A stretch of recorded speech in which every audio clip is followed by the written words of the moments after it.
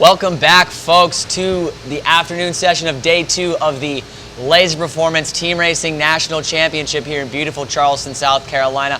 I'm Brooks Clark. Alongside me up here in the booth is John Rogers. What a day, what a morning it's been so far. We rounded out our preliminary round robin to eliminate the teams into a top half and a bottom half, a gold and a silver. But John, we're seeing a little bit of a condition change so far in what we saw this morning. Yeah, well, it's more overcast than what was forecast, so that's made it more muggy, but it's dropped the wind off just a little bit less than if it was 90 degrees in the city again. But really the current is going out. We've heard that a lot. We got the reverb starting off the area there. You know, it's not 4 knots here. It's a little more than 4 knots. What you're seeing on Ventuski there is one of the sites we use. We've got the rebound off the docks again over here, so I expect a lot of chop and, again, less wind down here because of the ship and the kind of the reverb of the wind off the ship here. Yeah, right. John, I think it's going to be, I do think we're going to see a similar breeze that we saw yesterday. That sea breeze is still going to be effective. It's hard to think that that's going to be off the counter entirely. But so look, what we got right now, we're looking out on the water. The boats are making their way out onto the race course. The top 8 teams that advanced from that preliminary round. The tech score was having a couple glitchy issues, but what we have right now, the top 8 teams are Charleston, Yale, Georgetown, Boston College, MIT, Hobart Williams-Smith, Stanford, and Navy, who snuck in there right at the end. Couple devastating races towards the end for Old Dominion and Tufts and Eckerd, who on the outside looking in now, unfortunately. But it's all about the top 8 golden round now. Every race is going to be super competitive, so we're going to be covering it as best as you can. And you're seeing now they're coming out. They've de-rigged the F-Shays that they were racing earlier this morning. They're only sailing the Z420s for the rest of the afternoon, John. But I think you had a chance to talk to someone earlier about them? Yeah. I had the benefit of pulling a really skilled crew from Georgetown, Andy Dahl, and she's a junior biology or major, I think, there. And she gave us some insights not only into the boats, but also what the crew's role at this regatta, which we found obviously to be so amazingly important to the crews here. Yeah, and I think we did get an interview with them, so I think we're going to throw that up on the screen real quick to talk the differences between the FJ and the Z420. Yeah, that Z420 you'll see in that is just a really neat boat, lighter weight than a Club 420. So, you know, these guys have actually been able to get these boats going up. And yeah, we're going to load that up right now for you to watch.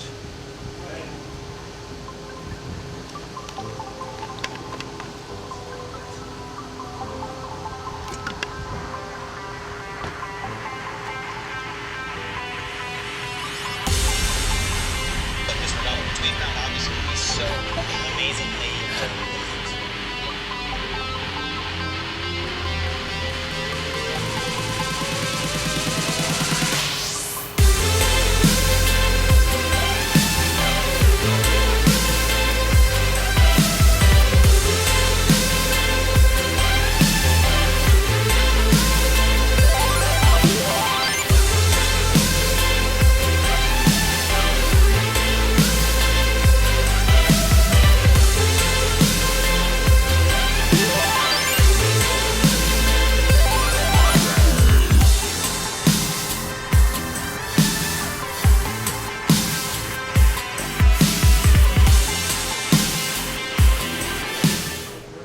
Hello, I'm John Rogers, and I'm here with Andy Dahl, a junior from Georgetown. Welcome, Andy. We're going to talk a little bit about the difference between Z420s and the FJs. And what's the difference between the two boats sailing, Andy? Well, especially in this chop, you have to be really careful about the heel of the boat. The FJs, they need a lot more heel, ease the jib a little bit more, and with the Z420s, you want to take off that windward sheet in the chop. So you're playing the windward sheet on the Z420, where the FJ, we don't do that. No windward sheet on the FJs. Yeah, I love the new Z420s from Laser Performance. You know, they're different than a Club 420, which I'm not a big fan of. It has a spine now that runs the full length of the boat. The hull is a different shape. It's a better planing shape. We actually saw some boats planing yesterday in this fleet, especially on the offset legs, just a little bit of planing. The boat is dramatically lighter. It actually has a forward bulkhead, so it has an enclosed bulkhead, so it's safer. A Club 420 can purl. It can fill up with water and just keep on going down the mine there. What else is different? The jib leads here are further in on the Z420 than on the Club 420. About a similar The FJs are even further in than that. The FJs come inside the tank there. At least on these boats, they've moved them in a little, so that has helped the boat quite a bit there. And there you go. Kate, So that's the you'll let us differences know in the what hull. What we're going to do is put Andy in the boat, and she's going to talk us through what she actually does. The crew is so crucial. So Andy, if you can get in the boat, and then tell me, what do you do in the pre-start? What does your skipper expect of you in the pre-start? And where do you sit, and how do you do it? So in the pre-start, I'm sitting normally behind this block here, the thwart, technical terms, and I'm just trying to keep the boat flat and kind of feeling out whether my skipper needs a big roll, just a quick tack over, and just trying to keep in mind what boats are around me, keeping the flow going in the sail if there's a lot of current going against us, just to keep us close to the starting line, and counting down the start, of course. Excellent. Okay, so what about tactically? Do you help your skipper out tactically before the race? Yeah, it's always important. You want to get the best wind from the start. So besides looking at the distance to line and what might be the favorite end of the line, you have to really look forward at the head of the race course and try to see in the future what wind is going to be coming, what shifts we're looking at.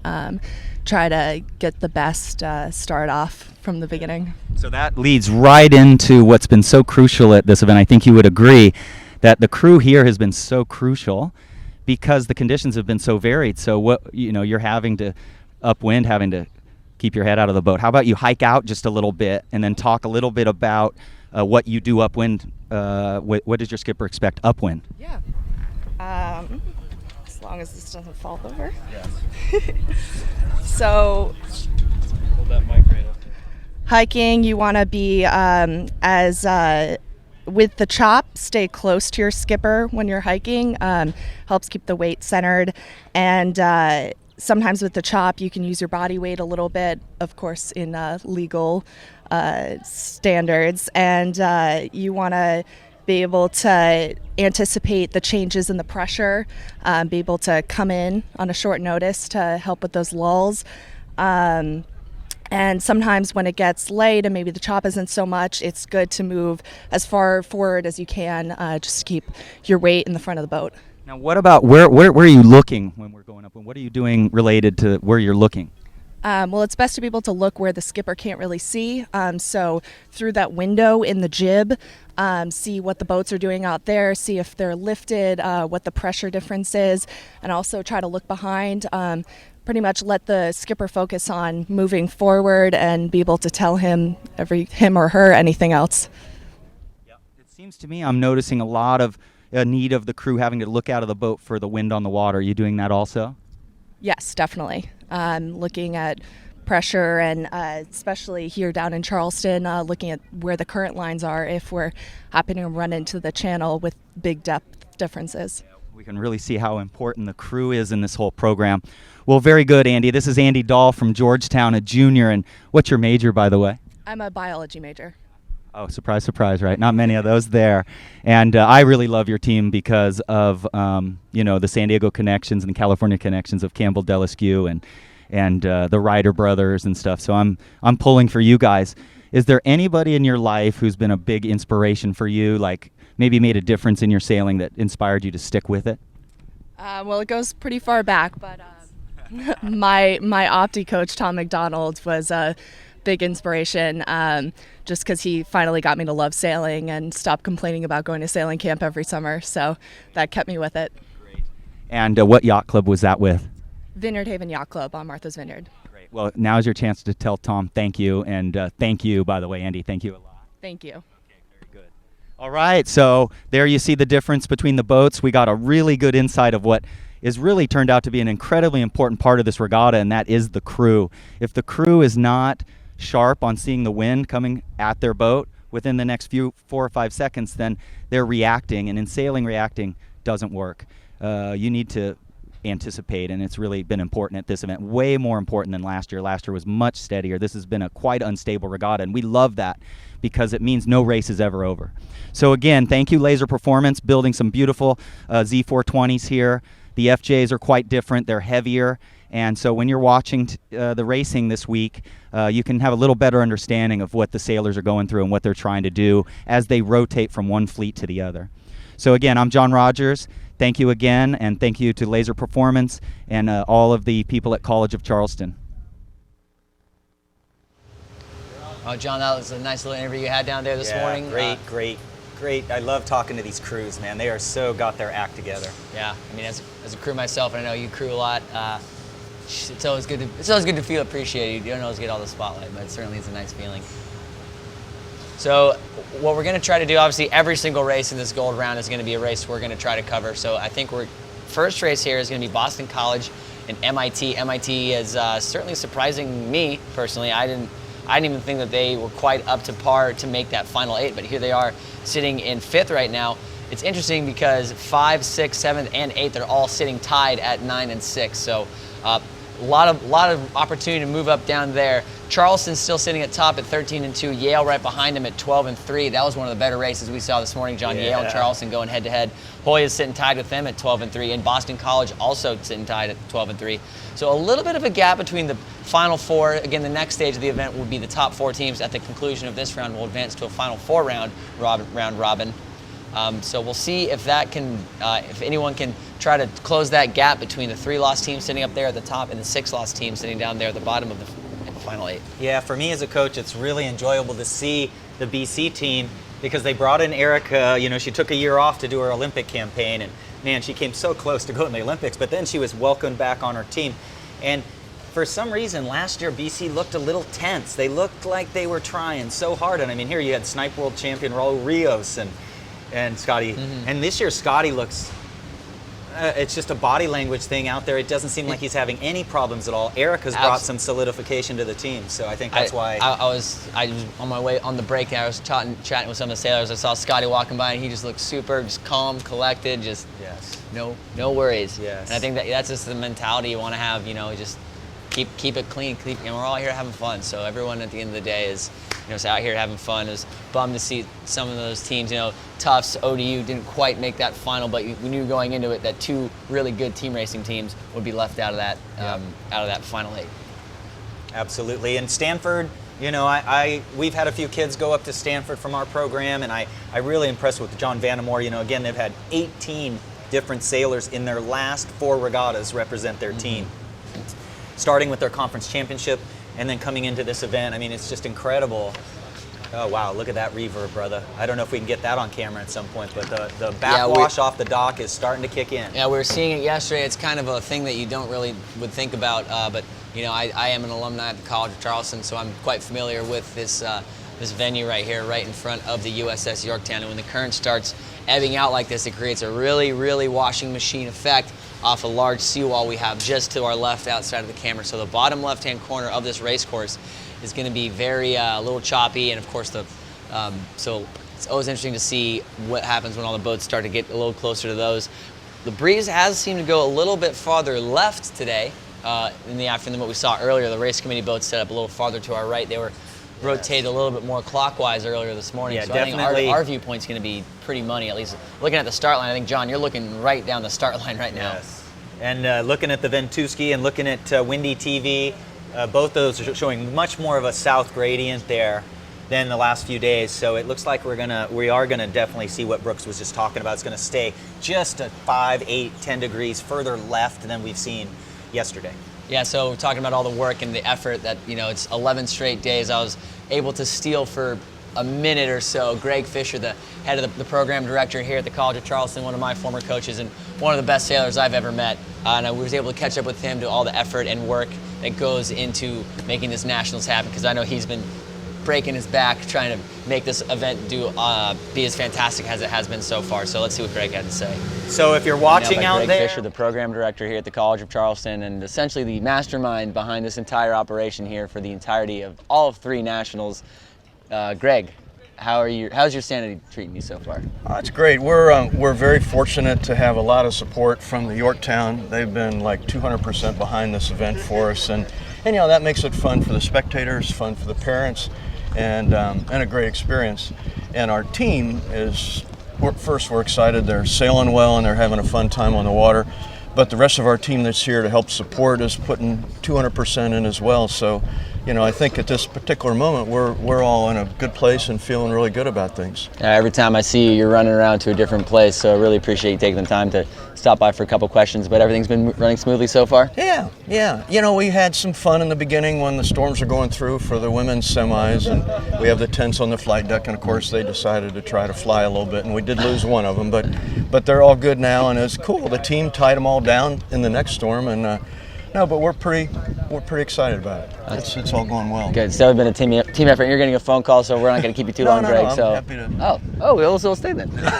No, but you do have someplace to go, so we're going to go ahead and wrap this one up. But appreciate it. Okay, thanks, Brooks. Thank you, Greg. Appreciate it. So always great to hear some sage wisdom from Greg. Anytime Greg is speaking, I always making sure I'm listening to that. And I love Greg has been a fantastic person ever since he came here I think he started in 2011, so about 6-7 years now here with the Charleston program. It's only been vertical and growth from him on that side. So they are still tinkering the race course right now. And John, you were able to catch up with one of the Hobart sailors earlier, how I understand it. 2 Hobart sailors, I believe. Yeah, Hector Guzman and his last name, Greiner Hobbs. And that was a great interview. 2 of those young bucks that we saw. Hobart obviously back in the dance for the first time in a while. So let's throw it over to you. Throw it over to earlier. Okay, here we are with Hobart William Smith sailing team. We've got a junior here, Greiner Hobbs, and we've got a freshman here, Hector Guzman. They won the America Trophy. Their conference championship was a great event. Greiner here got second in A, and Hector, you won that regatta by 22 points. What do you attest that qualifier performance to? Well, it was I give that tested to our team. A lot of teamwork, a lot of great short teamwork. They were always making sure we have water, snacks, everything ready to go. It was great. So Greiner here is from Tampa, Florida. A beautiful place to sail. I used to live in Punta Gorda. We ran a class called Extreme Sailing down there, 49er class. It was quite fun. And Hector here is from Mexico City, and just really awesome. They had a good day yesterday. I think you're sitting at 8 and 5. That's a lot of people on that bubble. This has been the closest nationals that we can remember. And now, when you guys are in the race and you want to make a play 1 or 2 or 3, how does the communication work? Is there a leader, or do you guys do it by committee?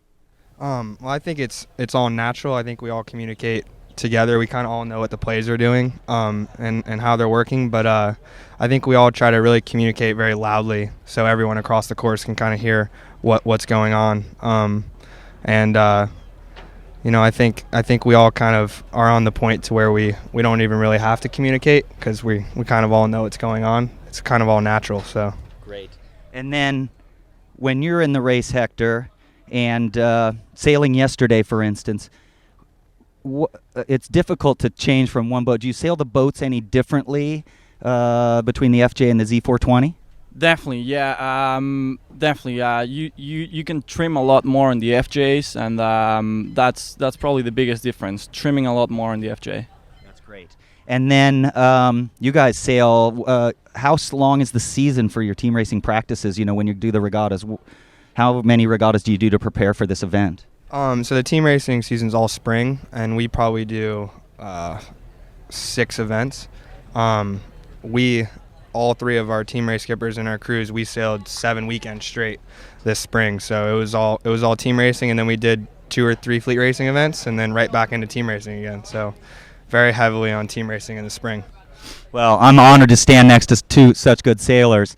And what makes your team special to you? What do you think? Well, everyone always comes to practice ready to give their 100%, and I think that's something distinguishes our team. It makes it special. It makes it everyone likes each other. We like to be around each other, so always like that. Yeah, that's wonderful. Well, I've followed Hobart William Smith for 15 or 16 years, and I just watched that team just grow into this powerhouse and real longevity, and it looks like you have a bright future. You have freshmen, and do you have a lot of young crew coming up? We're actually a very young team. We're not graduating anyone this year, really.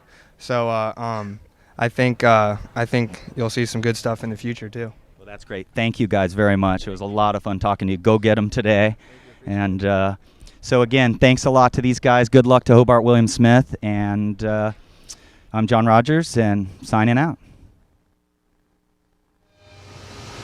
That interview didn't end a second too soon, John, as right as that was wrapping up, this BC-MIT race gun sounded. So we are underway in the round of 8 gold here at the Laser Performance College Sailing Team Racing National Championship. If you're just tuning in, I'm Brooks Clark. Alongside of me is John Rogers. And wow, what a start we have so far. I'm goosebumpy, John. Well, I tell you, the coaches did a great job with the rankings before this regatta. And we're seeing pretty much the top 8 teams in the country in team absolutely. racing. Absolutely. There's a couple surprises up here for me personally, but I think it's going to be a great showing right now. So we got MIT in the yellow boats, Boston College in the red. Again, these are the Z420s. They have de-rigged all of the CFJs, done for the regatta. Yep, Looks like BC looks to be cooking early right now, shipping it out right, all boat speed.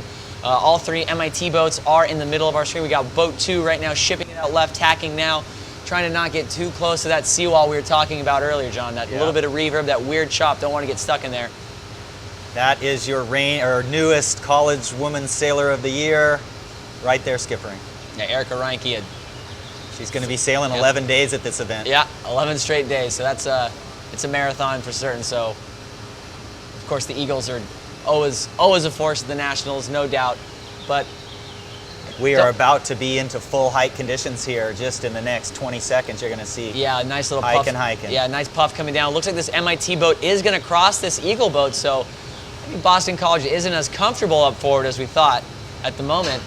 MIT boat's starting to consolidate, getting back onto starboard board, and everyone's kind of just spread out right now, just putting their bow downs and bows down and trying to fleet race upwind to that weather mark. It's all about boat speed right now. It's a drag race. And where does MIT, they sail on the Charles River. They're right in Boston, the right? River Charles. Why are these guys so good in these breezy conditions?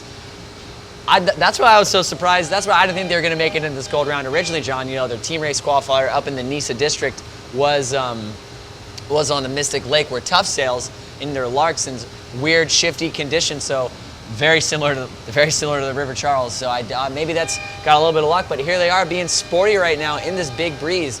So as they consolidate around Mark 1, it looks like BC is going to have at least a 1-2, but a seat, as we learned, that a seat of angry engineers, will be right on their heels. So spoke too soon on that 1-2, unless that BC boat gets over the top of them right now, boat number 1.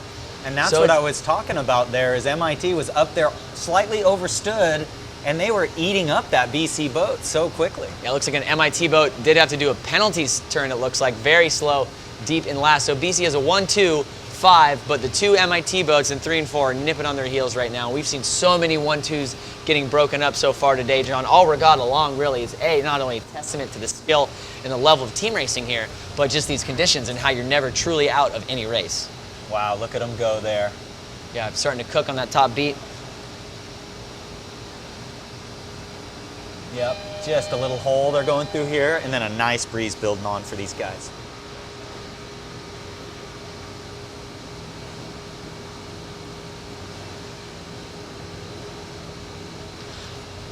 I just received a text message from last year's College Sailor of the Year, Nevin Snow. He just wanted me a good little nugget of information. The last time that Charleston hosted the Nationals in 2007 or 6, Andrew Campbell was sailing for the Georgetown Hoyas, who Andrew Campbell is sailing today for Oracle in Bermuda for the America's Cup. Yes, I was lucky enough to be a friend of the Campbells and watch the fiery Andrew Campbell, grow up from age 11 in Sabbats through lasers, go to the Olympics. Another great San Diego family. Andrew's father sailed for Nippon in 1992 Cup and sailed for America Cube. 92 was America Cube, the winning team in the Cup back there. So BC doing a great job on this run right now. Their farthest forward boats in the 1 and the 2 are very spread out and staying away. It looks like they actually might have extended slightly on the MIT boats. The one on our this MIT boat right here, boat number 17, excuse me. Boat number 17 is threatening high, but just outside right now on our screen now, that boat might need a little bit more boom bang in my opinion. That yellow boat making some moves, really going quick in their own little lane, doing that move unbalancing these pairs and just sending it to the mark, but looking at that BC boat right on top of him, boat number 2, doing a very similar thing. So while it was boats number 1 and 3 for BC in the 1-2 around the weather mark, I think boats number 2 and 3 might have swapped roles right here. I think it's a big part of team racing is obviously knowing the play and knowing and executing the play, but knowing what role you're in constantly. You know, let's talk about not only what play is your team in, but what is my job in this combination. And right now, 1 and 2 have recognized that they have switched jobs where 1 will grab an ace now and start to gap. I think that's what we're going to see. Yeah, we got to see a good windward leeward situation there with Erica and her breaking an overlap on a boat. So those rules are not complicated, but if you're not into sailing, pretty complicated to explain what these guys are doing when they're windward leeward. There you go. Erica's leeward of that boat, and now he broke the overlap. Bit of an egg on my face there. It does look like Erica in boat number 2 decided to keep her role in the 5. They didn't want to switch anything up, so it is 1 and 3 for BC around Mark 3. Blasting off on that reach to Mark 4 with the engineers of MIT nipping at their heels, but I think BC looks very comfortable right now as this breeze starts to pick up.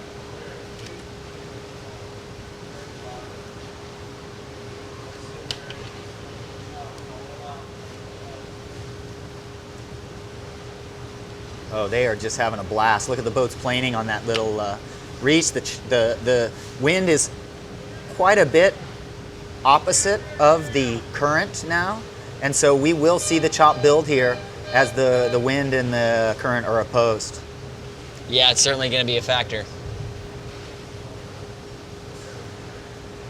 Yeah, BC just seems to be just stretching their legs right now, putting the hammer down and just running away in this 1-2.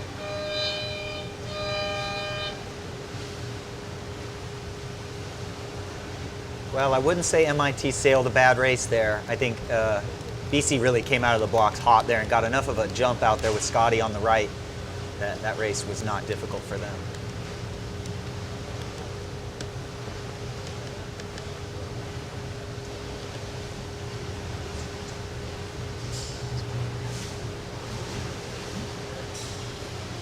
Even now, BC is still trying to throw a wind shadow back.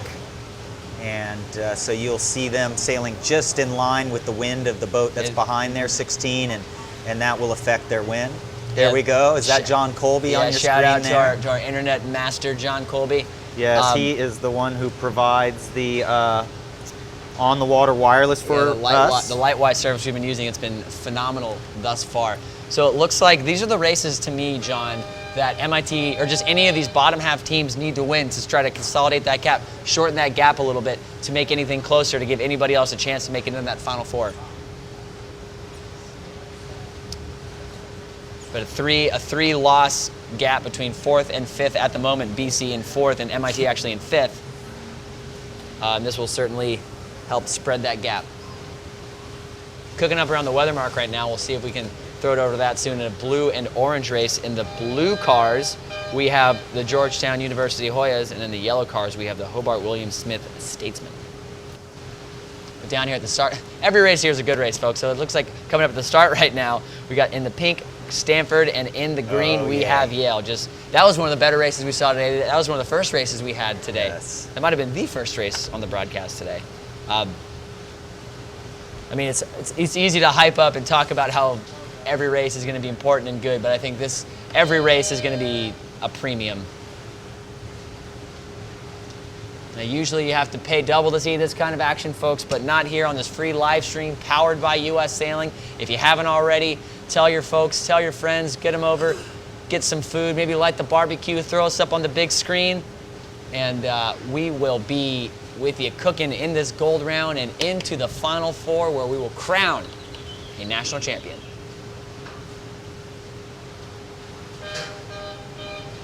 So about 30 seconds left here in this pre-start against Yale and Stanford. Stanford in pink, Yale in the green. Yeah, one of the testier, feistier races we saw earlier today got pretty hairy around Mark 3. We're seeing a lot of aggression on these pre-starts, Sean. I think a lot of guys smoked the committee boat. Yeah, one of the Stanford boats just hit the committee boat, so that's gonna have to be a penalty turn. He snagged on the anchor line. That's one thing that's a little tricky Charleston thing, or not just a current thing. Obviously, the boat's facing up into the anchor, and they do try to use a drop anchor to, make it straight down, not eliminate that angle of it. We're seeing a red flag here on boat number 9, a spin. Ooh, not good early for the Cardinal. One boat hit off the committee boat and another spinning early. So boat number 8 for the Cardinal has a lot of work to do. The best thing he can do for his team right now is just to not do anything irrational and keep his boat speed up. Is that Nick Baird, I believe? Just a great sailor there. Yale just punishing the Cardinal right off the line. Yeah, Nick Baird, a first-team all-conference sailor. 3rd at the single-handed nationals. Yale, 2016 All-American. Earlier we saw the pre-starts were, aggressive. Every race is exciting and aggressive here. But I think in this gold round, I think the pre-start energy is going to be high. Yale is going to be, any of these teams are going to try to be as aggressive as they can in this pre-start and just put these guys to put any race to bed early. You don't want to leave anything ambiguous up in the air. If you have an opportunity to slam the door at the start, do it. Because as we've seen, any race can have a comeback. But right now, these 2 Cardinal boats that are deep in the back of the pack right now, struggling to try to keep up. But I think Yale is just going to blast through as we see that one Yale boat up top already making moves on the Stanford Cardinal boat number 8.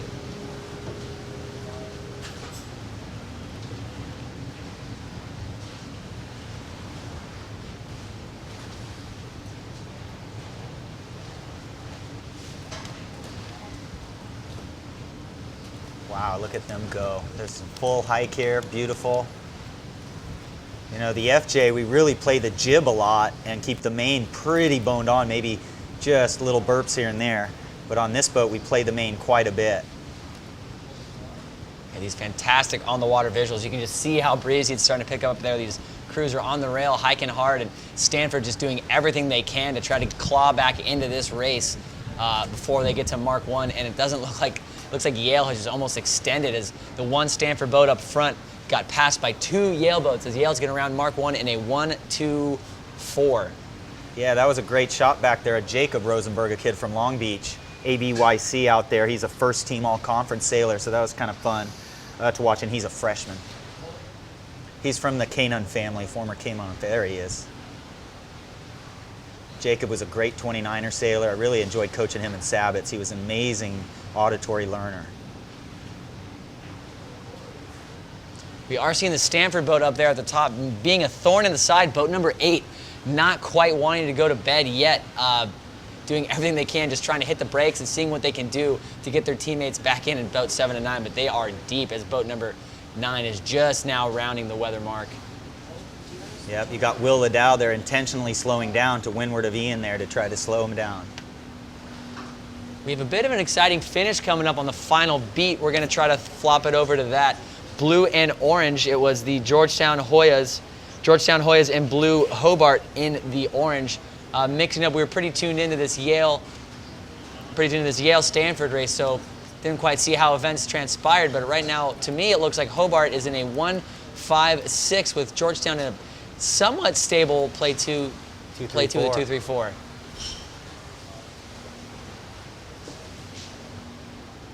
Again, Georgetown in blue, Hobart in orange. Hobart's trying to make something happen and try to get any magic going as they approach the finish line.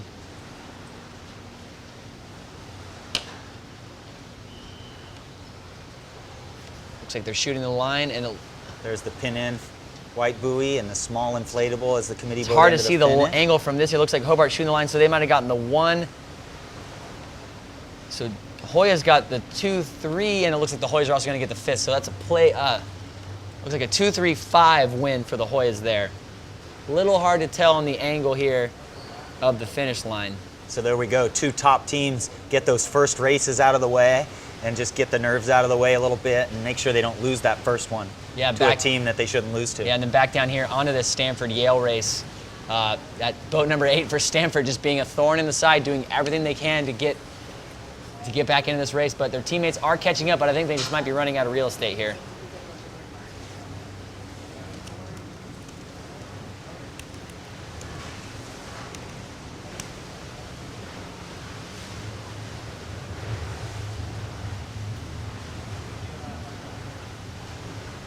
Ouch. Yeah, Yale just starts hooking that one vein of pressure, and finally boat 8 is in a position to start being gapped. Yeah, that's a And 1, 2, 3 that's right what's there, going to happen. folks. And this might be the nail in the coffin for the Cardinals. It was a valiant effort, but it looks like Yale is going to skate around Mark III here. And barring wild circumstances, I think Yale's going to hold on to this one.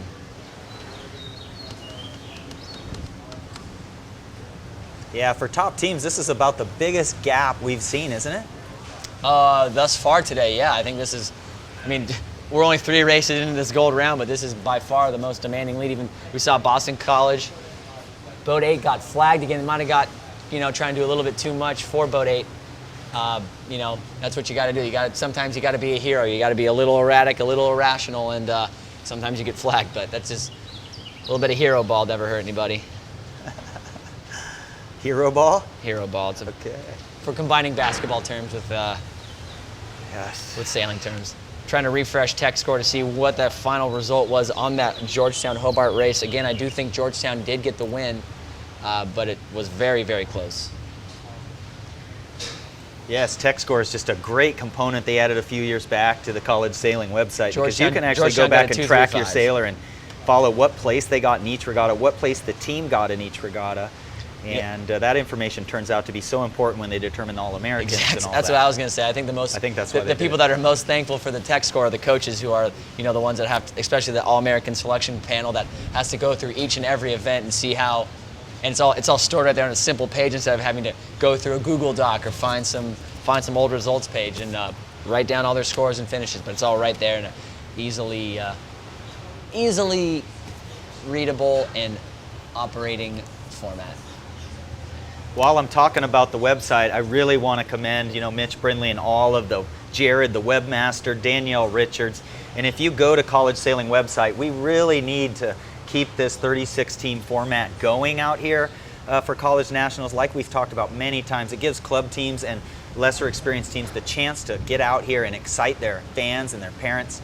And so there is a donation button on the website at ICSA, and you are supporting amazing students. I wish you could meet these students and just be inspired by them, and inspired by the fact that they live in vans most of the time, driving around late at night on Sunday nights home from long regattas and falling asleep next to each other and studying in the car. And all of this stuff you'd be supporting is exactly what we want to see out of our colleges. It's an experience that I wouldn't change for anything else. My 4 years here at the College of Charleston was some good times, and college sailing definitely helped shape me to be I hope a better person, but the person I am today. Checking in real quick, I was just curious, we were talking about tech score, and they recently incorporated tech score for the high school rankings as well, for the high school level as well, and they have their their team racing championship going on this weekend up in Old Dominion. And right now we have the Antilles Hurricanes in first at 8-1, Point Loma, which several of the sailors out here are alumni of Point Loma, sitting at 7-2. Milton sitting in Milton Academy at 6-3, and my alumni alma mater, Newport Harbor, sitting in fourth at 5-4. So it looks like it's pretty close racing up there. Well, what I'd like to know is, are any of those Antilles school kids going to Yale? Because, Zach Leonard has that Nicole Barnes from St. Thomas Antilles School, and Ian Barrows, and Ian's older brother, and Grace Ann Nicolosi, who just got U.S. Sailing's Sailor of the Month. It is just a pipeline of sailors coming out there that are good students and getting into Yale, Yeah, too. it looks like we also got the NIT tournament, the Founders Trophy up at Indian Harbor Yacht Club, which is just another great team racing event for those teams that didn't quite get to qualify for nationals. It looks like we got the HB Plant High School Panthers. That's a prominent school down there in the St. Pete area, I believe. Tabor, one of the college sailing or the high school sailing powerhouses for decades up there. A lot of All-Americans and the great college sailors come out of that school. Greenwich sitting at 8-3, and North Kingstown sitting at 7-4. They didn't have events like this back when I was in high school, for the teams that didn't qualify for the nationals. Yeah, and we really want to encourage people to go back to U.S. Sailing and get your high school and college sailors to join U.S. Sailing. If you get your college team to 100%, as it says behind us, you get a pair of these port and starboard. Do I have them correct? Port and starboard socks here for you. And supporting U.S. Sailing's great because they do have their hand in just everything in the sport of sailing, with instructor training, which is crucial, and Olympic development program, which is really amazing. So again, get these socks on your feet. And the joke going right now is, there we go. How you doing, Brooks? What do you got to say? So this was our... It's a testament to us losing our minds up here, folks. It's going to be a great... Yesterday was a long day, and today is going to be the same kind of day. So we're having fun up here. Don't worry about us if you're worried. But this rotation, now that it's only 8 teams instead of all 16 teams, they're able to cook. The rotations take a little bit longer. There's more time in between races, so we're going to be able to cover a lot more racing for you guys as they're happening. So right now, start of flight number 2, Charleston versus Navy. The Cougars in the red cars, the midshipmen in the yellow. I know that I was talking to the Navy assistant coach Dylan Pavo on our little break, and he obviously disappointed in how they've been sailing so far. I thought they were one of the teams going into this that had a shot to win.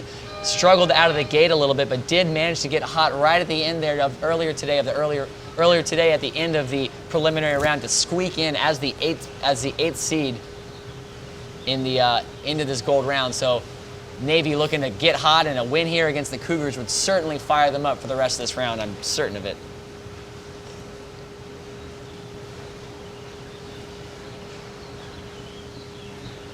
I gotta say, I've really noticed a trend with Navy. They always have somebody struggling off the line. Yeah.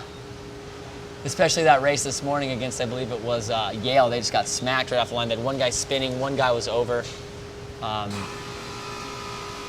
Seemed to be okay right now. Charleston looked pretty hot in these conditions earlier today, but I think as the teams are going to start getting into their groove, we might see some of their confidence get chipped away a little bit as these other teams start to catch up to speed. But right now, the Cougars, I regret saying that because right now they are cooking. They are, and you can see the mains on a couple of those boats going in and out the mainsails too. So now we've reached points where we've had to put the boom vang on, and we have to vang sheet, and that means playing the main sheet with the vang on, so it's like a barn door, kind of just swinging in and out. Keeps the mainsail flat as we ease it that little bit, and I think Seven's got, I can't read those yellow numbers. Yeah, it looks like he's got him slow death maybe right there. You can see it a lot better when they were all on port tack, but you can see how much they were side slipping with that current, and that's not even the most current we've seen at all so far in the last couple days. So I think it's only going to get rippier and rippier. More currenting, as we say in Charleston. And I think the starboard tack is going to be very quick. I think from a race course perspective, I don't know if these weather marks are directly upwind, but they do take current into account when they're setting this course to make it as square as possible. So I think the starboard tack does seem quite long, but I think it's just to accommodate for how quickly the boats are going to be going from right to left on our screen. Yeah, you can see 16 dropping into fast death now, and you see that's about a 4-foot loss every boat length they sail. And so 16's got the oxygen mask popping out of the boom here. They are directly in the zone. As they get further back, that'll become less of an effect, but they are in just death zone there. Yeah, the Cougars are cooking. That farthest right boat for Navy might be a threat as they come in closer to Mark 1, coming up here in just a couple of boat lengths. The Cougars looking very happy in their home waters at the moment.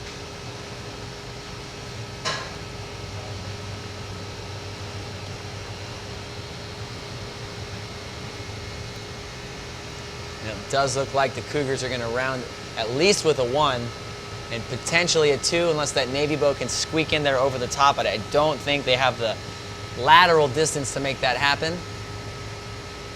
Yeah, so Charleston rounds with a 1-2, but 2 midshipman boats right hot on their heels, and that's that third Navy boat far, the one that we saw deep off the line there spinning, playing catch up. That port starboard there at the mark was closer than we thought it would be. Only had to do a 360 because it was a self penalty. No judges involved. Yeah, it looks like those two Navy boats happen to get over the top of that there, so the Cougars are now sitting in a 1-4-5. That's interesting. I did not see how that happened. Yeah, me neither. I was looking down at my screen here. But again, 1-4-5 is a winning combination, and you have to execute it perfectly to maintain it. And I think right now the Cougars are pretty comfortable with that gap. That 5-6 gap right now is enough for them to not really be too worried about it. As you can see, it's hard to stabilize that camera out there. It's getting choppier. Power boats going by now. The sun's just a slight bit more blue, so a few more people maybe busting out of their houses and getting in their power boats. And around this time yesterday, John, is when we saw they shortened the downwind to a substantially, from a distance standpoint, very short, again, accommodating for the current. And that condenses this race, gets everybody a chance to really catch up. Anything wonky can happen. And that's when we really saw some of these downwind races starting to get mixed up on this downwind leg with the current, with this adverse current ripping. Well, what's so interesting is they're kind of headed towards the gate 3 down there, or buoys 3, whatever, and so the wind maybe has just come around back to, 10 degrees back around to the west, just a tiny bit. We're seeing boat 3 for the Cougars go down to a wing, but I don't know about that move. I mean, they kind of just, yes, they got some clean air and some nicer, clear pressure, but having to fight that current back after losing all that distance by going straight downwind instead of just fighting it on this reaching angle, I don't know. I think that might have been an opportunity for that Navy boat to get some lateral distance. Yeah, they are right now moving the windward offset mark, and so they've already compensated for this shift. And it's not going to be a big shift. It'll probably oscillate back and forth now 5, 8, 10 degrees. The local sea breeze will be the southwest, and the gradient wind offshore is the south, as we saw at the Ventuski website. So we will probably see those oscillations 5, 8, 10 degrees. Yeah, that Navy boat that was deep certainly has done a good job of closing the gap. You can see him just there on the left-hand side of our screens right now, just reeling it in, trying to pick by piece, chip away at that gap and reeling it in for sure. I'm really excited to see this mark rounding coming up. Everyone's jobs are, everyone out here right now knows their job, knows what they have to do to execute, and I think it's going to be this is going to be a pretty fun mark rounding, I think, John. This 2-3-6 combination against a 1-4-5, very, very shaky on both ends, and obviously if the 2-3-6 team chasing can execute it right, they can easily get their teammate around and out of 6. And we haven't seen the 1 do this very often in a 1-4-5. We've often seen them just keep going and follow your rule of speed up the race, but this guy's slowing down. He's getting ready to do something, and we'll see who does it better than the other. Yeah, boat 3 right now on the outside. We're seeing boat 1 jibe right now into the inside to establish that overlap, but just look at that. Just jibing and heading up at somebody sucks you back so far on that downwind because of that adverse current. Looks like boat 1 is just going to commit to rounding the mark with boat 3. They converted that into a 1-2 for the Cougars. Excellent job by boat number 2 on the Cougars to make that happen. So that Navy boat right there in the middle of our screen, boat number 18, is the one of the lone hopes that the Cougars have, Navy has left to get back into this one. Yeah, so a 1-3 for Charleston, 1-3-4.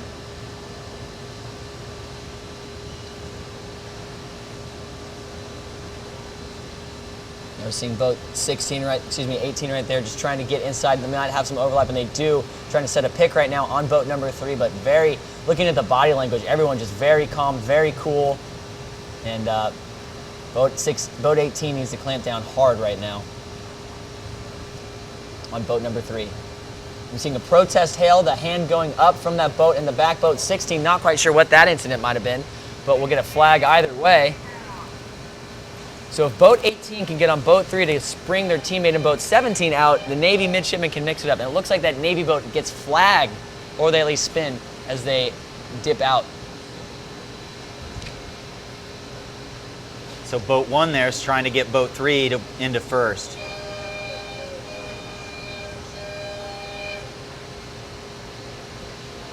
I think he's done it. Yeah, I think 3's already in second. I think the Cougars are shipping it out right into that deeper, faster moving water going that way from right to left on our screen. So I think when boat number 3 tacks over here soon, they're going to be very, very pretty right now. I think the Cougars are going to hold on to this one. I would love to get my current stick out there and see what's the difference right now, because we're pretty couple hours away from the switch, right? I believe yesterday was around 4:30ish, so I think it would be a little bit later in the day.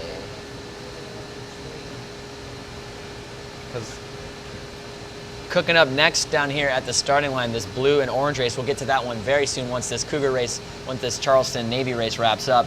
We're gonna have BC in blue and Georgetown in orange, 2 teams that are perennially in that top 4, Final Four. So no strangers to the Final Four, to the pressure of the Nationals, and particularly this gold 8 round to any of these teams.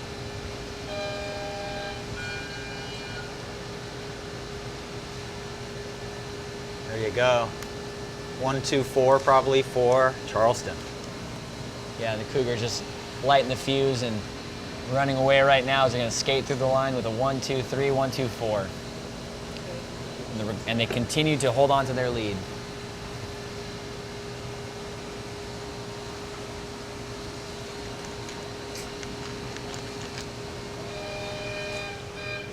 So that's about 1:30 right now for this upcoming BC Georgetown race.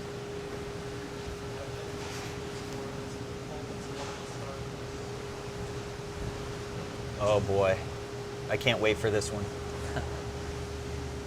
Let's see if BC can get off to a little better start than they did in the last race. You know, I think they had an okay start, and if they get off to a little better, I think this is going to be interesting. When we're talking about the start, do you think, I don't notice any trends at the start. Like, do you try to start to windward? Do you try to pick out somebody to match race? Do you each have a partner that you pick out? Any game plans you have for the start? I mean, traditionally, you boats Position. for pre-starts, you pretty much kind of have your zone. There's the boat, the middle, and the pin. And this day, a lot of people like to stick to their dedicated area. Like, and you look at the numbers. Sometimes you can kind of tell who wants to start where. Traditionally, the lowest number of the pack of boats is the team that likes to start at the boat on the line. The highest number likes to start down at the pin. Now, you keep practicing that, you get in a rapport so you know what the play is, and that also helps the rest of the team gel so you get comfortable knowing where your teammates are on the line. You know their tendencies, their trends, what they're going to try to do. So really no surprise here to see boat 6 and boat 12 down there fighting out the pin, and boat 4 and boat 10 up there at the boat, and of course 5 and 11 down there in the middle. It's a comfort level thing, John. I mean, yeah. Of course, sometimes you need to improvise and events transpire, so you need to switch it up. Boat 6 will be over. That's a lot of over Hoyas in this race, or BC, really. Well, the thing you have to remember, you know, as a coach, I recognize this, race committees call people over based on the horn. The horn has taken almost a second and a half to get to us up here. That's true. And so you got to remember, when you're a race committee out there, you can't call off the horn. You got to call the seconds down on the radio, because if you call somebody over when you hear the horn, you're making a big mistake. That's sage wisdom, John. I didn't even think about that. I thought we were close enough to where that sound wouldn't be effective, but clearly I've been proven wrong. So BC in blue, the Hoyas in orange. Wow, 12 is in slow death already. It's going to be interesting. Yep, there he goes. 11's got total control over 5. So I wouldn't be surprised to see 5 go here, because they want to try to get 11 to have to make a decision which one to stay with.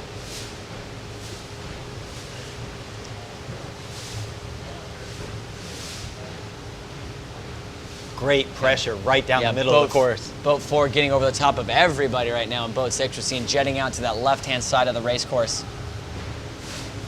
Yeah, look at the breeze.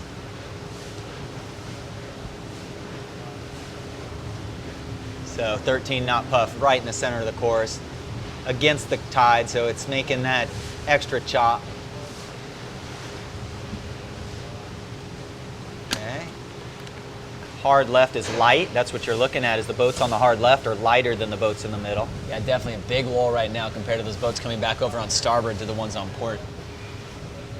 The question is, can 12 hang there? I believe they will. Yeah, so boat 6 for the Eagles will be pretty deep as they're eating that current right now, trying to fight their way back up the race course, as the rest of the race seems to be kind of sailing away from them. The Hoyas, again, in orange, I think they look relatively comfortable. Actually, you know what? I'm not going to say anything right now, because this is just too tough to call at the moment. It's hard to really see the depth and perception and the angles of everybody else out there. Yeah, so the effect on the boats right now is when you're on port tack, you're being moved from right to left, so that increases the apparent wind, fills the sail more. And when you're on starboard, the current's just pressing you fast forward, straight forward. So, you know, it's just plenty of pressure here. You got to make sure you stay under the ley line up there. Don't overstand on the left, which is really easy to do. Look at that gunboat out there. I was actually told that's actually not a gunboat. Oh. Well, I was on the boat with the owner's daughter yesterday, and I thought the same thing, but she confirmed for me that it is. Oh, it is a gunboat. Oh. It is still, even under the new ownership, a gunboat. So that's news to me. I know. Thank you for the intel, John. And I asked her if they've flown a hull on that thing, and she emphatically said many times.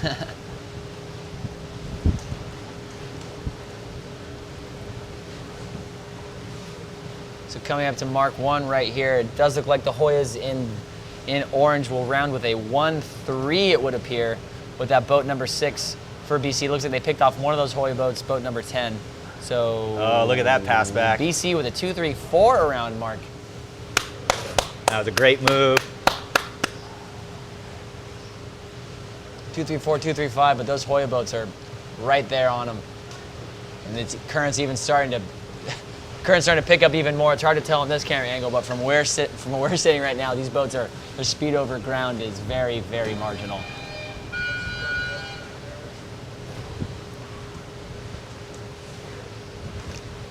Oh boy. Does 6 have room? Nope. I guess that 11 was in 2 boat lengths and 6 wasn't going to push it.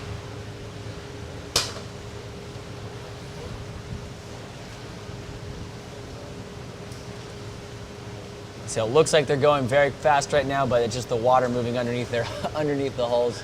Actually, you've got a little bit of pace out there too. Yeah. It's a big puff of pressure right now. It's actually a lot of downwind. fun to buck the current on a reach and good yeah. breeze. It takes so much longer to get where you're going, Yeah. so it just makes the best point of sail. I never really understood why we cut out all the reaching. You know, beam reaching is like just above a beam reach or just below a beam reach is like the best points of sail, and we almost never do them. Yeah. I think that's Kenny Legler tries to reinstitute the reaching leg into a college sailing course. So we're seeing some mix up there. It looks like a Hoya boat jibing out to cover that BC boat that's going out there, but it's really hard to see where everybody is laterally. If we had a bird's eye view, that would just be super easy to tell. But the one Georgetown boat, boat number 11, very far out in front, just kind of seeming to wait for their play, wait for their move. They don't want to do anything erratic right now that would potentially just throw this race right out the window. But Georgetown doing an excellent job of staying in this race. I'm wondering if they're going to shorten this up just a little bit now. Oh, they have it. They're shortening it. This leeward leg. I saw them moving the leeward marks before this race started. So I think we're even going to see it get shorter as this current starts to pick up even more. If you look on your screen, you can see these boats are not moving quickly over the bottom. So what that does for us, folks, is downwind where a lot of moves happen. So that's what a longer downwind leg is just going to make it more exciting for us. Looks like that Hoya boat might have just done at least a 360. See if he has to go around for one more, and he does. Oh, no. Whoa. Weird jibe there. I guess that was just a 360 penalty. Quite a lift there. I think port tack's better right now. These boats are just getting sucked right to left, right out to Castle Pinckney and Fort Sumter. So BC thwarting the Hoya's attempts to try to get back into this one. We're seeing boat 6 take a strike at boat 12 right now. I think as this current starts to pick up, John, I don't know if that move where you can kind of just get in your own lane and when no one's covering you, I don't think we're really going to get to see that too much as here in the Gold 8 round. Yeah, so we might actually see some heavier or more medium air crews get sent in. Oh, I already saw a couple dudes out there, the dude crews. A couple of dude crews that don't get too much tick in the regular season unless it's breeze on. But I know they're always fired up to go in. I do like higher performance boats because I do get concerned when I'm coaching and I'm having to talk to kids about how much they weigh, and it is a weight dependent sport. So what we've just tried to do is give them a range that they should aspire to for each boat. Like on the Olympic Development Program, we're trying to find out who's going to be certain sizes and give them a little range and give them some information. But it's a challenging topic. It's a small person sport, and that's a bummer for me. There's a lot of good, bigger kids that don't get to sail as much as I think they deserve. Look at boat 10 here for the Hoyas. Being a thorn in the side, it's really hard to tell how far forward they are at this moment, but it looks like a very slow mark rounding and trying to get inside there, maybe have some overlap on boat number 4, I think.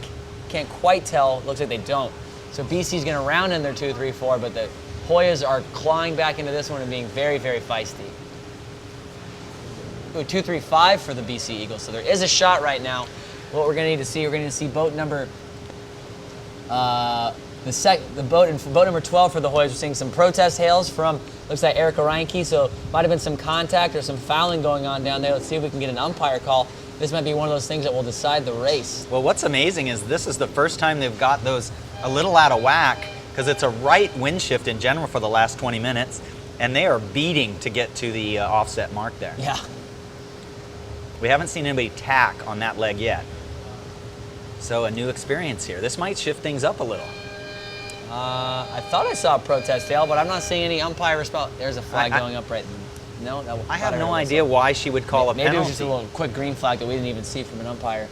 Why would she call a foul when she's windward? No, there might have been some contact. Might have not given him opportunity or room to keep clear. Oh, I get it. So this is one of those things, John, we were talking which side this race will split off into 2 different groups of 3, and which side is going to be able to execute first. Yes, 11 going backwards here. Yeah, so 10 able to squirt out from below on boat 5, it looks like. So boat 11 is going to try to do work on boat 6 to get their teammate in boat 12 through. As boat 5 has to do a big duck, and the opponent in the boat number 10 for the Hoyas gets around. I think the Hoyas might be winning this race now, John. Holy smoke.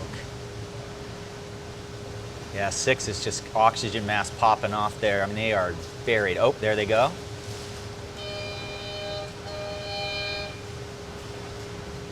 I agree with you. I think there's a 1-3 going on that Georgetown team right now. A little bit hard to tell. They still got a couple more tacks in, and one of them goes now.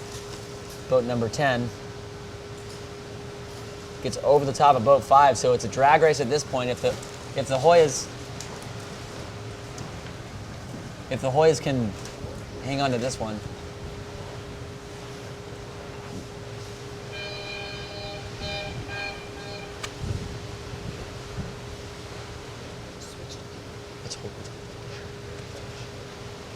Wow, I think they're a 1-3 like we thought. I see a boat Let's 4. See, here comes boat 4 for the. They can get a piece. I see a duck from that Hoya boat. Ooh, he gets over the top. That's a 1-3, 1-2 for the Hoyas. Wow. Excellent comeback win there for the Hoyas over the Eagles. Oh my goodness. And the action is not going to stop here, folks. No time to dwell on that race. We're going right into that next one. Pink and green coming downwind right now. Pink is Yale, green is MIT. And pink seems to be MIT in has control a right now with a 2-3-6. 2-3-4, excuse me.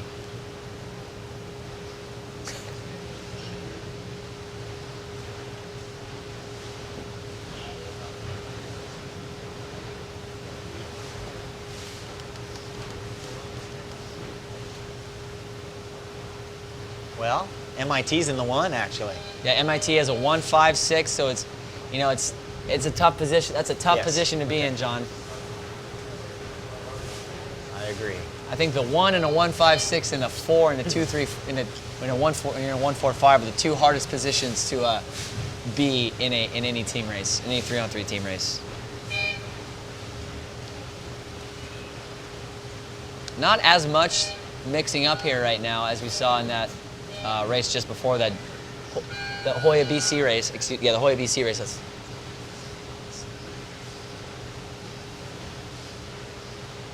kind of fun to watch the crew like changing the board height, and there's just so many adjustments that you have to make. High school sailing I complain about sometimes because I'll have kids that maybe adjust the vang twice in a day or something, and you get on a college team and they're adjusting the vang twice on the first downwind leg of the practice. So as we consolidate around the leeward mark here, MIT boat number, can't quite see what that sail number is, bow number 14 maybe, has to do something erratic at Mark 3. Got to be a little bit of a hero right now. Their 2 teammates in the 5 and 6 weren't quite able to grind themselves back into this.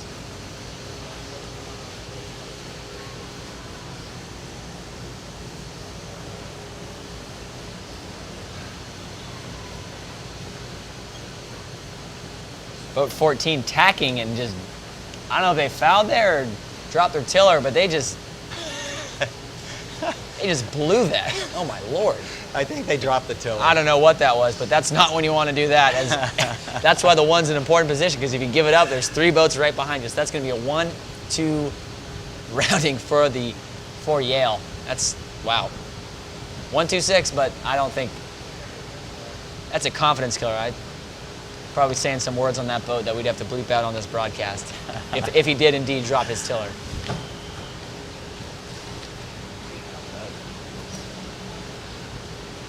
And it looked like there was an umpire hail, but it was green flag. Not quite sure what the incident was. The action doesn't stop here, folks. Flopping over to the next race upwind is Navy in red and Hobart in yellow.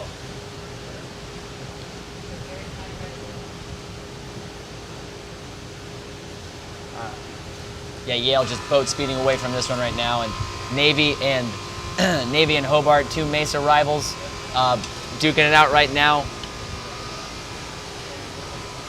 They just started, so they're all kind of just fleet racing right now up to that weather mark. Not too much steamy team racing action at the moment.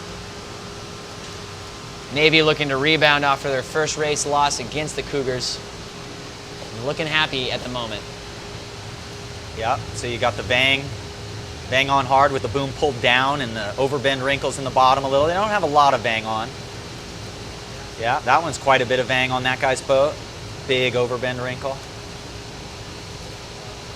So through the light spots, they'll burp. That bang is led right to the skipper now on this compared to the Club 420. That's right. It's in a better spot, so the skippers play it on this boat mostly. That's right. Some crews I heard reach back and play it, but oh, that's plenty of bang on that yellow sail there. And then as we get going, light spots will just burp the Vang a tiny bit, and then in puffs we'll smoke it on hard. And so it looks like Navy's going to round at least with a 1, and if that second boat can squeak inside 2, it's a 1-2-6 for the midshipmen over Hobart.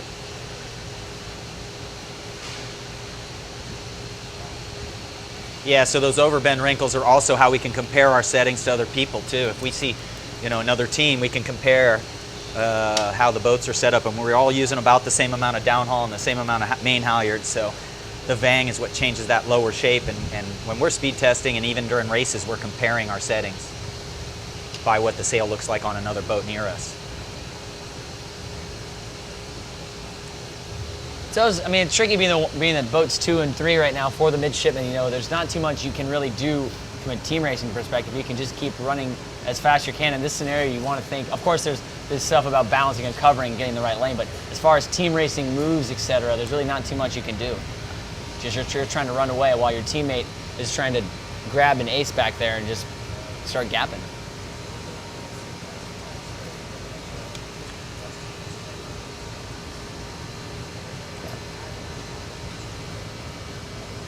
So just a reminder for any of you team racers out there tuning in at the moment, the 2017 Hinman, which is the U.S. Sailing Team Racing National Championship, will be held in Oyster Bay, New York, on October 20th to the 22nd. Lovely Long Island. I think it's like probably Sewanaka Yacht Club. It's an invitational event, and the applications open on June 30th. So start texting your buddies, start getting your team together, and Hinman's always a fun one. I think I've done it 3 times now, and it's always great team racing. All the best college sailors, some upcoming young bucks, and some of the older guys. Zach Leonard was up here in the booth with us yesterday, and he might be trying to throw an old guy squad together. Yes, so that is not a college event. That is an open event. Open event.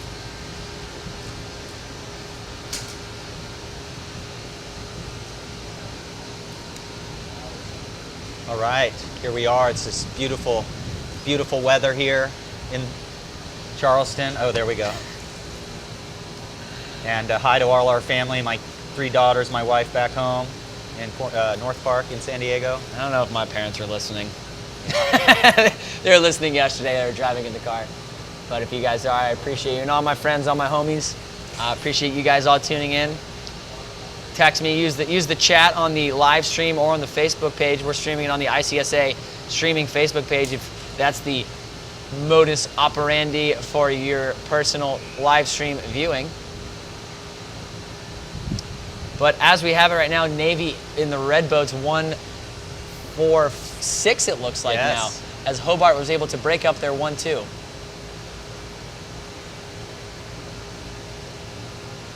The leader in Navy doing a great job there in 2. Man, he's just doing a beautiful job. Sometimes you can just make one little mistake and the other boat rolls you. Okay, there he goes. Re-accelerate, jibe. So right now, boat 2, the Hobart boat that's on the farthest outside, what he's trying to do is just force boat 2 to round the mark. Boat 2 is coming to attack him right now. Boat 18 reestablishes that overlap and forces boat 2 to sail their proper course. You see them jibe right now. They don't have quite enough room to jibe. Oftentimes, you see them jibe back to reestablish a new overlap, Excellent execution by boat 18, forcing boat 2 to round the mark.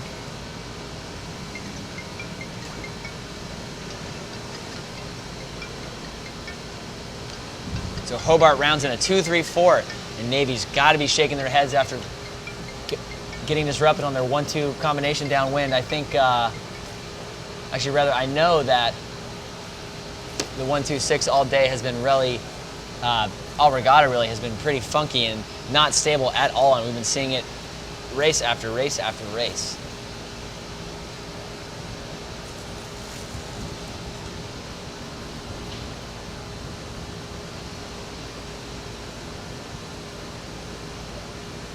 So it looks like one Navy boat actually might have been able to get through a piece of one of those Hobart boats, boat number 1 and boat number 17, but boat number 1 spinning now, so they must have done a foul.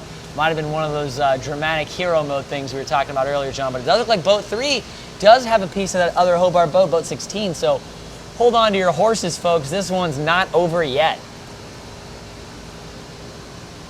I look for boat 1. I know they did just do a spin and they are deep in last, but they're sailing off right into that corner, unprotected, no one covering them. And if they come back and hook into some nice pressure, buddy, they could be back in the mix.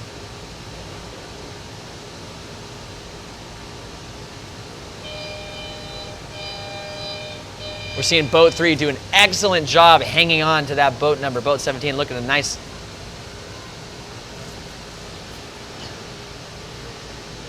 Yeah, hanging on, keeping that pin just ever so slightly, doing everything they can. It does look like this Hobart boat's going to get across boat 3, but again, their teammate out there, boat number 2, shipping it out right, might be in a position here to make a move right at the end. Shame on Hobart, letting him get out there unprotected. Don't let it come back to haunt him.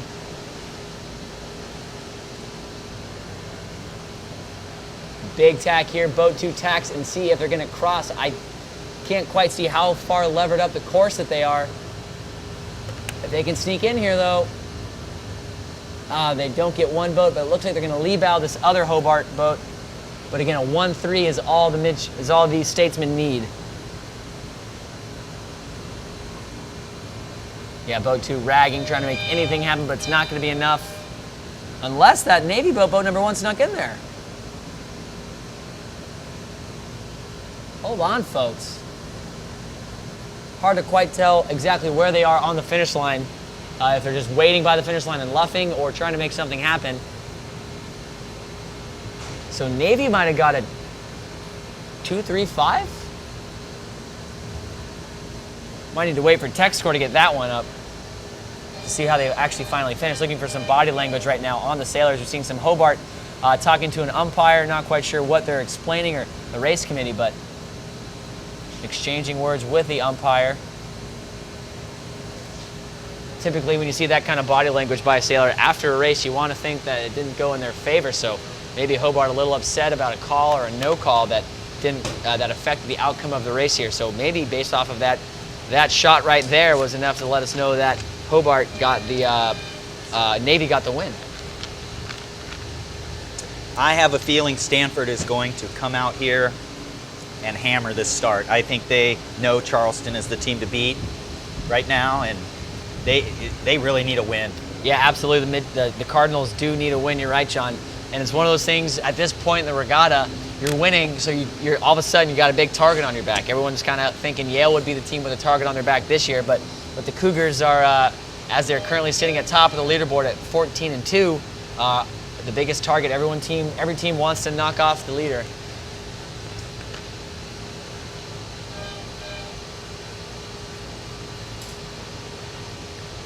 Cougars in blue, Cardinal in orange.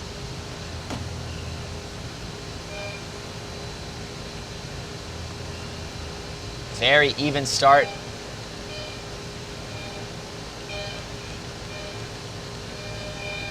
Even start with Stanford winning maybe 2 of the pairs directly off the line as boat 6 tacks out and boat 12 doesn't make the pin. So they have to jibe back around, but Stanford still in control of those 2 pairs. Boat 11 trying to get a lockdown on boat number 4 so they can keep 4 and 5 pinned, but it's not enough as 4 peels out, trying to find their lane.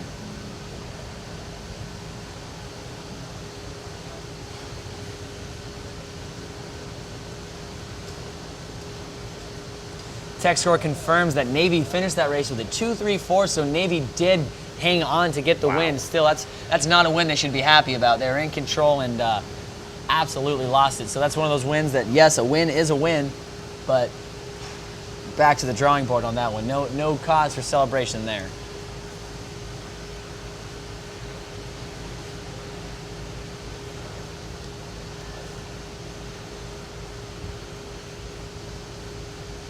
Yeah, look at that boat. There's that gunboat out there. Looks like we got full-on party boat. It's called Fault Tolerance, a gunboat 60. That's a fun boat. Can we broadcast from that boat?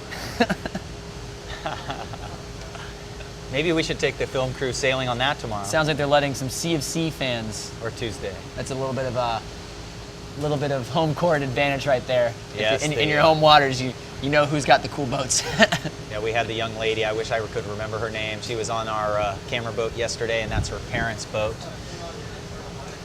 She sails for the college at Charleston. So it looks like the blue sails are in pretty good shape here. There you go, Corey. That's one of our steadfast cameraman, Corey, with a lot of effort out here. You know, it's like trying to herd cats sometimes. Corey keeps it real. Yeah, he's developed some sea legs over the last year and a half, 2 years with these regattas. We're sitting out here in the shade, and he is working hard, getting wet, splashed on the boat, having to hold that big camera all day. In a 17-foot whaler. Yeah, Not fun. There's Colton. Yep. There's the gun show with Colton. Yeah, exactly. With his improvised tank top today. Oh, Yes. Colton. Also losing his mind out there. Yeah. So we do have fun up here, folks. Don't worry about us. Checking back up wind though, the Cougars in blue, Stanford in orange, and the Cougars seem to be cooking right now. Stanford had a boat was forced to below their start lay line at the pin, so I had to tack around. So they've been playing catch up this whole beat. Boat number 12 there. Yeah, look at the boats planing up there. Number 10, just rocketing.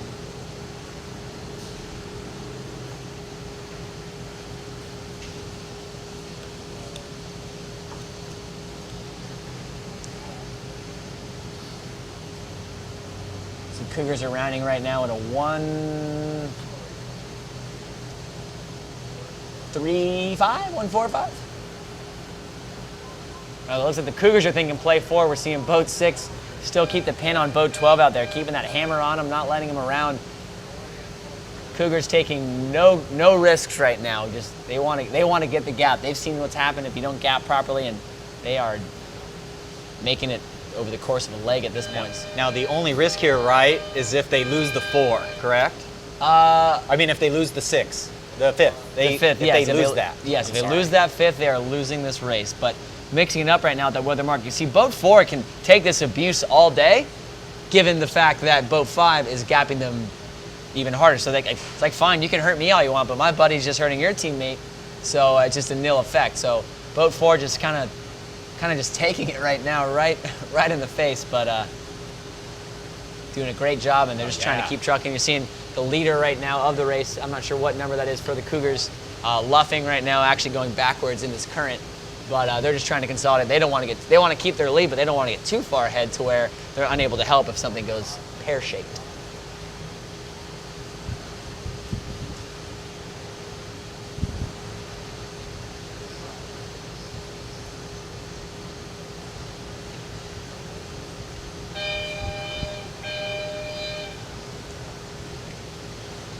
Very slow speed. I'd love to see what their speed over ground is out there, John. Like 0.4 or something. Not fast.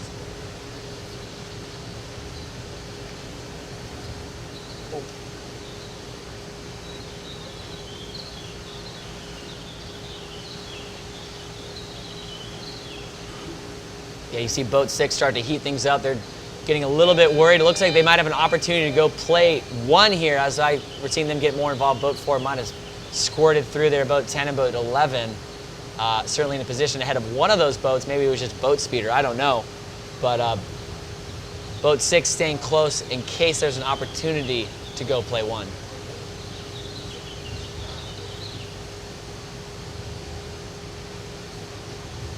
Boat 6 rocketing up on that reach right now, but with that current just losing all that distance, a lot of distance they just lost. I'm really liking to watch the boats kind of planing through these jibes a little bit too.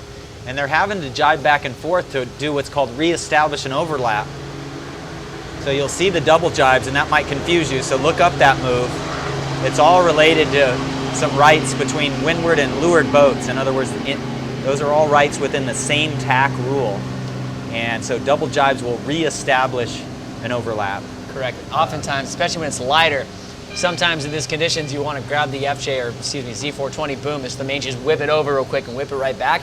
But the judges are very conscious of this move because sometimes they don't actually, the sail doesn't fill on the other side, so they don't actually complete their jibe. So I've been flagged before. You just go bam, bam, you think it fills, and you go right back at it, and you're 100% fouling somebody because you never actually reestablished an overlap. You're still in the process of jibing or still on port tack maybe.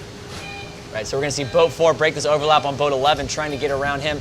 Boat 6 doing a great job for the Cougars, checking back in with that group, just trying to keep everybody honest. Still in that 1-4-5 for the Cougars right now, very disciplined. Hard to see 100%, but maybe Boat 12 might get a piece of Boat 5 right there on the Cougars. So maybe that's why I've been seeing the one so engaged lately, is that the Cougars are actually losing this race now. Yeah, just like I was worried. I was wondering, you know, you do the 5-6 gap and then you get passed. So a little bit of upcoming traffic right now as the green and pink boats were just started. We'll get to that race shortly, but we're going to stick with this one because this one is cooking.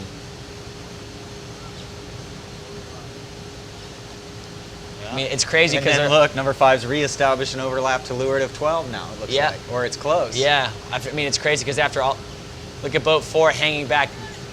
Boat 4, you just heard that right now. I don't know if you heard on the live stream, but we just heard him saying, you're good, because Boat 5 acknowledged to his teammate in Boat 4 that he did not need to stay back to do any work to get him out of the 5. So he can stay in that 1-4-5 combination. Strong communication there from the Cougars and recognizing the job and what everybody's supposed to be doing. Boat 5 is going to continue to gap right here. You see him whipping the jib across, just getting that one extra bump, forcing Boat 12 to jibe away, then jibe right back.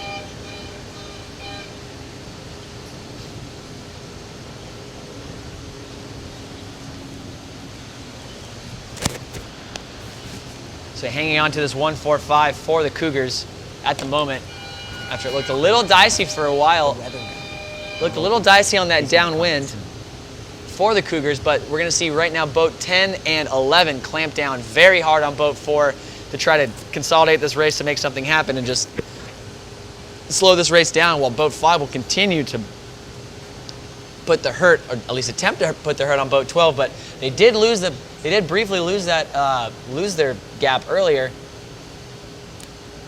So look.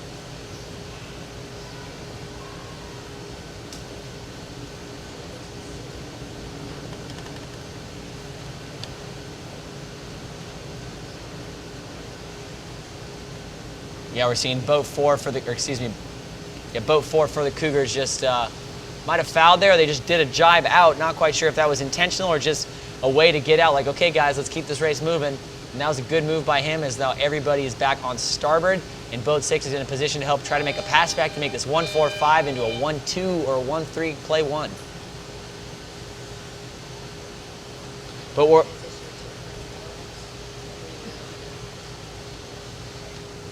what's interesting we're seeing right now, John, is on the right-hand side of the race course, Boat 10 is now trying to get their teammate in boat out of last. So the guys that was defending, this is what we're seeing right now, John. Two different race courses, right? Two mini battles right now. Who can execute first? Can the Cougars make this pass back happen on the left-hand side, what we're seeing right now on our screen? But on the right-hand side of the race course, the Hoyas are trying to do, excuse me, the Stanford are trying to do the exact same thing and make their pass back out the back. So the Cougars would be in last. But it looks like this pair outright might actually end up ahead.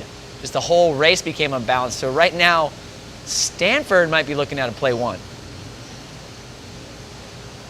We'll see now as they're going to come back into our screen and they're going to consolidate, and they do.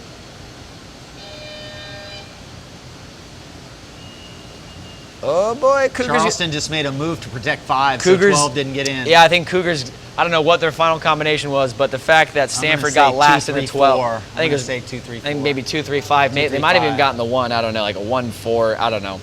But the fact that the Hoyas, but we're seeing Boat 5 jibe back. I don't know if there was a late penalty or if they're trying to just go talk to the umpire or what happened there, but not quite sure. Looks like a... What are they doing? Looks like they're refinishing maybe a penalty turn there for boat number 5. Not quite sure what happened, so maybe Stanford did knock off the Cougars in that one.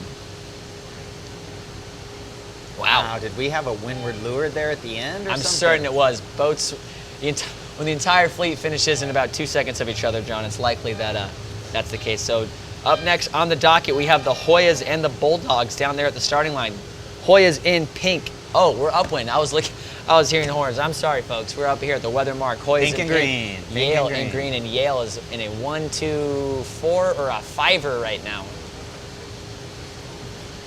Well, Yale came out on Oh, fire. They absolutely thumped the who they raced there for Stanford their first race, and they just beat MIT. Excuse me, they beat MIT in their last race. Well, I would never condone this, but I was talking to Georgetown about the old Nancy Kerrigan situation in the past, and we'd never ask him to do that, jokingly. Some people, old people, will remember what that story is. Totally kidding, by the way. You familiar with that story? I'm not. I didn't know if I wanted to ask and engage because I don't know what kind of story when that one is. competitor's boyfriend took out another competitor before the figure skating Olympic trials. Oh, Physically, okay. yes. So I'm kidding. We would never do that to our Yale friends. No, Or I wouldn't. absolutely not. The Yale running the gauntlet right now, taking the Hoyas to town. The Hoyas are fresh. They had that nice win over the BC Eagles, that comeback victory, breaking up their 2-3-4 that we saw earlier. And everybody's going to start beating everybody, folks. Just winning. Who can keep the consistency going? Bucking the current. Refreshing text score so we can get confirmation on that Stanford-Charleston race, but the fact that that Charleston boat was spinning after the fact makes me think that Stanford got the win. But in that situation, though, if Charleston somehow got a 1-2 or a 1-3 out of all that, doing that penalty turn didn't even matter, because that is still a winning combination of 1-3-6.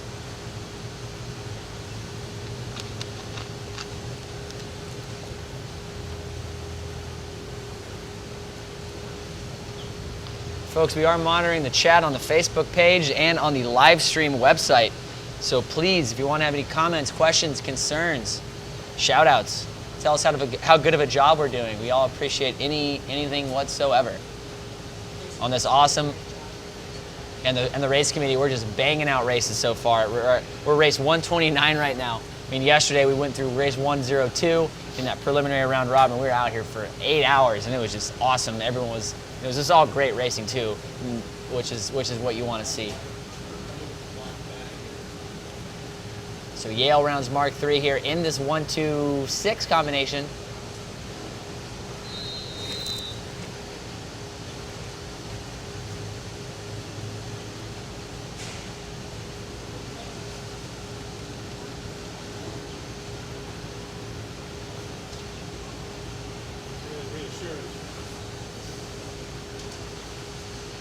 Is that race over, you think? Oh, it's a 1-2-6? At 1-2-6, so not quite over, but Yale seems to be the kind of team that wouldn't quite pooch a 1-2 on this final beat, but they do have a pretty comfortable gap.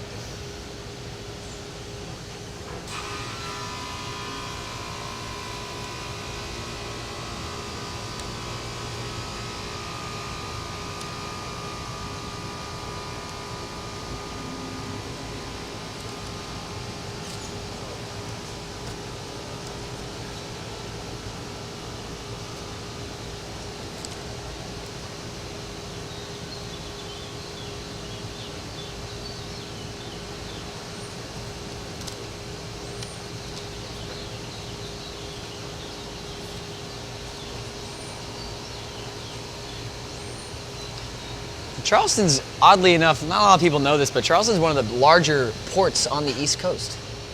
You see that big old tanker in the background. Another big tanker just came across our screens. And I think a couple weeks ago, actually, what is now the world's largest oil tanker came into Charleston Harbor.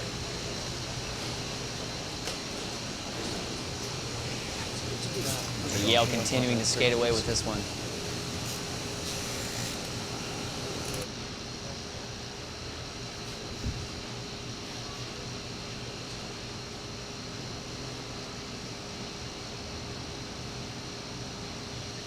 You can really start to see those boats, those port tack boats are just side slipping upwind aggressively, as you can see how the current's starting to make that effect.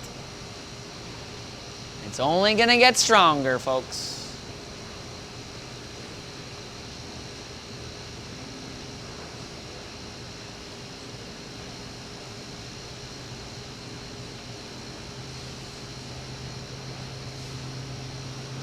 Coming into our screens right now, those yellow and red boats. What race is that? That is race yellow and red would be Boston College and Navy. Boston College in red, Navy in yellow. I do.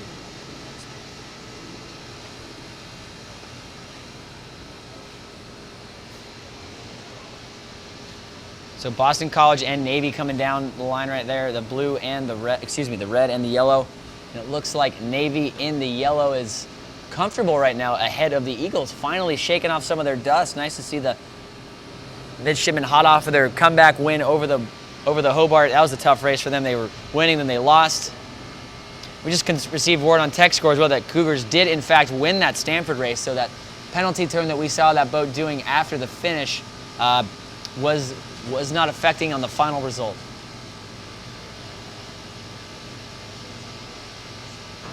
So the Cougars were able to hang on to that one.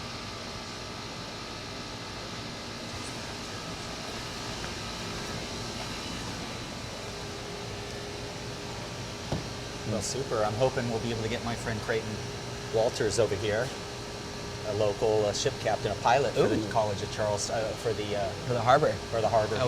We're just talking about how this place is a port, and ship captains are always exciting. So BC boat number 1 right there doing a little bit of work that they can, but Navy is in a very powerful 1-3-4 right now. So I'm curious to see what bag of what tricks they have in their bag over there in boat 1. What old Greg Wilkinson's been teaching them in this position.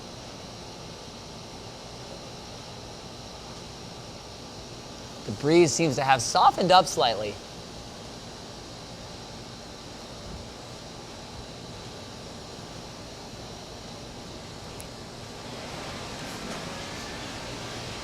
Hang out right here.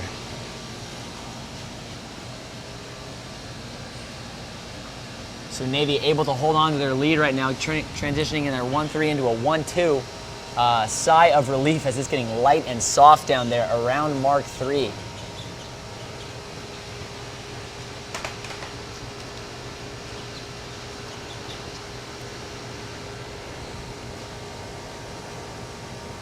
Very soft, very light as they're able to get around Mark 3. We do have some breeze coming down behind it, fortunately. I don't quite know what that lull was about. I guess it was kind of expected. It is consolidating behind them around Mark 3, but Charleston's doing a great job in boat number 18, consolidating, trying to get some gap going. We're seeing a protest hail. Charleston, excuse me, Navy. I was thinking Charleston from that last race. Is this race? This is race 130. A little bit sealed here. BC and Navy, and Navy's running away with the 1-2 at the moment.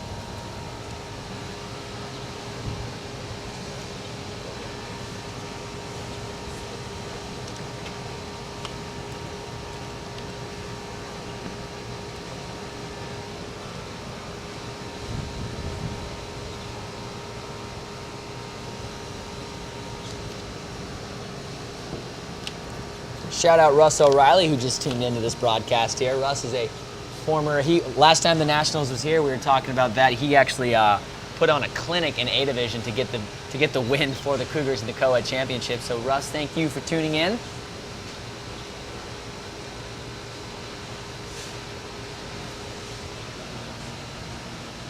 And Navy is just extending their lead on the Eagles right now, running away with it.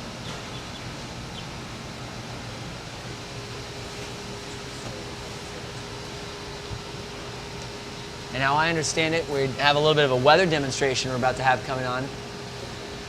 Hey John, what do we got cooking up here on the screen? Well, we're really lucky. We have a harbor pilot from Charleston here, a world-class sailor as well. I think we sailed with Chris Larson. Each of us have done that. Yes, done a lot of that, sure. College of Charleston, College Sailor of the Year when he was here many years ago. Right, yeah, we were sailing together. I was on the Citadel team and he was on the college team. Okay. We spent a lot of time together. Well, welcome there, Creighton. Creighton again, Creighton Walters is a local here, and we're so lucky because there's so many people to thank in the College of Charleston, and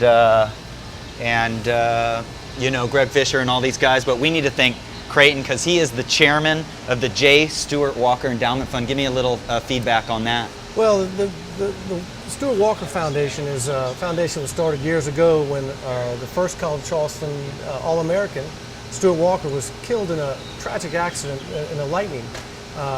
So everybody locally, they started this foundation. And many years, it has turned into an incredible endowment that helps keep the College of Charleston at the top of the sailing and the ranking. All the funds go for the sailing program and all the programs that they run through the college and all the teams. And so, maintenance that Ned Goss does and everything? Maintenance Ned Goss does, and travel and supplies, and it's become quite a great tool that they use in their what they're doing. Yeah, I'm gonna again talk about that J. Stewart Walker Award is the most prestigious athletic award in the college. It is. It's the sportsmanship trophy for all College of Charleston athletics. And Stewart Walker, who I sailed with, was a great guy, and it's befitting what he did, and I think he'd be very proud of what they've done with the College of Charleston sailing these days. And for the first time this year, in I think many years, a sailor got nominated for that. One of my students from Coronado, Paris Hankin, was a final foil finalist for that award. So. That's great. Yeah, it's one of the biggest. It's the biggest deal with the College of Charleston in athletics. Yeah, and it's not surprising that a sailor, you know, sailing is very respected, but that still even puts sailing on the map even more when a sailor can go up for their best award. It is good. It is great. Well, I've been using you. Thank you so much. All the weather. You know, it's been a kind of a westerly there for a while now. What causes the sea breeze to come in? Is the heated land behind us here? It'd actually be the heated land inside towards the city. So the city heats up, and it starts to bring this breeze up and maybe bend it a little bit to the left. And, there we go. There's the website you introduced me to this morning. Yeah, this is a great website. I use it a lot when I'm sailing locally and anywhere, everywhere. But what it does, it gives you good graphics on speed and direction, and you can also fast forward to where it is. We're in a steady southwesterly breeze, and the good news for this venue, it's been steady for the past week at least. And we had that front come through last week that was heavy in the beginning of the women's. And 20, 25 knot winds, and on a daily basis, it's calmed down some. But the good news is it's steady direction, which makes this venue perfect. That's really great. does. So anyway, is there anybody you want to recognize in Charleston that really helps all this stuff? Is there anybody you want to thank with the endowment or sponsors or any? Well, I think there's a lot of people. I think Greg Fisher for starters. Greg Fisher is clearly the catalyst of this whole thing. When he came to College of Charleston, it was a great program. Yeah. But he's taken it to a level that is just. I've watched his Stern Tons and Lightnings and Thistles too. Oh, he's a great ambassador. Me. What the good news is, he's a great ambassador for the College of Charleston. But what's good for College of Charleston sailing is great for Charleston sailing. Yes. So every sailor in the city benefits from this program and what Greg has done. Well, support the College of Charleston. I mean, the J. Stewart Walker Foundation.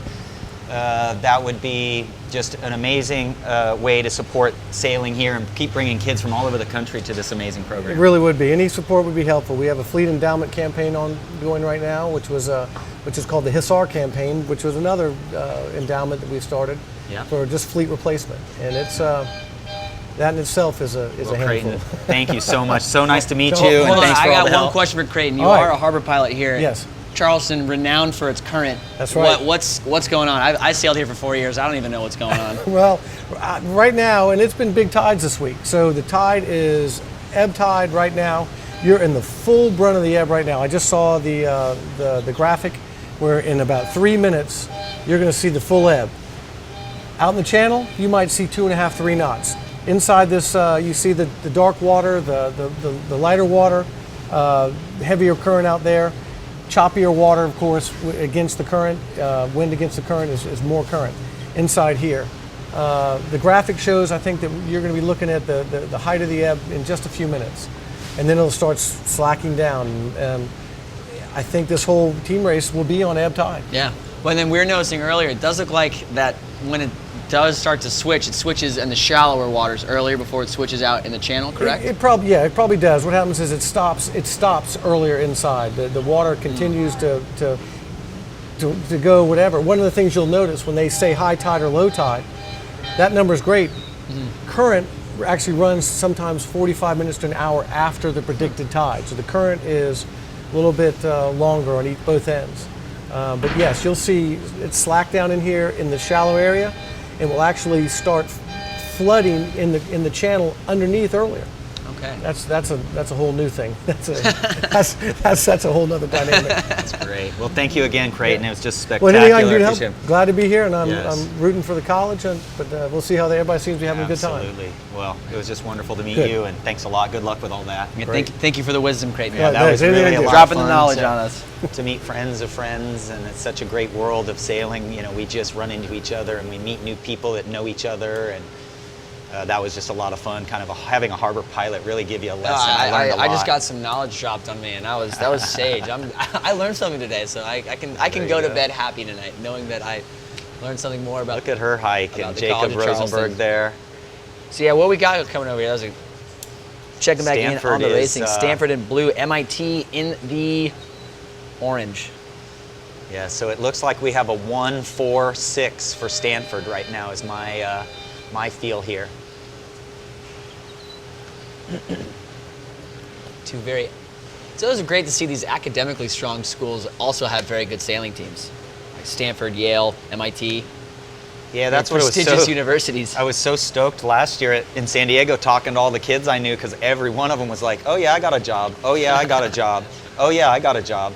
And it just, because maybe I was a little scared that jobs were scarce for these kids coming out of college these days, and I have a lot of empathy for young people these days, and I'm just was amazed at how many already had plans as soon as they graduated to get to work very soon. Yeah, especially down here in the College of Knowledge. Charleston, the city itself, is just growing so much substantially. It's becoming a cool little tech industry.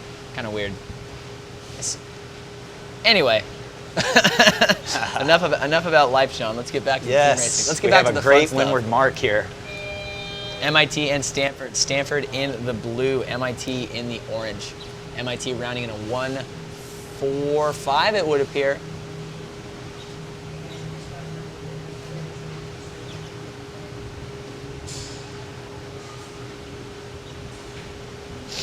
We're seeing that farthest forward boat for MIT start to slow things up a little bit to try to consolidate this race. Just checking back in with the rest of their teammates, and that 1-4-5 is pretty solid. But earlier in that 1-4-5, we saw the Charleston team recognize it immediately and start doing work immediately, whereas MIT seems relatively disinterested in putting that gap on, and all of a sudden that boat is now back in the mix, and it looks like the Cardinal might actually round this Mark III in a 2-3-4, and it looks like they might if boat 6 can get over the top of boat 10.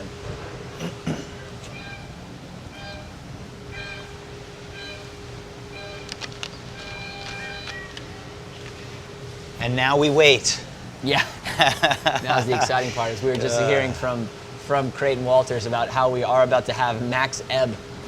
So this At is this moment. This is the brunt of it, folks.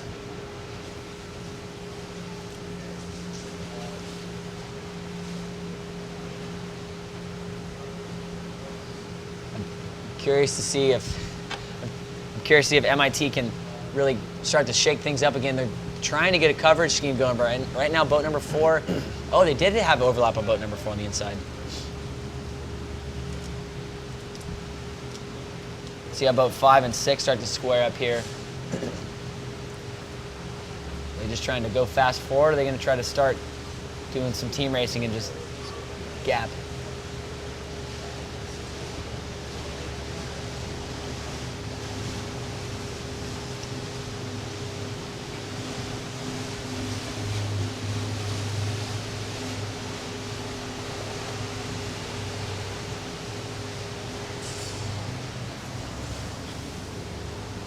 So we're seeing that MIT boat start to luff up there and slow down and just try to get back in this race. Great shots here. We are sitting in that low hangar straight ahead of you at the studios there under the 10 Yeah, over there. we're right behind the sail number of boat number 11. Yes, we're inside the ship below deck there. Amidships, if that's the right word. The harbor pilot, Creighton Walters, just confirmed that that was the right word to use there. So. Yes, we are sitting in about 2 or 3, 4, 5 feet of water over here, so this ship is stuck in the mud. Yesterday we saw a Georgetown boat about maybe 30 yards off of the aircraft carrier run aground. Aground, yeah, in a Z420, right? Yeah, boat number 11.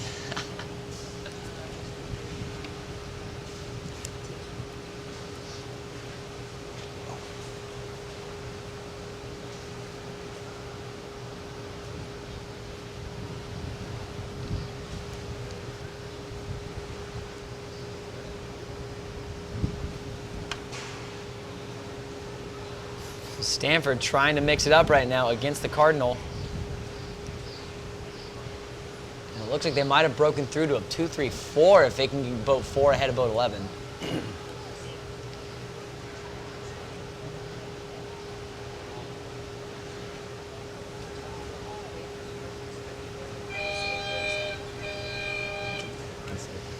Yeah, so we're lucky to have U.S. Sailing powering this day. Today, there has been a notification just now over the radio from the race committee. They are going to try to finish this regatta today. So if you're planning on watching tomorrow at work, it's Memorial Day tomorrow. Tomorrow's. Sorry, so good to have young people around here keeping me sharp. If you were planning on watching tomorrow, we believe that we are going to finish the Final Four today and wrap this championship up today. It is the intent of the race committee to get this regatta done today. Tomorrow's forecast looks a little bit meh, if I can use a legitimate term. So they're going to try and get it out done today in this lovely conditions that we have. So if you're just tuning in, tell all your friends this is all going to go down this afternoon. At least that's the intention. That might not be what actually happens, but the intention is to get this show done today. So if you were planning on watching tomorrow, like John was just saying, change those plans. Invite your buds over today. Throw us up on the big screen. We might very well have a national champion crowned at the end of today. Yeah, and again, we are going to have the Seabreeze build here probably simultaneously with the switch in the tide. So once we start to see any slackening of the ebb tide and any flood tide at all, the Seabreeze will come in with that temperature. That cold water that's rushing in, the Seabreeze will just follow that right in. So I'm going to say again, in about an hour and a half, we are going to start to see a little build in the Seabreeze. So Stanford was able to round that leeward mark in a 2-3-5, which semblance of a play 2, but obviously not as stable as you'd like it to be. But were they just able to get around on the inside? On the inside there, if they were able to get around on the inside, boat 5 rounding in a 1. Yeesh. I'm trying to look at the screen right now. It's everyone's parked going slow. Trying to see what's going on. I'm seeing a lot of protest hails from both teams, so I'm sure boat 4 and boat 10, they're protesting and going to get an umpire hail soon. Either way, all the boats flop over onto starboard board, and you see them just accelerate as they're now sailing with the current. You know, most of these kids are really good friends, you know, and if you didn't know about team racing, you would think that all these protests were like adversarial. It's just an attempt to win, and they all expect it, and they all do it to each other. There are a lot of protests in team racing because if a judge looks over and happens to see something, and they've got that conversation going on, and they say, oh, there was a foul, you know, just asking is not a bad idea once in a while. Yeah, and checking in right now, downwind, we got the Charleston Cougars regatta leaders and the Hobart William Smith College Statesmen in the pink boats. Did I get that right, or did I flip-flop that? Yeah, Hobart's in green, Charleston in pink, and the Cougars seem to be chasing right now. They looked like Hobart was in a 1-2 for a moment, but the Cougars in pink just swallowed up boat number 13 to create their own wall, and now appear to be in a play 4. Excuse me, play 2, 2-3-4. Yes, so again, we're going to do the finals today, folks. We're going to be giving out the Jack C. Wood, Walter C. Wood. They called him Jack Wood trophy this afternoon. And so that will go to the first place team in our championship, and I can't wait for those Final Four, man. We are going to have some really breathtaking racing. And holding the wood, as we would say in college sailing, is certainly one of the more prestigious honors. So yeah, thank you to Kent at Granite River Studios. He is the technical director of this production, and he got quite a chuckle out of that one, Brooks. It was a legitimate thing when we won it back in 2015. It was a phrase that I created. That was a semblance off of a popular YouTube video at the time that was slightly tweaked to accommodate the trophy. But enough about that. So Charleston does appear to be in a confident 2-3-4 at the moment. And it looks like we've moved out to the Navy race. Ooh, flop back out to Navy. Yale, Navy hot off of their victory over BC at the moment. How are they looking against the Bulldogs? Navy in red, Yale in yellow.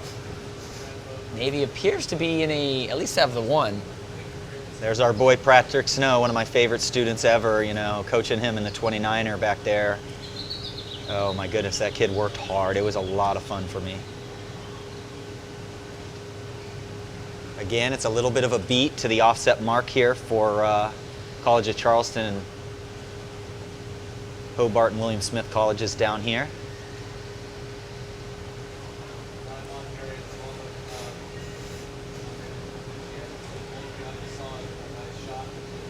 So back here on this Cougar race, very, very slow around this mark rounding. The breeze has certainly softened up a little bit. We're seeing some patches farther upwind, but right now definitely in a lull, and with this current, it's just not helping.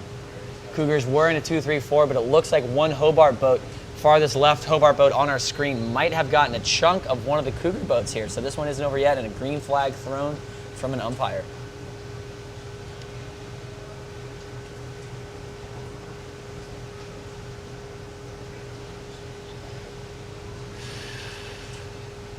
Yeah, again, if you guys are just tuning us or where you're watching from, either on the live stream feed or on our Facebook page, the ICSA Facebook page, we have the stream up there. So we're monitoring the chat. You can shout out your friends, your family, your kids if you're folks watching.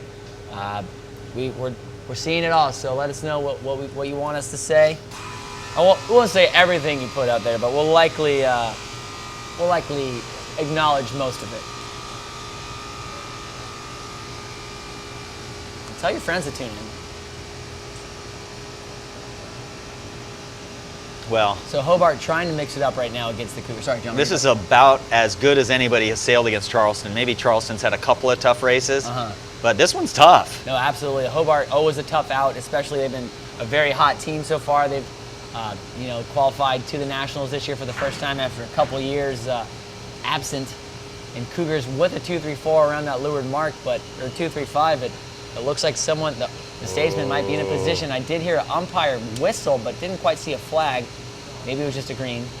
7's got to get a 3 here, or Charleston's in trouble. Yeah, boat 7 trying to hang on right there into that gap. Oh, Charleston just got lucky. I have no idea what that call would have been. Not quite sure what that was, but we're seeing a 720 from boat number 15 right there, which is not great when you're trying to come back into a race. While they do park, it's funny, with the current, they don't lose any ground because they're still making their way up to the mark over ground with the current.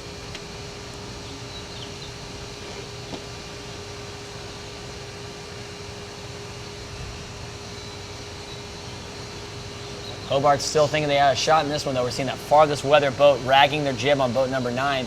Might be a valiant effort, but too little, too late, as they're just running out of real estate.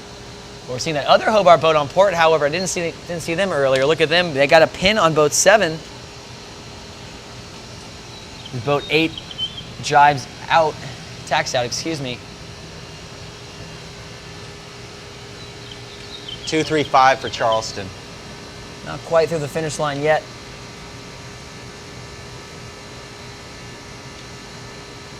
And I thought the finish line was farther. I thought the media boat was the finish boat. Excuse me. Yes, it is hard for you seeing out there a little bit to see the finish line. A small inflatable with a flag and a little white buoy with all the other boats ripping around up there. Yeah, I think a lot of the other competitors that are watching this race on land right now are kind of glad to see Hobart just, again, it wasn't a win for the team, but mixing it up with the Cougars, that they're beatable. Let's kind of watch this film, see what works, what doesn't work. Yeah, so it looks like we've moved on to Yale Navy here. That's a pretty shot of the, what's it called? The Spirit of Carolina. That's a ferry boat that goes downtown and back over here to the Yorktown a couple times a day. And they do not stop for anything. So if you're in a CFJ or any boat in front of it, it will wind up at the bottom of the ocean. Yeah, if you look at the land behind it, you can see the range changing from our position. You can see the boat going sideways out there, so that's... Yeah, wow. That's one trick we use on race boats, is we do a range, so we line up one thing with something on shore, and it helps us track the tide or current, tidal current. Gives us a chance to be able to tell which way we're getting set. So often that's a cruise job, you know. I remember the days sailing with Chris Larson, if I messed that up, I'd get yelled at. So Navy holding on to a 1.56 at the moment. Yale looking to solidify their 2-3-4. Doing an excellent job around Mark III, balancing, clearing out the threats, cleaning them up. Inside the 2-boat length circle, right there, barely. That's barely. I think boat 16 isn't even in the zone. Okay. Maybe. Now they're entering, right? I did just see an umpire hail from boat number 1 there. Not quite sure what they were looking for. There was nobody even This is really the around 2-3-4 right here. Yeah, beautiful Is job that just by beautiful? boat 16, just cleaning that out. However, that looks like that Yale boat is spinning now. They were given a red flag, not quite sure what the incident was, so they're spinning. So 1-4-5 now for the midshipman, which is a winning combination. You see boat 3 kind of waiting. He's going to start to put the hurt on and get that gap going, while boat number 2 is about to receive the frustration of the Yale boats in 2 and 3. While their teammate in boat number 1 is just looking back, trying to find out when he can try to make a potentially, ooh, boat 2 spinning now. Ooh. It'd be great if we could put like speakers on the boats, like a microphone, so we could hear what's going on. I think we'll hear a lot of things that we don't want to hear. Oh, good point. I'm talking mostly gossip, not foul language. All the secrets. But it looks like Navy in a 1-4-6 now, which is convertible into a 1-4-5. Oh, are they in a 1-3? They are in a 1-3. Navy in a 1-3 around Mark IV. So hold the phone. If boat number 1 can clamp down and make this pass back happen soon, or if boat number 3 can get out to leeward there. I'm seeing an umpire hail from boat number 17, it looked like. I'm not quite sure what the incident was, maybe mark room or overlap. That's my guess. That's what usually happens around that mark. Let's see if we can get an umpire call. Well, last year, Yale lost 0 of those 2-3-4 moves. You know, those play 2s, they did every single race they did it. No one stopped them. And there we go. We just saw it. We saw Navy get past and then get it right back.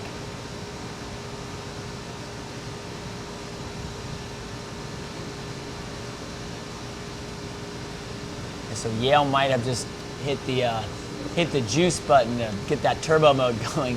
They might just be in a position to sail away with this one now, but I'm curious to see how those Navy boats that pair out right, that's shipping it out there on port, it's just outside of our screen right now, is they're going to come back and tacking ahead. But I don't know how far forward that farthest right boat on our screen, that Navy boat, I don't know how far back they really are.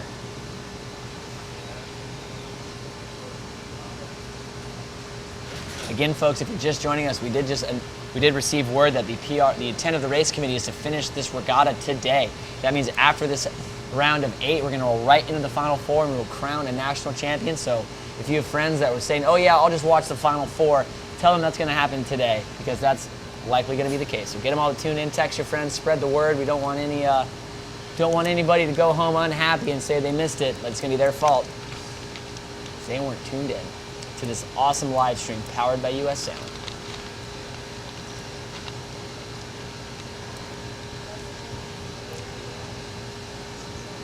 Yeah, we're seeing those 2 left boats, boat number 2, and can't quite make out the sailing, but consolidating with the rest of the fleet. And that boat number 3 for Navy is quite deep. So 1. Was Yale yellow? Yale is yellow, Navy is red. Yeah, Yale just got a 2-3-4.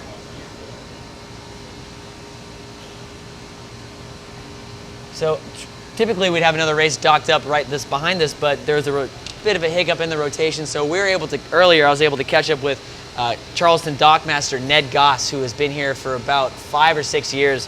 came around the same time as Greg Fisher did, and he has been working tremendously hard, and Ned's been busting his butt to make this regatta successful, and he's always working out there, always zipping around in his moth when he's not working. So let's see what Ned had to say about his thoughts this morning. Joined now by Ned Goss, the head dockmaster here at the College of Charleston. Ned, 11 straight days of racing. I'm certain you've been busy making sure all the boats are completely ready to go every single day. Yeah, every day. And for weeks prior too. Oh, perfect. Well, I mean, it's been a fantastic job. That's what's so cool about college sailing, the provided boats, but hopefully there haven't been any really incidents so far, anything that's kept you here too late? No, just maintaining everything and making sure we're gassed up, making sure the engines are running, making sure the boats are put away properly, just going over the boats, making sure all the lines are good, and then cleaning up the center afterwards. Yeah. Trash out, batteries on chargers, VHFs on chargers. Yeah, that's pretty much what keeps me here late. Perfect. Yeah. Well, I mean, we can see some of these boats behind us. Obviously, not all of them are Charleston owned, but the sailing community here on the big part of Charleston has just been so supportive of this event. Yeah, so College of Charleston actually only owns 4 boats that are out there right now. So everything else is borrowed from the community. So Hobart Yacht Club lent us 2 of their junior program boats. James Island Yacht Club, which I'm a member of, lent us 2 of their boats, as well as their 2 iStarts. And then we've got multiple individuals who have lent us boats, like Dan Perrin, who lent us the big Carolina skiff that you guys are videoing from, Chris Hamilton and his rib, as well as several others. So without the community support and the people here, this would not be possible. That's what's so cool about the Charleston sailing community. But you've been very busy, and we're hoping to see you out. Might we get you out there in a moth at some point today? You are the what's your record of the title? We hit the fastest moth on the water, monohull at 36.6 knots, 42 miles an hour, 35.9 10-second average. I sailed about 34 knots for about 30 seconds until I hit waves and crashed. I had a nice bruise on my hip. Couldn't wear a belt for a week, but broke my rudder in the process. But it was well worth it. I don't think I'm getting out there today. I've been 10, 12, 14-hour days for the past several weeks, so I'm a little bit shot. But we'll see. Maybe after this event and a week of sleeping, I might be able to get back out there. Oh, that sounds great. I know all the competitors here appreciate all your hard work, Ned. So we're going to let you go get back to work, but thank you for taking some time. Thank you very much. Thank you.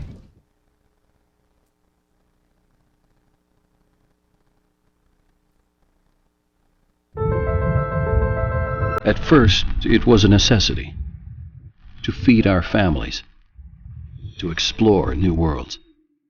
And we became one with the sea. We harnessed the water and wind and used the stars to guide us. In that vastness, we created speed and discovered freedom. The sea called us, and our desire for adventure was too instinctive to ignore. So we did it for pleasure, camaraderie, and the challenge. We bestowed it to our children, and they to their children. Now, to know it is to know ourselves. We need it, no longer for survival, but to escape, to pursue adventure and overcome nature's elements, to match wits against those who share the same calling, or to simply glide across unbroken water in peace.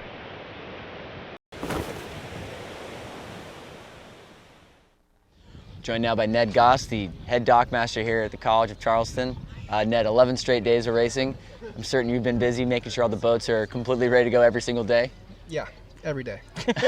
And for weeks prior too. Oh, perfect. Well, I mean, it's been a fantastic job. That's what's so cool about college sailing, the provided boats, but hopefully there haven't been any.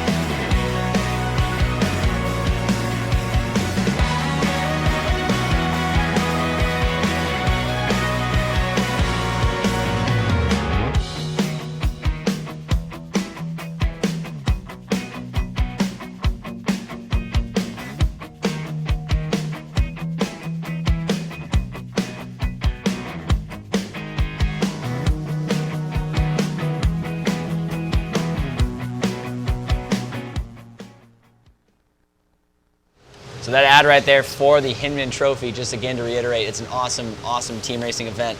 The U.S. Sailing Team Race National Championship. If you look at the names on that adorn the trophy, the Hinman Trophy, people who've won it in the past, it's a lot of lists of very, very recognizable names of some phenomenal sailors. I really like all the ads, the Zim ad, Yeah. the Z420 ad with those women sailing, and then that ad. It's interesting really seeing sailing commercials. So we're going to get right Good back into ones. this one. Orange and blue. We have Stanford in orange and Georgetown in the blue. Yeah, I'm going to give Georgetown the advantage right now. They've got number 10 kind of in a little bit of a slow death position. They'll tack out probably.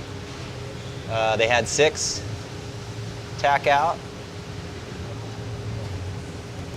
Yep, so 6 has got 10 under control there. And well, no, 10 is actually a little closer than what it looks like on the screen. So 6 is in slow death now. This is kind of an important race in the standings right now, John. Just looking at the big picture where we're at thus far. We going into this round, we saw a bit of a gap between 4th and 5th based off of the number of losses, and that trend's it's continuing at the moment. Right now, BC sitting in 4th with 5 losses, Navy in 5th with 8. So yeah, we're seeing that right now on the screen right there. So again, this goes off into a Final Four after this. So I think a win here for Stanford, who's sitting just below, tied with Navy with 8 losses. I think just all that's going to do, if these bottom teams can beat these top teams in the random races, it's just going to narrow that gap. Yeah, I So think this a is one lot of of those people races. think that the results start over with each round. The results do carry over.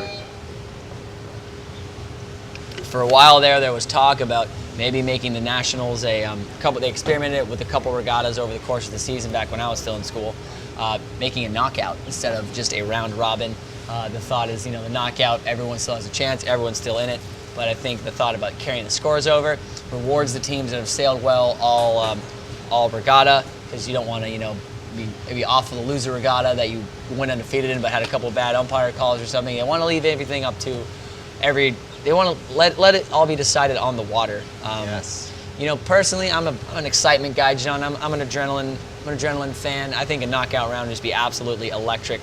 Because it's kind of boring. Like last year, I think going into the Final Four, Yale had already clinched it, which is one side. Yale has sailed beautifully all weekend, but no one's ever quite out of it.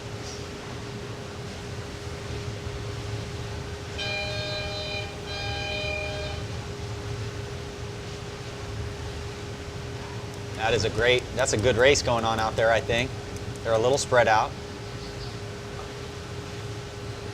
In Stanford in orange, Georgetown in the blue. So I'm going to say a 1-3-6 for Georgetown right now. The farthest left boat there for the Hoyas is probably in first. You're right, John, but I think, see how they cross on this big duck there from that Stanford boat on boat number 4. So it looks like they're nipping at the claws real quick. Maybe a 1.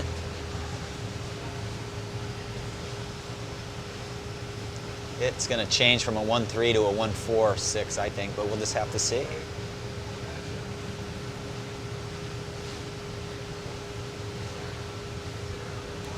Yes, I think 4 is still in third. Yeah, this is a really weird leg as the current's really starting to take effect. We just saw one boat number 6 for the Hoyas, start sailing downwind. It looked like they had overstood or they got carried away when they were trying to slow up somebody, but. Yeah, 1-3-6 going to come around here.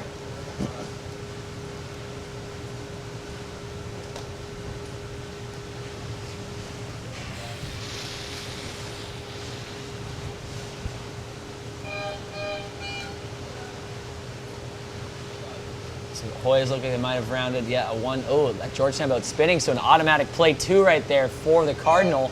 2-3-4 as they approach Mark 2. Excellent work by Stanford there.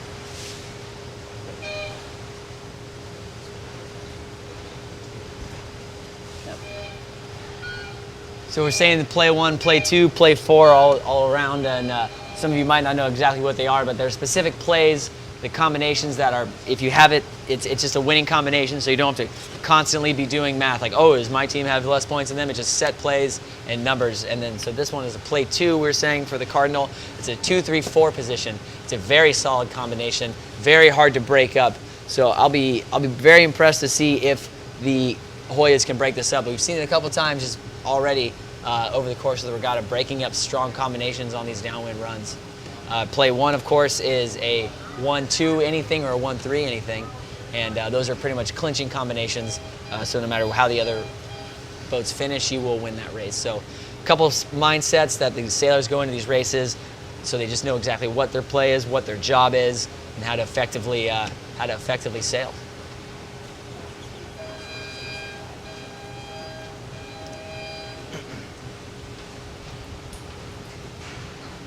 Well, nice long downwind leg here.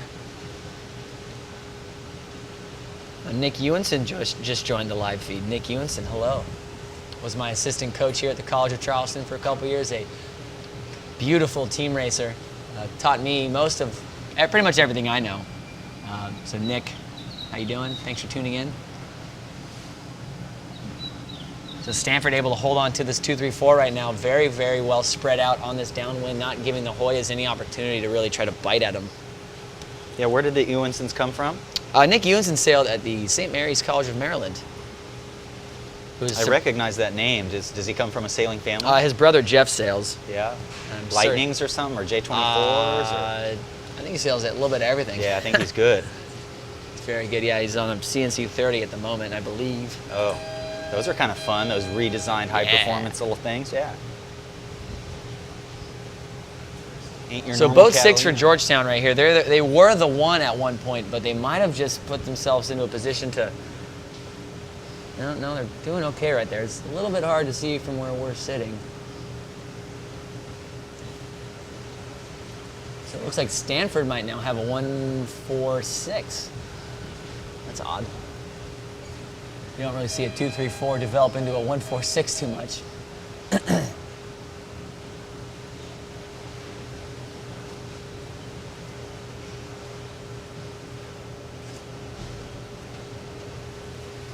So we have one boat off the screen there.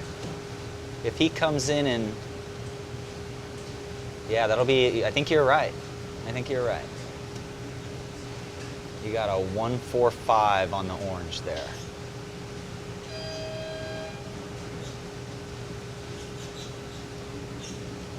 See if both 6 and then 6 is going to take the 1 now. Team racing for you. Everything's changing constantly. So 6 is going to go ahead, and 11 is going to try to get a bump, clear out boat 5, while at the same time boat 6 is trying to clear out boat 11 to get their teammate in boat 5 around. So I'd say... Great move there by 6 to slow down. Might have been some contact there, seeing boat 11 spin. So the Hoya is going to capitalize with this one, rounding out in 1-2-6. But that Cardinal boat might be right on the inside, might have a piece of them trying to get over the top. So what was that? How did, I think it would look like maybe AJ Ryder's in there. I'm not sure who that boat 6 for Georgetown that made that move. How did he slow down there going downwind? You just strap your main in super tight, John. Downwind you want to let your sail out. You just let your jib luff and just do big tiller movements to try to keep the boat stopped. Yes. It's helpful. It's very helpful with this current when it's pushing you backwards, so you really don't have to do too much to just park your boat. Yeah, it looked like he just parked his stern there and made the other guy go all the way around him and broke his teammate free. Yeah, the old Cooper River handbrake.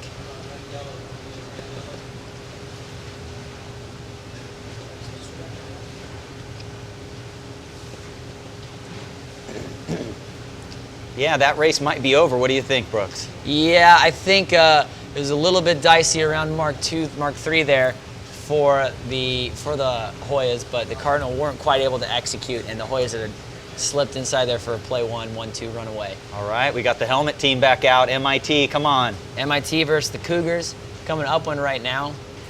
Cougars in the red, MIT in the yeller. Yeah, so you do got the watermelon seed there. If one was further forward, it'd even be more of a watermelon seed for 16 there. And 16 is trying to be the hero right now. Make this pass back last as long as possible. Yeah, there they go. Squirted out the back. Now it's fast death. Good.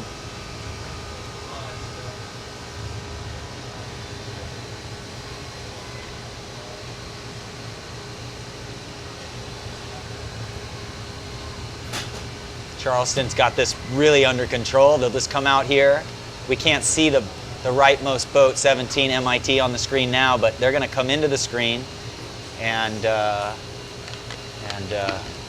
just in a second they're going to come into the screen, and that first place, number 2 out there, is going to tack, and somebody's going to stick with them. Think of the 2 boats right there on the right for the Cougars. Boat number 1 and boat number 2 are handedly out front at the moment.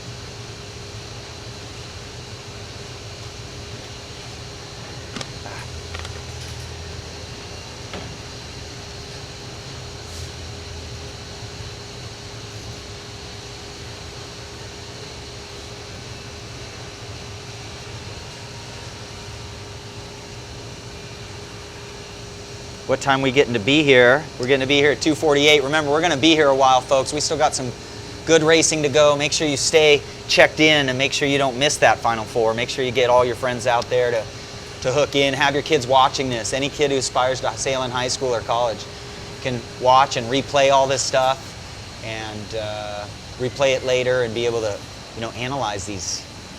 They're not that hard of moves. They take a long time to develop, though, don't they? I said it yesterday earlier, kind of as a throwaway comment, John, but it's really easy to talk. It's very obvious. Team racing, to me personally, is very obvious when you're watching it, but it's actually doing it. It's a completely different for me personally out there on the water. Like, if I'm driving, I'm like, I have no idea what's going on. But when I'm up here watching it, it's very much more apparent. Yes, in my 30%, in my limited team racing experience, about 30% of the time I was able to pull off a pass back, and on paper you explain it and it all sounds really easy. Yeah.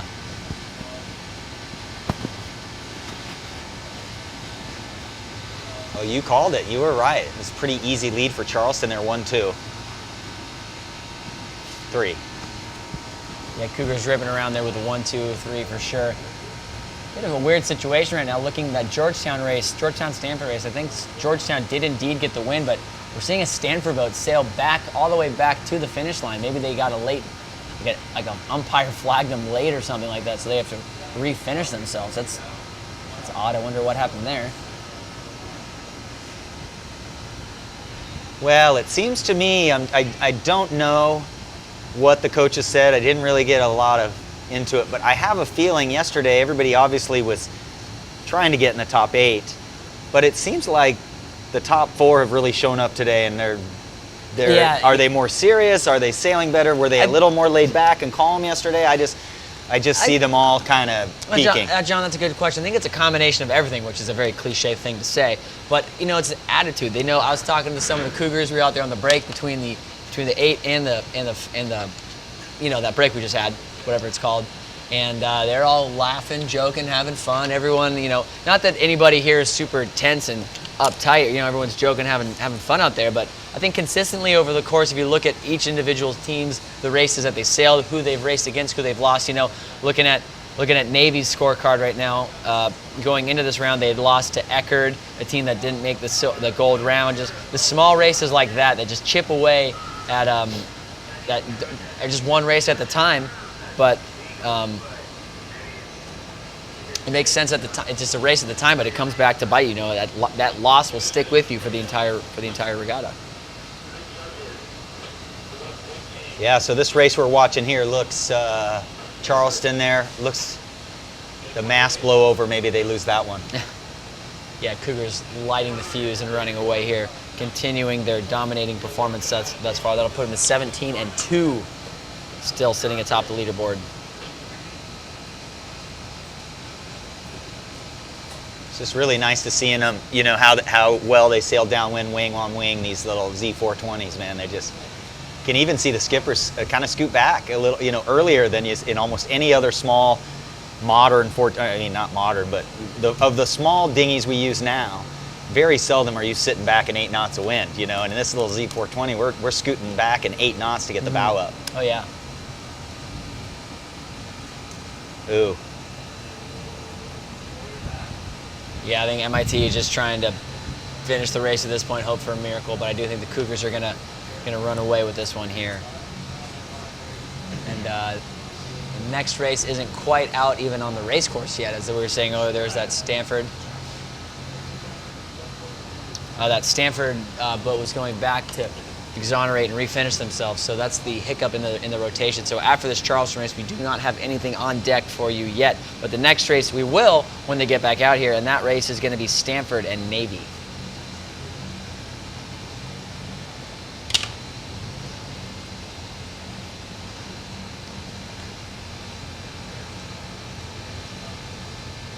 I think Hobart might have just beaten Boston College. Hobart has, it seems to me, I can't remember all their races, but it seems to me they've been really in every race. And oh, absolutely. I remember that Charleston race earlier today, and I think that was one of their first races. Maybe I forget when they were racing, but Charleston and Hobart was certainly mixing it up with them, and it was no easy race. And those are the kind of teams that you got to really watch out for, especially in this round. You know, Hobart looking at the big picture towards the bottom of that group of 8, currently sitting at 9-9, but obviously every team that's in here obviously is a very, very strong team racing team. So no surprise that that's the teams you don't want to face. They're always going to be a good fight. They might not have a shot at the podium, but they're going to play spoiler. They're going to go down swinging. So while we do have this break in the action, we'll wait for some of these scores to refresh these last 2 races and see what happened. I was able to catch up with Jack Thompson, who's one of these motorboats zipping around out there. He's been handling the mark set duties for the PRO, for the race committee already this weekend. Jack is a current undergrad, rising senior at the college. Was the team captain last year, I think maybe the year before that as well. Awesome dude, great skipper. So we were talking to him about the race management and what we're seeing out here and how he's been keeping busy. So we can throw it up to that interview. We'll be right back with you. Joined now by Jack Thompson, a rising senior here at the College of Charleston. Jack has been ripping around out there, setting all the marks out there for us pretty much all weekend so far. Jack, you've been pretty busy. What's going on? The currents we've been noticing have been ripping, obviously, in Charleston. How is the race committee accommodating for that? Yeah, well, obviously there's a lot of current. I think it's pretty similar to San Francisco, if you've been up there. But, you know, we have to adjust the course for it for sure. Like, you probably noticed the short downwind yesterday, or at least seemed short. The timing actually worked out pretty well because of the current. And then we also, the top reach kind of set the Mark II a little bit higher because even though it would be square with the breeze, they'd be getting pushed back and then have to go wing down to the mark. Okay, are we going to anticipate probably some of the same conditions today? Yeah, I mean, we had the same for the women's finals as well and the semifinals, and so I figure probably carry through a few more days. Okay. And so how about the forecast? I mean, we saw that sea breeze come in yesterday really nicely. Is that going to continue to be the trend over the course of the weekend? Yeah, I mean, that's kind of what we had for nationals practice the last few weeks. I think the women's event was a bit of an anomaly with all that breeze. The storm front came through. So that's probably what it's going to be. You probably have, you know, the weird wind in the morning again, which congrats to Ryan for handling that so well, by the way. Like, that's definitely not easy to do. The two breezes will fight. You get the westerly from the city front, and you got the southerly, the sea breeze that predominantly fills in like later in the day. So you'll be looking for it to fight until about 1 or 2-ish, and then the sea breeze will usually win out. It sounds exciting. Looking forward to seeing that. So Jack, we'll let you go. You got all these marks you got to finish spoiling up. So thanks for taking your time. Thanks, Brooks.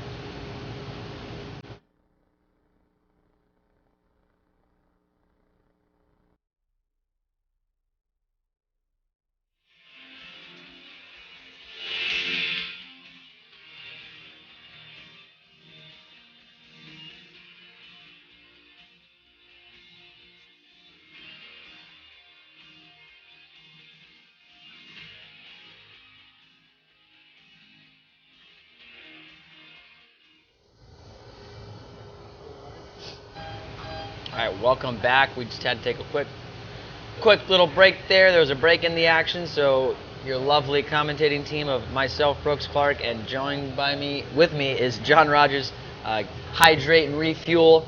Got some chewy bars in me. John was making a little sandwich over there, but you know, every race is a great race here in this gold round, so we're kicking it live in here down in this blue and orange race. We got Stanford in the orange boats, blue boats, Navy in the orange. Stanford's in blue? Stanford's in blue? Yes. Navy, finally. Decent start, actually won the start there in boat 11.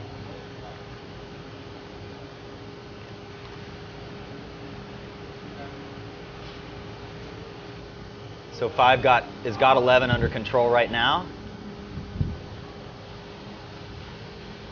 So right now, Navy's sitting at 11 and 8 in 5th place with a shot to make that Final Four. There's still 2 losses out. BC's in 4th at 13 and 6. But if Navy, who beat BC earlier, can just keep sailing well, it's out of their control at this point. All they can do is just win. They have to win every single race at this point. But it's glimmers of hope.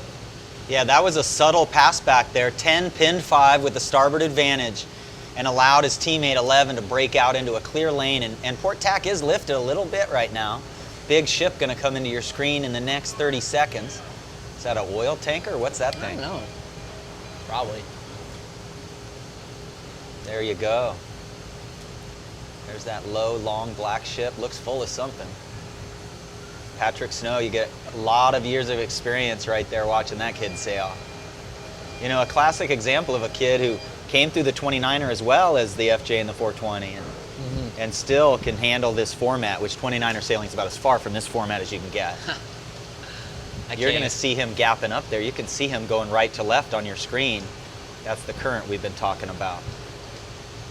Yeah, when we had Creighton Walters up here earlier, he was saying we're about to hit max ebb, and I think that is we're probably at it right now. You are looking at the offset mark there, but these guys are, you know, with the current are really not that far off. You're going to see Patrick there tack, only sail for a few seconds before he tacks back onto port. So he's much closer to the ley line than it looks. Oh, we're close up on him again there. Kind of a small amount of vang.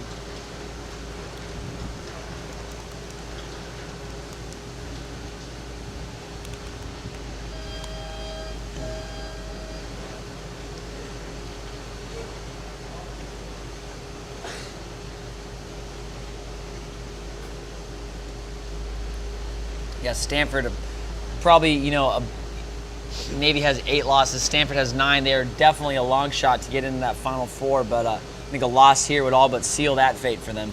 Yeah, Navy's got at least a 1-3.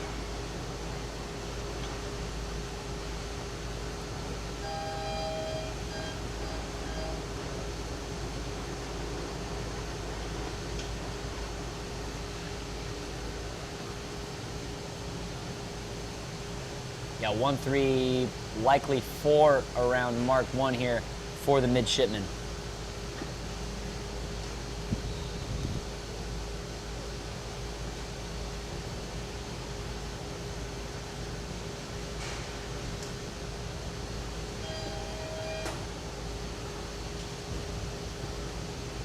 Yes. Converting that 1-3 into a 1-2. Yes. As boat 11, as boat 10, 6 commits high and boat 5 covers, allowing boat 11 to just start sailing low. So Navy did do a penalty turn there. I think there was a last second port starboard at the windward mark. Oh, they do have a 6 now. You're right, John. 1-2-6. Still a wiener. It's like a land fight in Asia out there.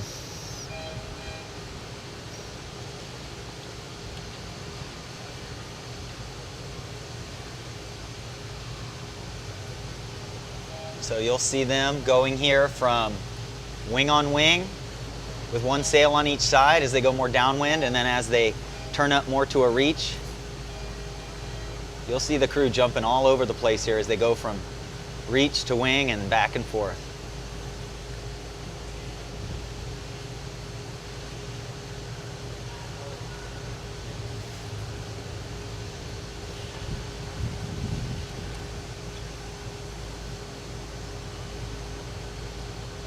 Yeah, we saw, as you were saying, it was max ebb, so we are seeing a little bit of, not too slow of downwind speed over ground, I would say. At the moment, as they're still going up into that current, but maybe the velocity or something, don't exactly know how it works 100%, but.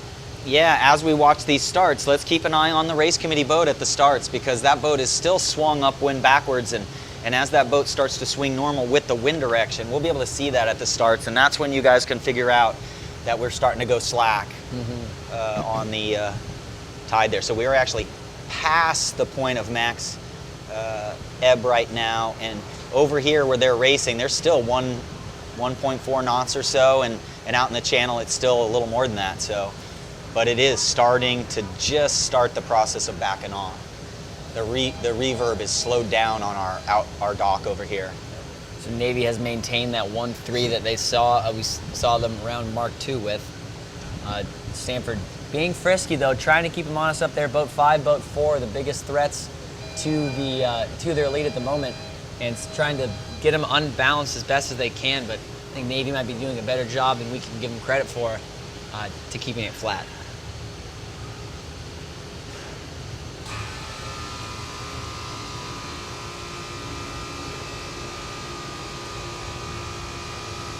So Navy has the 6 again here, or still has the 6.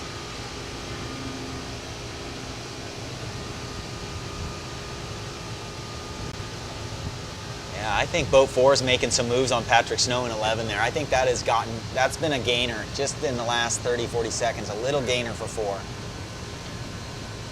Yeah, you're seeing some of these little pressure shots coming down those little veins that I think that pair might have hooked into that the rest of the fleet might not have gotten. So 4 certainly making some moves on Boat 11.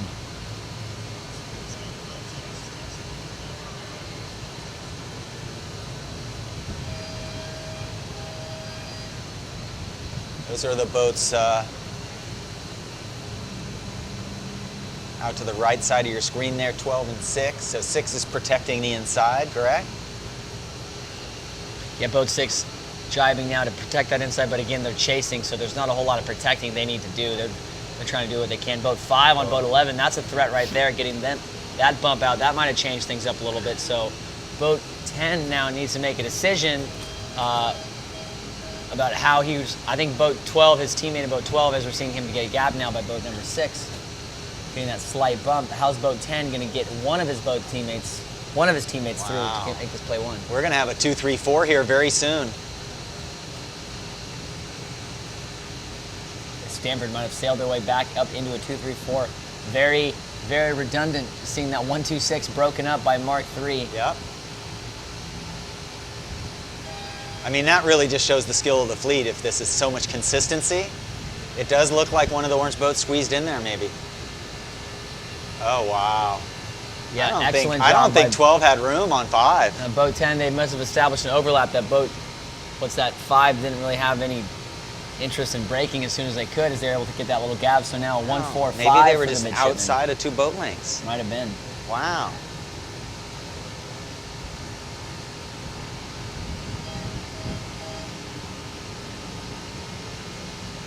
Again, if you're just tuning in, thanks for joining us on the live stream powered by U.S. Sailing. John Rogers, Brooks Clark here on the call for you. Tell your friends again, the intent of the race committee is to finish this event today. We're going to try to roll into the Final 4 immediately following this completion of this gold round 8 of 8. So tell your friends to tune in, because it's about to get wild up in here, John. Yeah, everybody should be hooking these computers up to their televisions down at their yacht clubs, in their bars, and really try to get more kids and more people, well, not the kids in the bars, but get more people out there watching this stuff. This is so educational, and even if you're a novice sailor, just looking at each boat on each tack and figuring out what starboard tack is and what port tack is, you can just look at their mainsails and those boats on starboard on your screen. So, you know, even if there's so much to be learned, even though it's competitive, you can just learn about sailing. The buoys are just, racing's just an exaggerated form of all the points of sail. Yeah, so we actually just, looks like, I think some of the coaches have been actually asking how they can get this footage for their film so they can study it, show their players, and the racing that we've been providing. I mean, that's just a testament right there to how good how good our coverage has been so far. The coaches are asking for it to watch as they want to learn. It's a bit muggy today. Yeah. You know, it's definitely warm, and about 90. I think it was about 90 degrees. It's nice being here in the shade for certain on the USS Yorktown. This breeze is about maybe 15 knots out of that typical west-southwest. Maybe not 15. That might have been a little bit aggressive. Water's warm, and the current is. We've passed the maximum ebb time.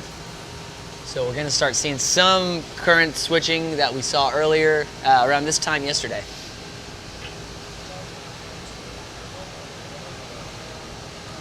Yes, you mentioned the Yorktown. We have to be really, really, really thankful to the Yorktown and the people on the ship. They've put us in a great place for our studios here, and they've really done a lot and worked with Greg Fisher on the unique needs to run this event. And, you know, Lightwise, very lucky because they've got an incredible,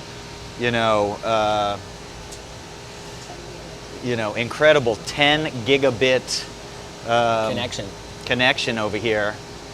And yeah, it's called a 10 gigabit fiber backhaul on the ship, and that made projecting this much easier for John Colby and the Lightwire folks. Yeah, we broke away from that Georgetown-Stanford race right there at the finish, but I don't quite know, Navy-Stanford race in the orange and blue. I don't quite know how it wound up. Last we saw, Stanford was pushing, threatening with a 2.34, and Navy was running away with a 1.45, but looking at how the boats are coming away from that finish line, I'm not quite sure if that was the case.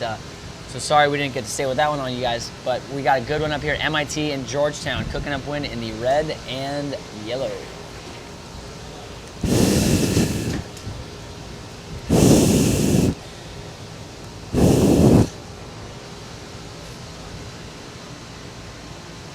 Yeah, I think Navy got that 2.34.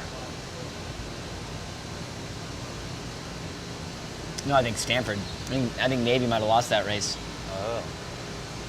Was Stanford was in blue? I'm sorry. Stanford was in blue. I'm sorry. Yes, I'm sorry. Was in orange. They change boats every time, and I, for some reason, got that mixed up. So MIT, Georgetown, I think a win here as we start to reach the tail end, the bottom third of this final 8 round. Looking at the scores, Georgetown, I think, is pretty much solidly going to advance to that final 4 round. MIT, I don't think that they'll have what it takes. Not enough races left. They're sitting at 9 and 10 and 8 at the moment. So I think it might just be not enough. But you know, MIT, talk about a program on the, always a force up there in the NISA district. It's such a hard district to get out of to qualify because there's so many other good teams. And this is their first time at the Team Race National Championship ever in the history of their historic program. So shout out to them. They've got a couple young bucks out there that I think might be seeing MIT again in the future. Yeah, don't they sail those Fireflies out there? Those Fireflies, British Turbo boat FJs. Yeah. They get weird up there in MIT. Yeah, I think it's kind of neat sometimes these colleges decide to pick a boat like the Lark or whatever and go with it, and it's totally different racing than the standard FJ 420 racing that, a lot of people like to do the same thing all the time, and not on some of these programs. They like to do something completely different, so they went out and got those Fireflies. And I know my kids liked them 2 weeks ago over there at the high school nationals. I've sailed a Firefly once, and I did not enjoy it very much. A little too crammed for me. A little too, not enough leg room. Not enough leg room. So Georgetown, it looked like MIT rounded with a 1. Oh wow, very far one. Boat number 3 on the left-hand side of our screen, very far ahead. So a 1.46 maybe for the Engineers. A win here. Again, out of contention to make it into that podium. But just a confidence boost. They could play spoiler for the Hoyas. That's something that the Bulldogs of Yale and the Charleston Cougars at the moment wouldn't mind getting some of the pressure off of their backs. Yeah, it looks like MIT's got a moment of truth coming up right now. Let's see if this young team can pull off the pass back and at least push one of these guys back. It's not real realistic to ask them to take out 2. Well, frankly, all they really need is 1. If boat number 1 and boat number 2 are able to get some sort of stranglehold on this Georgetown boat, can't quite make out the sail number, they're going to push that into a 1.45 combination.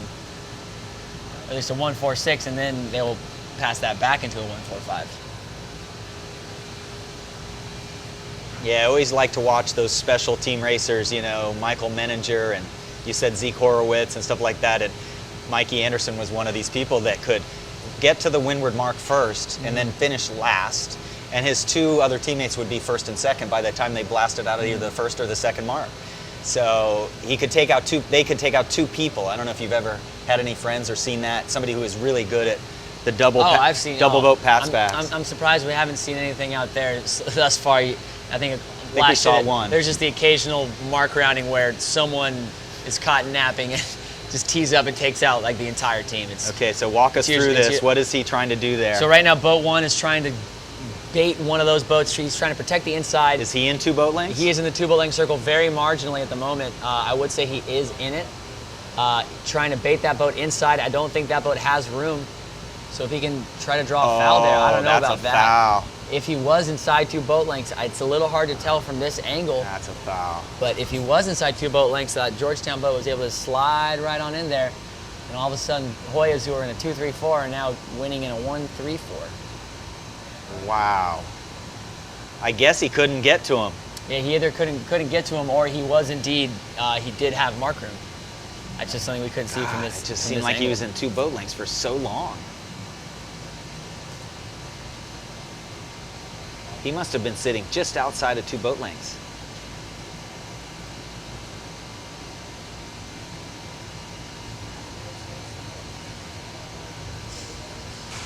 Well, they didn't pull it off.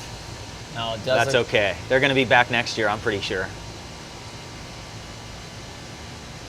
The Hoyas are going to get the win here, and that's probably going to lock them up to make into that Final Four, which is shaping up to be a Cougar, Bulldog, Hoya, Eagle love fest.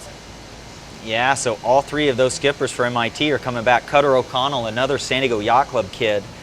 Cutter was just one of those kids who's just always at the yacht club and just slowly got better and better, and look at him now. He's skippering. Ty Ingram is a junior. Oh, Alexander Stewart is a senior, actually, as a skipper there at MIT.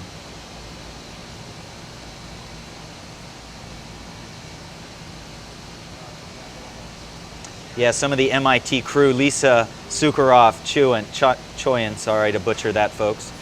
Jordan Legaric, Samina Shafiullah, Jordan Ladd, and Paige Omara.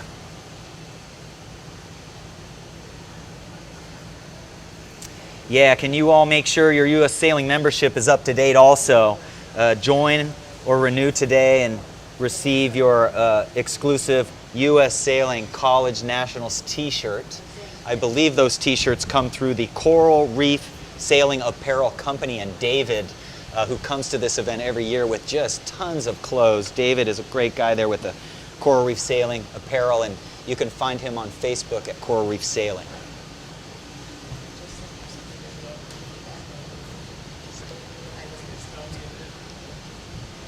So again, get your College Sailing Nationals t-shirt today. Join today at ussailing.org. Might have been another hiccup in the rotation as the next flight is just now making their way out to the race course as the Hoyas do indeed hold on to topple the Cardinal, or the Engineer, excuse me. Engineers, plural. Stanford, one of those teams that it's not a plural mascot, you know, it's just the Cardinal, you know, there's like... Yes, they are a color. The Thunder, the green wave of Tulane.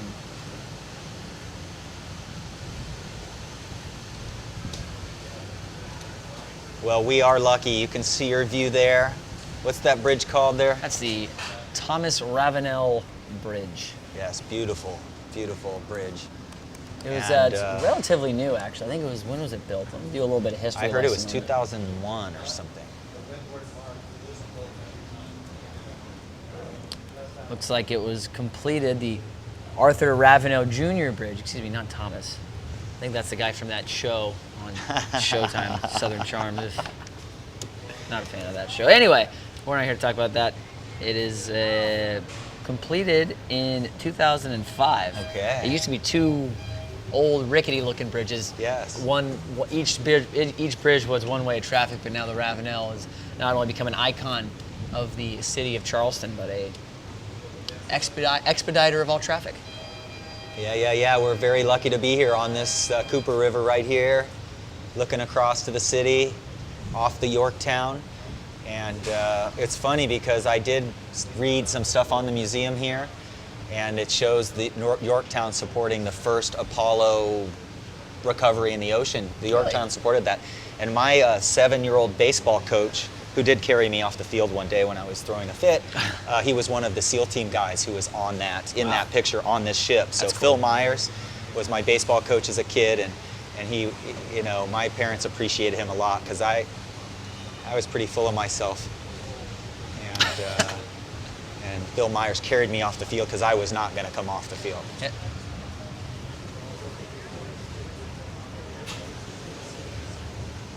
Yeah, Brooks, so you're the guy, you're the team race enthusiast. You did the team racing, all of this. You know, what are you thinking about right now going into these next races? What would you be thinking about if you were one of the, say, 3rd or 4th place teams? I mean, if I'm in 3rd or 4th, I'm still thinking that there's still a shot. The racing is still, there's how it's going to, still a little bit of racing left here in this gold round. But if I'm sitting in 3rd or 4th, you still have a shot. For a lot of these teams, it's all about getting on the podium. Again, that foul trophy we were talking about during the women's broadcast, it's accumulation of all of the results over all of these national championships from the fall and the spring. So a lot of them are playing for that. Everything counts. And of course, do you want to win or you just want to get the podium? Just anything, especially for some of these kids that, always, they'd be happy for just a podium finish. And there's the other ones, the Cougars and the Bulldogs, they're sitting pretty up there at the top right now. We just keep their composure. Don't change anything. Let's just keep doing what we're doing. There's no need to do a big pep talk or just everyone knows what they need to do. And these teams at the bottom, Hobart, MIT, and it sucks, but not going to make that Final Four. It looks like, and just go out there and have fun, especially the seniors. Enjoy it. So I miss the heck out of college sailing. You don't get to sail every day anymore, and it's enjoy it, especially down here. Some of them don't get to sail in the co-ed just because they're on the team race squad, not the fleet racing deal. So just enjoy it, And who do we have coming up? That's a great question, John. We got a BC Eagles versus the College of Charleston Cougars. Oh boy, I am fired up for this. I am biased towards Erica. I'm really big. I have 4 girls from our program that just went to college, and a lot of girls, and I'm really big on female sailing. I think it's just so crucial to have women on our boats and have a lot of women sailing. So let's make it fun for everybody.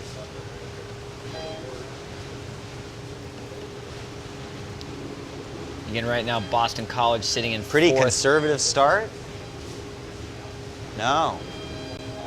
Yeah, 5 was definitely over there, John. I know we were talking about that horn thing earlier, but I think that was definitely an over early, and it looks like the race committee agrees.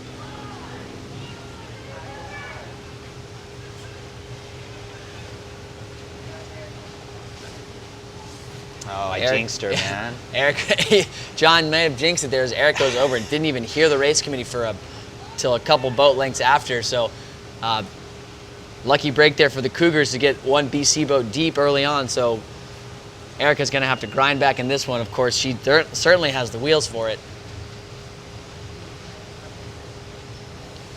And must have been another incident there. We're following that umpire boat right now on our screen. Must have been a green flag. I don't know what the incident was, but it was indeed a green flag.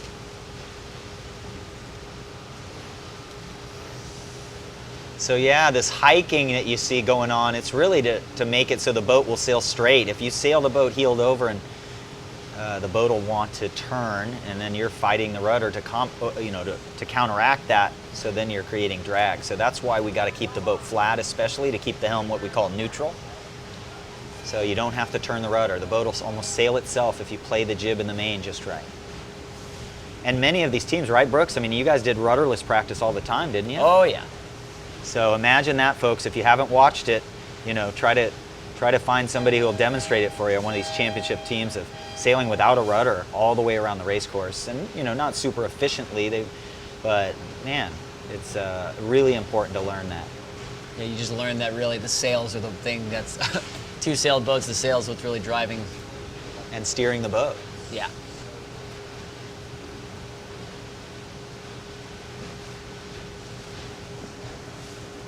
So this looks like a 2-3-4 for, I'm sorry, I forgot who the orange team is. Charleston. 2-3-4 for Charleston here. Doing a good job hammering on 4 to get 12 ahead. It is just going to happen very soon.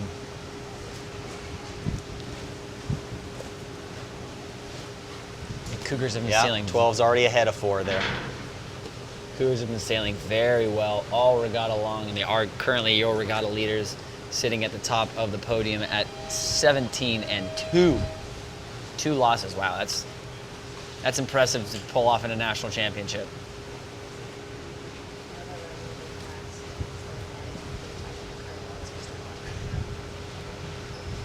So as the ebb is trying to make our way through, I think we're going to start to see flood tides start to happen, obviously after the ebb tide. But what we were talking earlier with Mr. Walters over there, harbor pilot, and he was telling us how in the shallower water it tends to switch a little bit sooner than it would out in deeper water. So I think closer into the Yorktown right here, we might somewhat soon start to see a little bit of not only current relief, but current coming in, pushing that from left to right on our screens. Yeah, I'm noticing the range isn't changing as much as I watch the boats from behind. Yeah, so the College of Charleston, Stefano Pachera, a junior, Jack Cusick, a senior, Christoph Killian. Where's Christoph from, do you know? He's from Balboa, he's from Newport. Oh my goodness, another one. What about Jack, where's he from? I think he's somewhere up there in New England, okay. I think. Yeah, amazing crews they develop here too. What do we got up there? Cougars appear to have rounded in a 2-3-4. It's been their bread and butter all weekend. Yep. Yeah, the crews there at College of Charleston sailing this event, Grace McCarthy, a San Diegan, Chloe Dapp, a Newport Beach person, Annabelle Carrington, Caroline Bracken, and Elizabeth Penburton. We interviewed Mac Dixon yesterday. He's going to be a team captain next year. Elizabeth Penburton will be the other team captain next year. Elizabeth Penburton. It takes those special team captain kids, for all of these teams to kind of develop their own leadership skills, but also keep the team on track. A lot of times the coaches want the kids doing as much on their own as they can, as we do in junior programs sometimes. No less. comment. So Reinke has been playing catch up this entire race, just trying to fight her way back in to help out their teammate in boat 4 to try to get back into it. And it looks like she has done a pretty good job of catching up again. Yeah, that laser experience reaching, I think she seems to be really quick on these reaches, when they reach.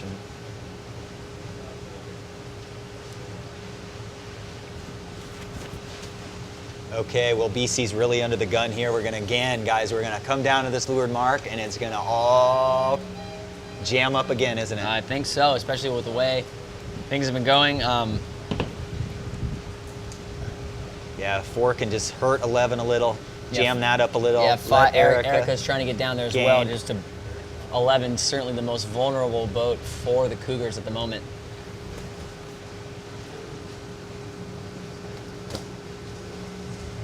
Yeah, so we still think the tide's ebbing a little. We still have some reverb going on over here. The race committee boat's still hung backwards over here, but we're definitely going to see the slackening of the tide here as we go along the next half an hour. It's going to slacken a lot, and then with that, we're probably going to see the sea breeze come in a little bit as the tide changes. Yeah, boat 4 slowly reeling in boat number 11 there for the Cougars, but I don't know if it just might be a bit more of an illusion.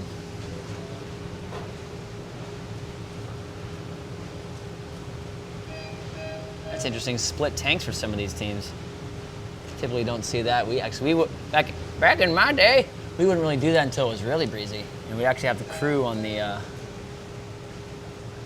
crew holding the jib and the skipper pumping the main. Huh. Clearly the game done changed. Yes. Really?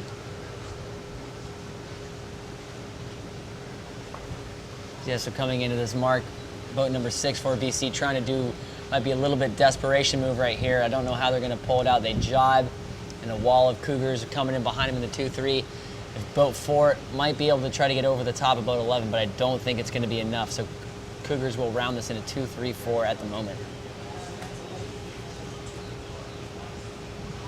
Yeah, so we talked about getting the 2-3-4. How do we defend the 2-3-4? Once you're in it, you mean? Yes, once you're in it. So we're going to see it actually, well, in theory, as they round Mark 4, where it's going to set up what we like to call the weave. It's basically a coverage scheme where one boat is dedicated to the right-hand side, one boat dedicated to the middle of the course, and one boat's dedicated to the left-hand side.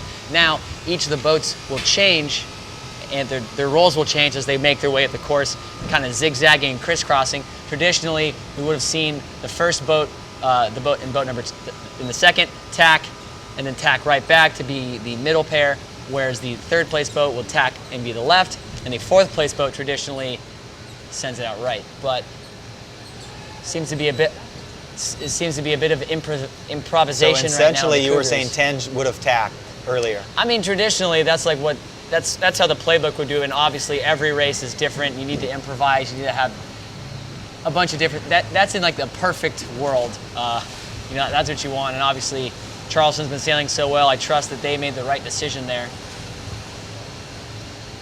But if you're trying to catch back up here in the 1-4-5, if you're in a 1-5-6 chasing, if you're in the 5 and 6, all you're trying to do is start forcing the team to tack. Make the boats tack. You want to do a lot of maneuvers. Try to get the pairs unbalanced. Try to get your teammate outright. That's split out.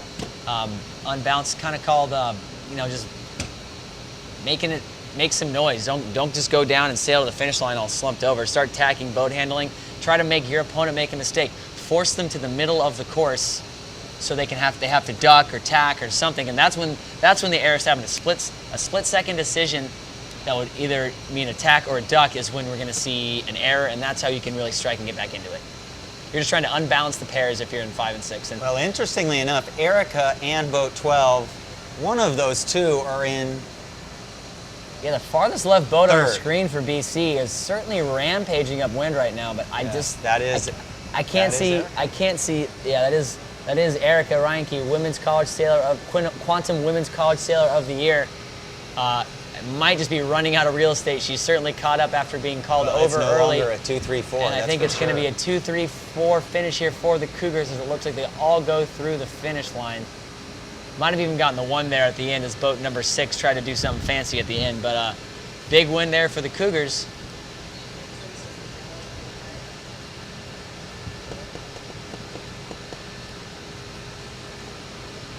Who just did penalties? Yeah, hold on. It looks like one of those Cougar boats, though, is chatting to the race committee, trying to whip off a 720, so maybe they got flagged. Can't quite see what's going on over there. Maybe there was a late penalty.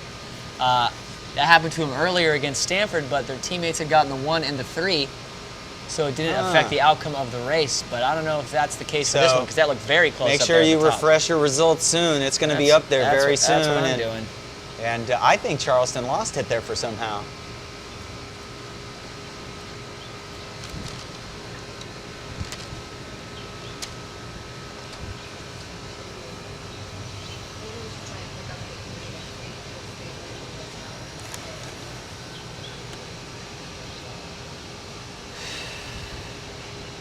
Yeah, so just as I suspected, if you go to Windfinder, and you will see that the forecast is for the wind to increase here in the next. How long do we have to go today? How much more races do we have going? Charleston, BC was race 140 of 148, so we got 8 more races in this round, and then we got to do, I think 7 races in the final 4.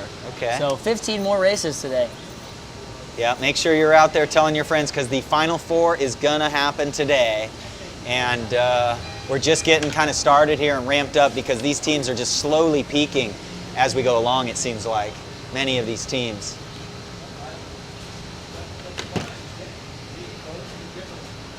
So what do we have up there now? We've got Upwind, Hobart and Williams rounding the mark Smith right now. We colleges and Hobart and Cardinal. Stanford in the pink and the green. Yeah, so what do we have? It looks like Stanford might have a slight advantage here with a 1. It's tight. Stanford definitely has the 1, but maybe Stanford's got a 1-4-5? That's what I was guessing, but maybe a 1-3-5, hard to.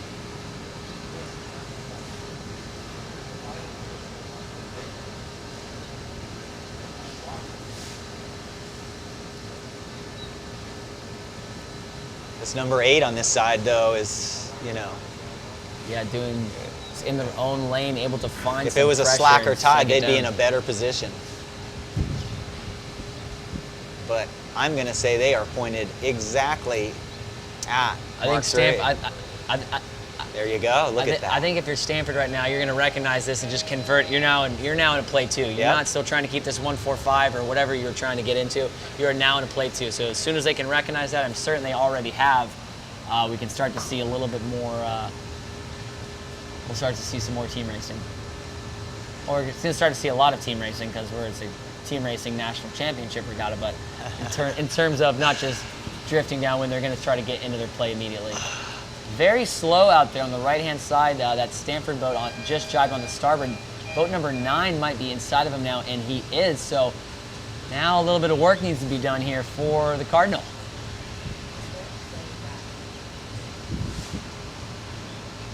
So we're seeing these boats up there in the front of the race. It's called playing back. Because in a fleet race, you just head down, forward, how fast can I finish the race? Playing back is when all the action is going to be behind you. No reason to go forward anymore. You got to make a play behind you, so it's quite literally play back.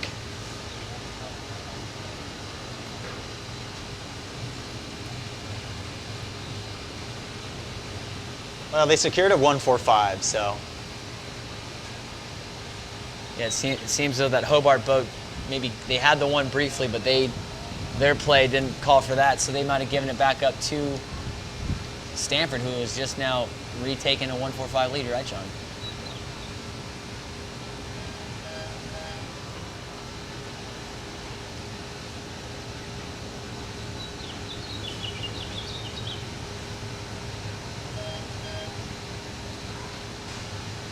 Haven't really seen any carnage or wipeouts or any collisions for that matter thus far, John. Early in the season, you got some funny stories about some mark roundings and downwind and some breeze that gets a little hectic, and like a particular incident at the 2011 Graham Hall. We were in a race against Boston College and absolute wipeout at the leeward mark. But I think at the Nationals now, everyone's kind of gotten all the cobwebs off, and they come here to play no more mistakes, and I think that's showing. So it looks like boat 13 is spinning for Stanford. There.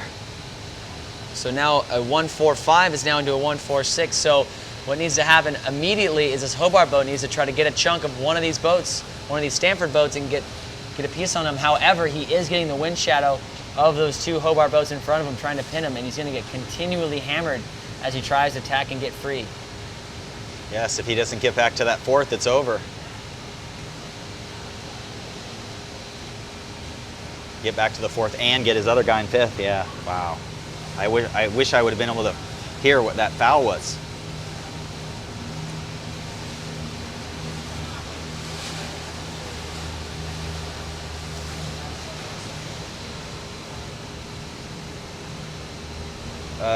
Well, I think, what are they in right now? Stanford looks like they're in a 2-3-4 actually after they cross that boat, maybe a 2-3-5. Yep. 2-3-4 and 2-3-5 are obviously 2 winning combinations. But the 2-3, Hobart's in pink, not Stanford, excuse me. Yeah, Hobart is in the 2-3-5. I had just confused those 2 teams. I'm sorry, folks. But the 2-3-5 is still a winning combination, but it's very not stable. I think though, if you find yourself in a 2-3-5, the immediate play is to get yourself into a 2-3-4. Like, there's no coverage, no gapping, nothing of that nature. Just get yourself into a 2-3-4 as fast as you can, and that's the bread and butter, and that's what you know. You do see 2-3-5s on the finish cards a couple times in the final results of some races, but that's just because some events transpired right at the end of the race, and there's no time to do anything else, and that's just the S word button, and finish the race, and let's just get this one over with.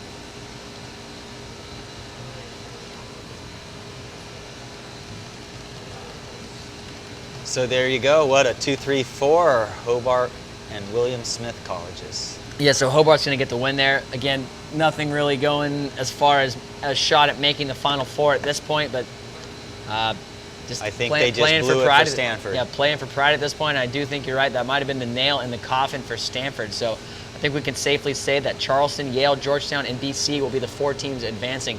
And looking at tech score just refreshed, it looks like that race that we weren't sure how it ended up, BC Charleston did indeed lose that race to Boston College, so that boat that had to go back and clear themselves after the finish must have been costly, as they finished with a 2-4-6. So what that means for the big picture is Yale and Charleston are now tied at 17-3.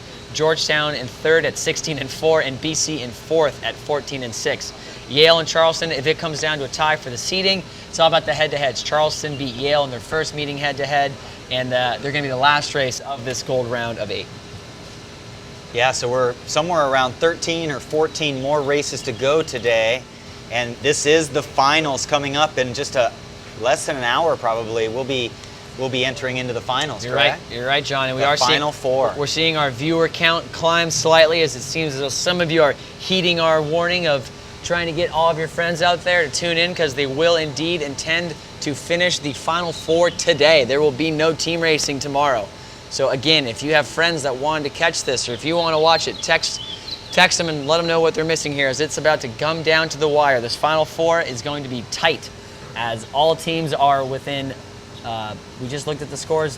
First place has 3 losses, and fourth place has 6 losses, and there's still plenty of racing left. Yeah, maybe Navy can win this race and end up solidifying 5th place. I think they'd be relatively happy with that. Yeah, I think they would too, but let's see. Yeah, so Navy and MIT, obviously 2 teams that are getting, as we just gave the little spiel, Navy is out of contention for the final 4. MIT is currently sitting in 8th. So 2 teams kind of just playing for pride at this point. I think Navy, a little disappointed in themselves, just how they've been performing all season compared to how they've been playing at the Nationals. A 5th place finish, maybe a 6th. Not what they were hoping for when they were strapping up down here in Charleston. Yeah.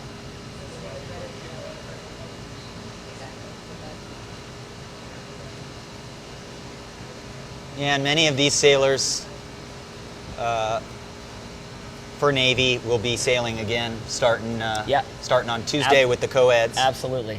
And just so you know, we will cover the last 2 days, the championship of the co-ed nationals, June 1st and 2nd, Thursday and Friday. June 1st and 2nd will be coverage here, provided by Granite River Studios and Deegan Media, powered by U.S. Sailing. So again, Thursday and Friday, you're going to want to be on the live stream. Make sure you click on there, get notified, get it on your Google Calendar or on your Outlook calendar, and so you get a reminder. Thursday morning, if you're on the West Coast, it's going to be 7 a.m. We'll be in the 18 top co-ed teams there. That's right. MIT and Navy coming down one right now. Navy in the red, MIT in the yellow. Navy seems to be in somewhat of control. They have the 1 and it looks like a 3, potentially a 4. Yeah, I think 145 for Navy right now. Overlap for 135. Yeah.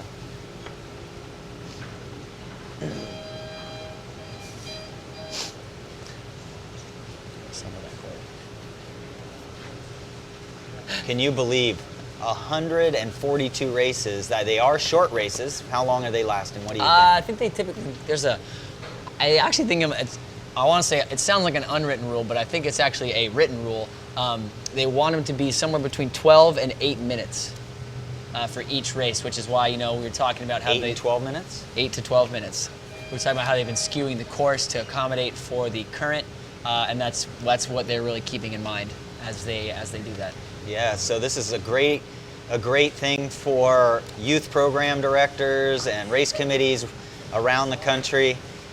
There's always this issue with, are we setting too perfect a courses or whatever? If you can get 142 or whatever races in a weekend, even if they're only 12 minutes long, we should be able to get 6 to 8 races in other regattas. So let's throw some buoys out and blow some whistles and start racing.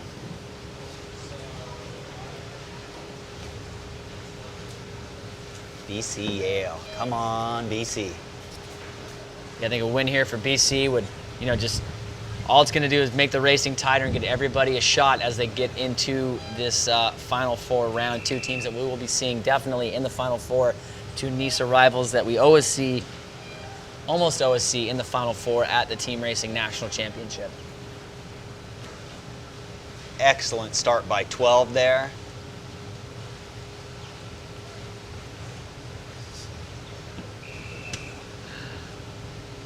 Guy, the Cito guy that just waved at us up there, that's my buddy that I'm staying with this weekend. Oh, great. Also here in case the Cito is needed for any of the Z420s out here, conveniently.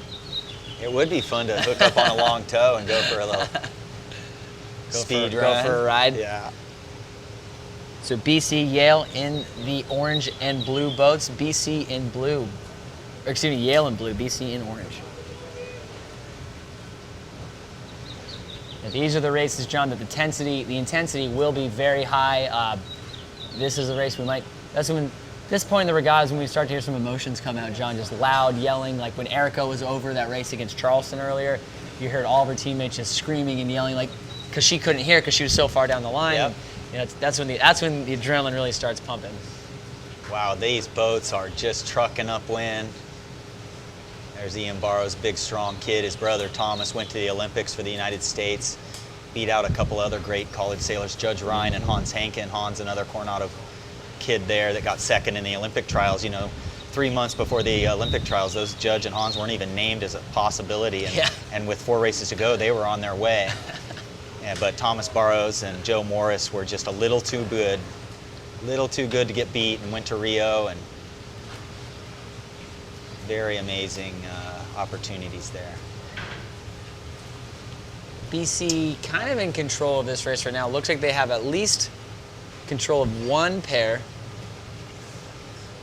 That's a great shot of Malcolm Lampier, an All-American from Yale last year in boat 4. He's also spectacular laser sailor. You know, he's a big, strong boy, and even in light air, Malcolm seems to do all right, even though he's 175 pounds.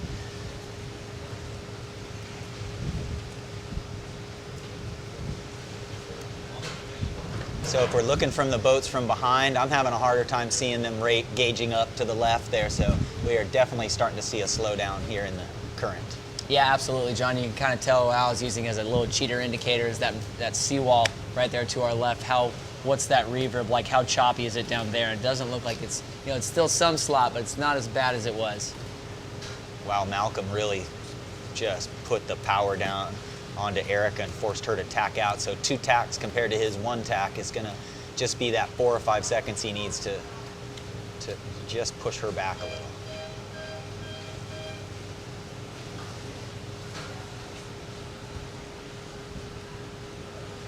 Now, these last couple races in these in this round will be some of the more exciting races as they're seeded. The top teams race the other top teams later on in the round, just based off like a seeding formula. So the last race will be Charleston versus Yale, which was the 1 and the 2 seeds going into the round. We're seeing right now, we just heard some starting horns for Charleston, Georgetown, and then BC Stanford farther down on that. So they do that so that they're increasing their chances of having the 2 best teams race in that very last race. That's why they set that up. Correct. Cool.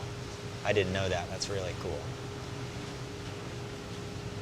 I mean, you can kind of figure out, based off of the seeding, you can kind of figure out what you could hand write out a rotation. It's just a question of what boats they're going to do. I bet you we could guess what the rotation is going to be for that Final 4 round. Yeah. Well, Yale's really been on their game today. They haven't really been threatened very hard. Yeah, it's just Yale's really shown up today and kind of turned on their light switch. Yeah, for a while there yesterday, they were looking a little shaky at times. You know, people were expecting them to come in, who's going to dethrone Yale, but a couple losses early on and shown to be vulnerable. And certainly out here, this might be the tightest. Last year, like I was saying, I think Yale had the event clinched going into the Final 4. But right now, as it stands, it looks like it's going to be very tight. That was amazing watching Malcolm over trim his main on a boat coming from behind there. Her boom actually swung all the way across the boat because he just vacuum bagged her. BC busting off as quick as they can here. There's Scotty Sinks. You can see his crouch style. You can know the skipper always kind of got this shoulders hunched, head down style. Yeah, he is a picture of focus all the time there, Scotty Sinks. And trying to catch up, but those Yale boats and boats number 5 and 6 are just so far ahead. I don't know if BC is really in a position to catch up. Well, they look far ahead from here where we're sitting. It's hard to tell. And that's a nice camera angle for us. Boat 11 might be a threat on one of those boats if they get a lull like boat number 5, just in their own vein of pressure. But barring that, I think Yale's going to be pretty happy with this one as we get closer to Mark 3. You know, I don't know if they talked about it or not, but it just seems like Yale downwind today has just been able to just not lose distance. And that was yesterday. It surprised me a few times. I mean, I'm just a believer that if I'm 10 boat lengths ahead of somebody, I'm sailing the exact same type of boat as them. Unless something crazy happens, I should be able to stay that far ahead. Good enough to get that far ahead, good enough to stay that far ahead, but I know the positioning thing that everybody loves to do, that inside position move. Yeah. But Yale downwind, at the women's nationals, they were dominant downwind, man. They really won that regatta a lot because they could pass 8-10 boats on the runs. So I think we'll stick with this one here as they get to the leeward mark, just to make sure there's going to be nothing too crazy. But right up next, hearing starting horns right now, is Charleston, Georgetown. Currently, Georgetown sitting in third. Cougars, of course, sitting at the top. Going to consolidate things. I don't know if that Yale race is over, but it's looking kind of over to me. Yeah, I don't think Yale's really going to be put in a position that Boston College isn't really. They have that 5, they have that 4 gap, so I think they're going to be pretty comfortable right now as they make their way around the final turning marks. Yep, so there big you one go. here, We've Charleston, got Georgetown. Georgetown in the green, Charleston in the pink. Looks like Georgetown got off to a little bit of a dominant starboard tack advantage here. Here comes a good port starboard here between 15 and 18. Yeah.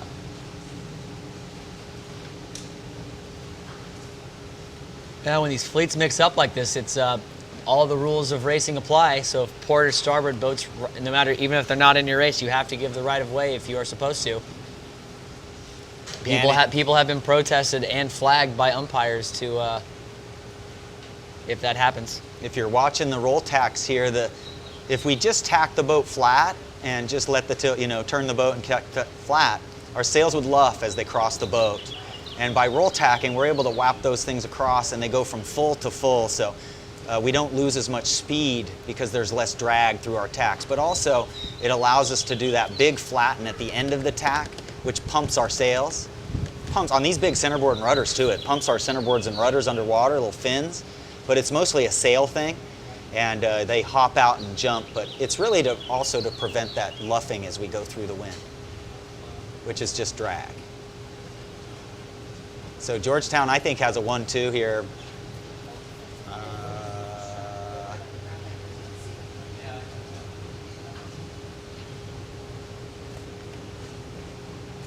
Georgetown in the green, those 2 boats shipping Yes. it hard outright. I think you might be onto something there, I think John. they got a 1-2-4 is my call on the green sails there.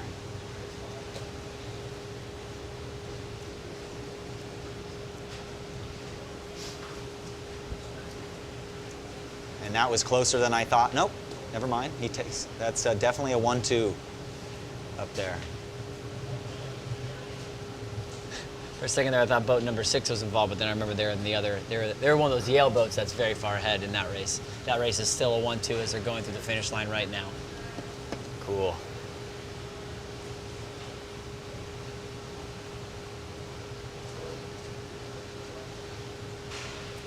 Well, Charleston's got some work to do, brother. Yeah, a lot of race course left, John. Yes. Georgetown does seem to have a bit of a stranglehold. This might be the biggest deficit the Cougars have seen thus far all week. Yes. Chasing a 1-2-4-ish, It's a 1-2, yeah. or a 1-2-3, 1-2-4 around Mark 1. It just depends on if that one Charleston boat up there can get. Yeah, boat number 8 is a big threat right now. I mean, not so much a threat as more of a nuisance causer potentially.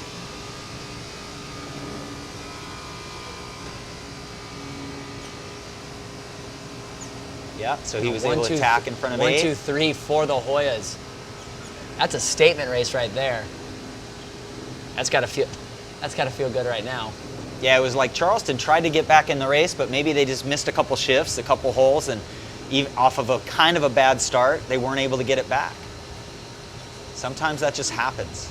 Yeah, we're going to see that third Georgetown boat start to slow up here, make this mark rounding last very, very, very long, push all 3 Cougars right back behind them, and let their teammates in the 1 and the 2 run away. Very disciplined play. That's the play right there. You know, 1 or 2 Cougar boats might get around just because you're dedicated on one, but other than that, that was a great job by that Georgetown boat.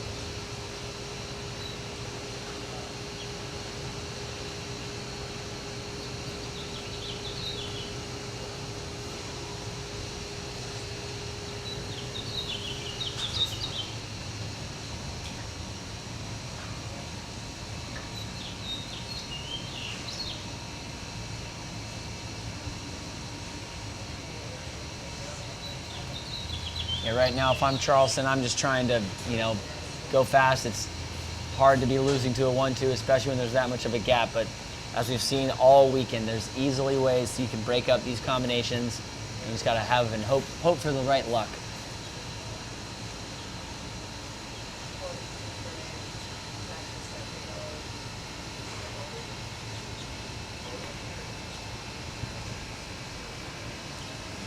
Wow, so that doesn't look like it's going to change either.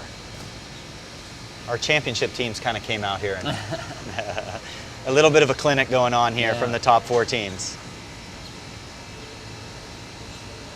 So if this result holds, Charleston and Georgetown will be tied at 17-4.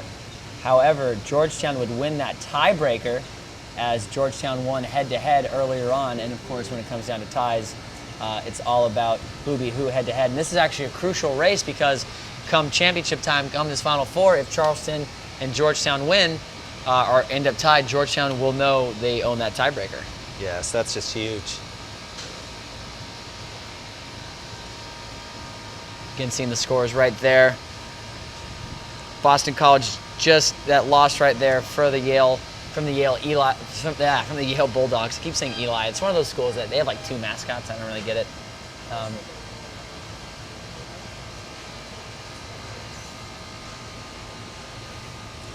So we just received word from the race committee that they're going to roll right into the Final Four. And they will be rotating boats every single race. Sometimes you see they just stick with the color just for the sake of expediting and firing out these races. Teams stay in the same color all the time. But for the sake of the regatta, we're going to keep it going as we have been, rotating after every single race. And again, they're going to roll right into the Final Four here as we wind down in this final 8 round. This is race, Georgetown Charleston is race 144. So there are 4 races left of this round.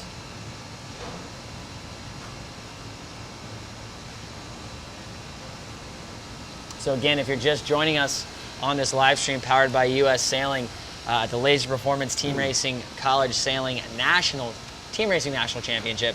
Welcome, I'm Brooks Clark. With me up here in the booth is John Rogers. And again, typically it's a 3-day event, but the race committee and PRO decided that they wanted to hammer this one out today. Got through the rest of the preliminary round, and we've been rolling through this round of 8. We're going to kick it right into the Final Four. So if you got friends or family that are planning on watching tomorrow, tell them to tune in now because they are missing all of the action. Yes, and good time to just continue to thank the sponsors and thank all the people, the cameraman, Colton and Corey out there, Harry, right here on the ship in front of us. You know, Greg Fisher's done a great job here.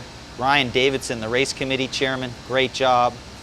So are we covering, Brooks, are we covering trophies this afternoon too? I don't know, I'm just focused on the racing right now, John. Okay. So we'll be giving the Walter C. Jack Wood trophy to the winning team this afternoon. And I believe we'll be covering that as well. That will be live. So make sure you're not only watching the Final Four, but if you're from these top 4 schools that are going to come up, make sure you get all your friends together at your college, put it on the TV, put it at the yacht club bar, and get everybody celebrating with your top 4 teams there. Yeah, I was chatting with Chuck Sinks earlier on the dock, and he said they had us up on the big screen in the San Diego Yacht Club bar yesterday. So if you guys are all tuned in right now, how you doing? Yeah, I owe a lot to that program too. Even though I was a Coronado kid, I moved over to San Diego Yacht Club for a little while, you know, between ages 13 and 18 to take advantage of the couple, Randy Lake that I sailed with and Charlie Jenkins and you know, watching that program with George Szabo and some of those kids. They deserve a lot of credit for how many kids they developed. That program is one of the top 5 junior sailing programs in the country. Yeah, just quick checking up on the Baker team race, the high school team racing national championship also going on this weekend. Looks like that race is over. Winning that is Antilles at 8-2. Tied with them is Point Loma. The Pointers also sitting at 8-2, but it looks like Antilles won their tiebreaker head-to-head. Milton Academy Mustangs in 3rd at 6-4, and my alma mater, Newport Harbor High School, rounding out that Final Four at 6-4. So shout out to all these rock star team racers. I'm sure we'll be seeing them out here one day at the Team Racing National Championship. Yes, and we're right here with MIT and Hobart and William Smith colleges, I believe, in their final race of the championship. You're right, John. This is the last race for a lot of these teams, or half of these teams that aren't advancing to that round of 8.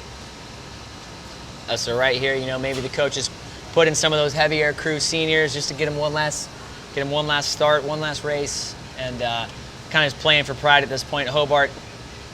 Wow, all these teams at the bottom half are at 11 and 10 record-wise. So again, it comes down that foul trophy we've been talking about. Yeah. Every position matters. So MIT could, if a win here, put them right in the mix with all those teams. It has just been an incredible event. I mean, I can't believe how tight this has been. These results, 5 teams potentially tying there for a while, and now we've got several teams tied, out of the top 6 or so. Yeah, and I don't know if a complaint is the right word, but it's kind of not the best television, not the best viewing when, like I said, I think last year Yale went into the round, already clinched the victory, and you see that sometimes at regattas, but that's certainly not going to be the case this year. Yes.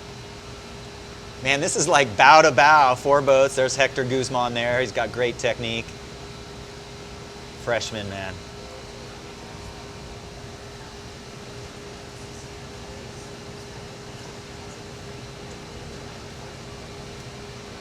So they will be doing a redress hearing between Boston College and Stanford. That race happened earlier. Not quite sure what the incident was, but we'll try to get some information on that.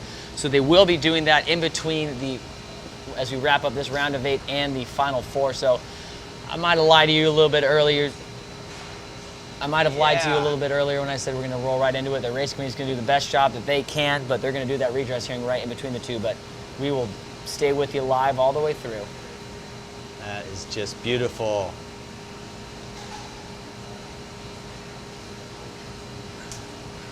So updating the scores after Georgetown just knocked off the Cougars.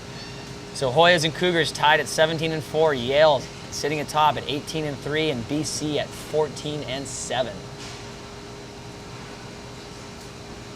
Yeah, I think they know they're on tape right now, and they are showing it all. Yeah, you see the crew there. As soon as that light spot hit, you saw her looking out of the boat. What's going to happen next? Hector relies on that, man. He needs these skippers need crews that can help them figure out this streaky breeze. Yeah, we've seen it a lot in some of these close-up images that have been stellarly provided by a rock star camera crew. You see, like, the crew's very active, pointing and trying to dictate. You almost look like a point guard or like a quarterback going up to the line of scrimmage, trying to dictate what the next move is going to be, trying to be a second set of eyes for the skippers. And that's when you think the most rock star combinations, of skippers and crews, the dynamic duos, those are the ones that just can finish each other's senses. And they just know exactly where it's going to be, who to trust, and how they can trust them. They just know they're going to make the right decision. There you go, HWS with a 1-2-5.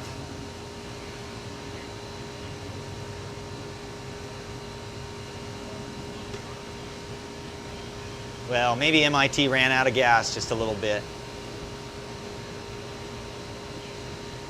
Maybe the other team just raised their game a little more. Well, this race is exciting because we're talking about 2 programs with some young talent on the rise, back in the spotlight, and this is a fun one. These kids will probably be racing each other a lot the next couple years. So maybe a preview of what's to come.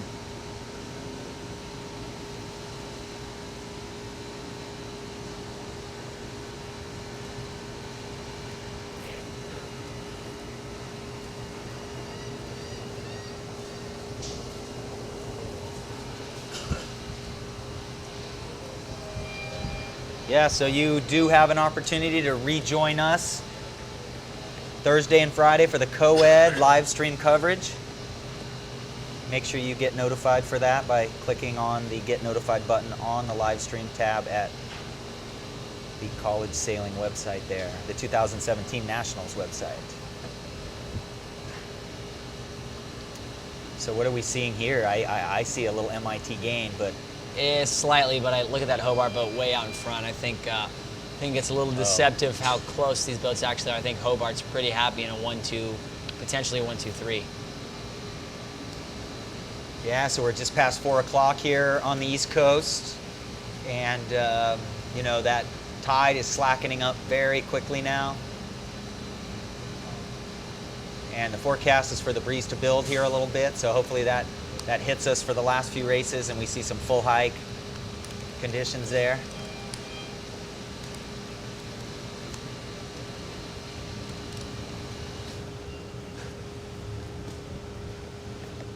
How's the chat going over there? Is there? Are there people chatting? Oh, there we go. The Ventuski website is back up. We definitely have more than 4 knots over here, so that I'm not sure what that 4 miles an hour means over there. But what a great site for you guys. You just anywhere in the country, type in your city and up to the date wind vectors. The longer the vectors offshore out there look like about 18 knots, and then the shorter ones here, 7, 8 knots. Yeah, those of you that are tuning in, we do have a little chat feature on the right-hand side of the screen if you're watching on the live stream website. Say what's up. We're checking it every so often. And if you got questions for us or anything you want to say. Yeah, send in your prideful comments about your children or anything who are sailing in this regatta. If you're an alumni of one of these schools, you know, give them a cheer, and it's fun for us to read what people are writing. Or you can be mean too if you want. No, don't be mean. I don't want to deal with that right now. I'm on vacation. Yes.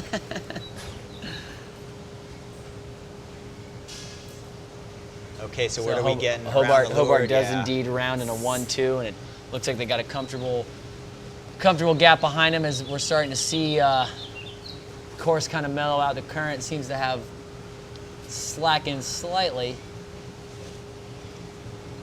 What is this blue and orange race in front of us? Blue and orange race just off the line would be BC Stanford. So the I don't know if you called it a protest, that hearing that you're calling for would really be for BC to gain one race or something? I'm not quite sure if I heard shades of a radio call. I just heard the words BC and Stanford, but then I realized that BC and Stanford hadn't even raced each other yet, so maybe they're both involved in redresses. Aha.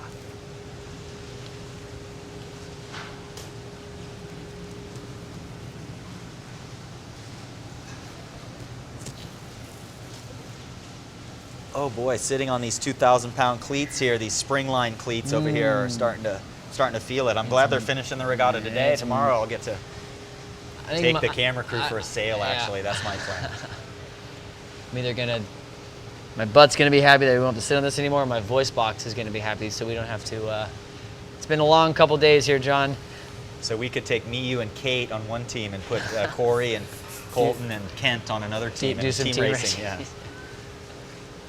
I think we'd win that one. We'd make ourselves feel good about ourselves. Yes, sometimes I wonder about that. People getting very excited about beating people, and then I'm walking in my door going, oh, well, everybody they beat was maybe not quite so skilled, not to take a lot of pride in, you know.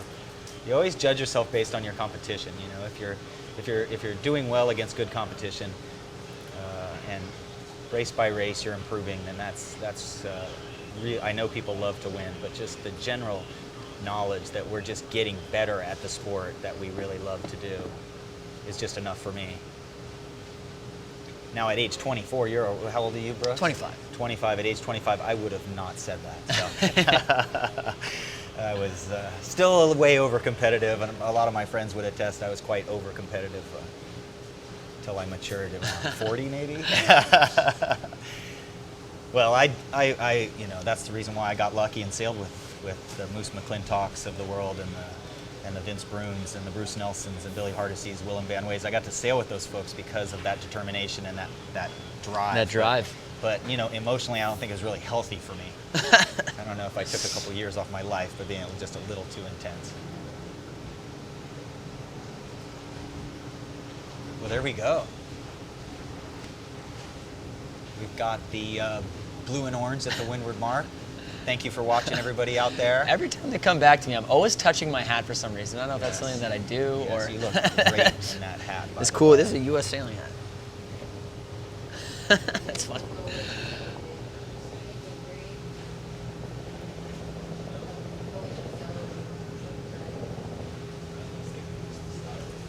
So yellow red boats, I do believe that Hobart held on to that win.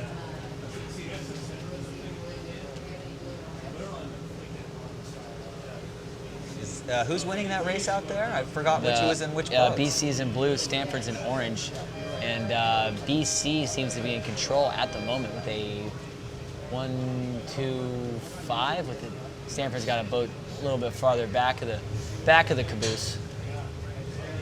Well, we do have to say Stanford has really been in a lot of the races. You know, they got Jacob Rosenberg, you know, former 29er sailor and good team racer, but just a freshman. And they also don't have the competition out there. They do travel to the East Coast for some competitions, but again, they just maybe not getting pushed quite enough as the hard as the other teams is just showing just a little bit. There's Will Ladow, the the Pacific Conference Skipper of the Year. So BC's looking going to take this win. If they hold on to this, looking for a big win here against Stanford.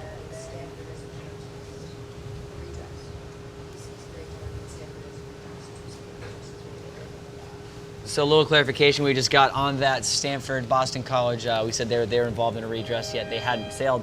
BC has a breakdown hearing, and Stanford has a redress hearing. Not quite sure which races these are involved in. So BC is going to have to convince that committee that what came apart, whatever it was not preventable or decipherable before the event. So if something came out that they could have fixed, even a ring ding, they will not get the breakdown points. If it's something else they couldn't control, then they will. And then for Stanford, they are basically protesting an act. I'm going to guess it's an act against an umpire. I think an umpire, somebody, according to Stanford, somebody on the race committee or the judges prejudiced them, so they're going to file for redress. Well, I'm curious to know what happened. Right, BC and Stanford are both racing each other at the moment, so that's two teams that might put a quick hiccup in this rotation as the race committee is in trying to roll right into the Final Four. Looking at these races, though, thinking about what race it might be the breakdown in, it's got to be a loss for both of these teams. So it's either BC, Yale, Georgetown, Hobart, or Navy, because that's a race that they would file for the redress that they want to overturn to have get one less loss. And then Stanford, it could be a race against one of the teams in the Final Four, and they're going through with it because they want to have an effect and make sure that everyone's racing properly.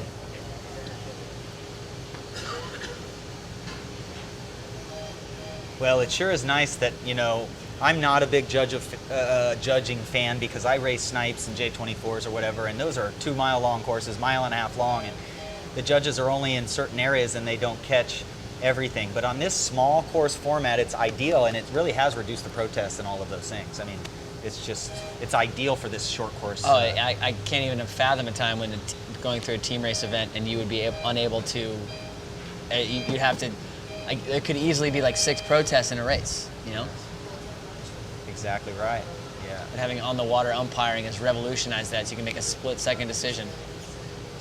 Really, the United States, thanks to U.S. Sailing, has really established that certification system and created judges and international judges and everything. And man, we are lucky that we get folks that are willing to come to these events, like the U.S. Youth Championship that we just hosted out in San Diego. Those judges fly out from all over the country, and they're away from their families, and they're out there for a week, and we're very lucky to have volunteers that do that. A lot of them, they don't get paid, and a lot of them pay a lot of their own stuff. Yeah, it's fun. You start to develop, see all the same umpires at all the same events on the weekends, and they're enthused to be there. And so it's always fun to see no matter what event, if it's a college event or another event, it's just always good to see some familiar faces. So BC again in the blue boats, Stanford in the orange. BC holding on to that 1-2, it seems, around Mark 4.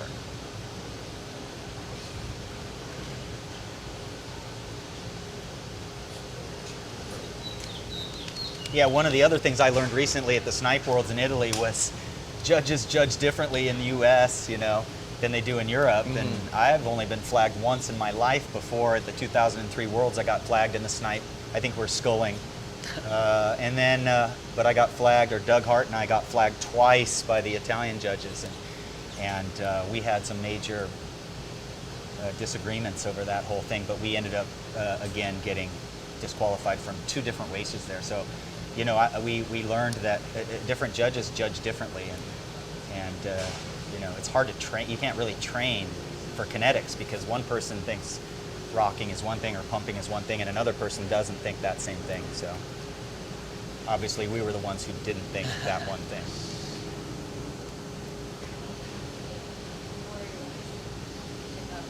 But what a spectacular place to sail. If you guys get a chance to go to Italy, I recommend the Punta Alla area and Talamone and Porto Santo Stefano there, just north of Rome a little ways. It's just like Southern California, beautiful, and the wine is good no matter what wine you drink. It just doesn't matter. Last summer, I was lucky enough I would sail at a team racing event in J70s in Sardinia. Yay. Right there off the coast of Italy, and that was one of the most spectacular things I'd ever done in my entire life. Yes. It was just an amazing trip, top to bottom, and really, really enjoyed sailing over there in Porto Cervo. Yes, yes, I've been there many times. I was lucky in the 90s to work at J-Boats Italy just a little bit. It was one of our sponsors, and I got to drive down to Massa Carrara with J22s after dumping a bunch of muddy water on them. We didn't want the Carabinieri to fine us or tax us for a new boat, so we would make it look like an older boat, and then we'd load them all on the ferry and get them across there to Sardinia. So coming into the finish here, this Boston College Stanford race, it does look like Boston College. They rounded that weather mark in a 1-2, and I believe they finished in a 1-2. Upwind right now on the pink and green boats, Georgetown and Navy. Georgetown in pink, Navy in the green, rounding the weather mark right now. Then finally, the last race of the round is going to be Charleston versus Yale. Certainly going to be a barn burner of that one. Yale looking for a little bit of revenge after their loss earlier in the preliminary round. So this is the second time these two teams will face each other. Here we go. Who are these guys again? These are Georgetown and Navy. Georgetown in pink, Navy in the green. Navy again, really frustrated that they didn't quite pull it out enough to make Navy unable to make it into that round of Final Four. A lot of people thought that they would be up there and able to do it. I think they thought that as well. So disappointing, but they're playing for pride at this point. Might want to play spoiler if they can. Break this tie right now between the Cougars and the Hoyas. So Navy just playing spoiler and sailing for pride right now against their Mesa rival. Yeah, and the coaches in the region definitely agreed with you. They ranked Navy in the final rankings there. They ranked Navy third in the country going into this event, and otherwise the coaches have almost nailed those rankings to a T. And Navy's the one team that is out of the top four that was ranked in the top four going into the event. And so the Hoyas seem to be in control of this one right now, with boats 8 and 7 seem to be relatively far forward. That farthest right Navy boat might be a threat to boat 7, but it's a lot of downwind left and hard to quite tell. They're covering more ground over the bottom. I'm going to hope that we, despite not a ton of sun out today, I'm really hoping we can see the sea breeze start to push in now. We're really close to the low tide, at least on the inside here, close to the chain. And John, I'm not really complaining about the lack of sun today because it is hot down here. Yeah. Spicy in the south over here. For us Southern Californians in our little bubble, right? We're not used to humidity. Right.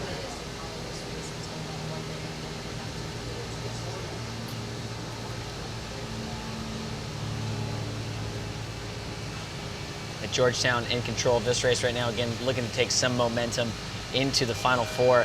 Hot off they got a 1-2, they got a big win over the Cougars in their prior race and an exclamation point to close out their round of 8 against the Naval Academy midshipmen would be a good momentum shift.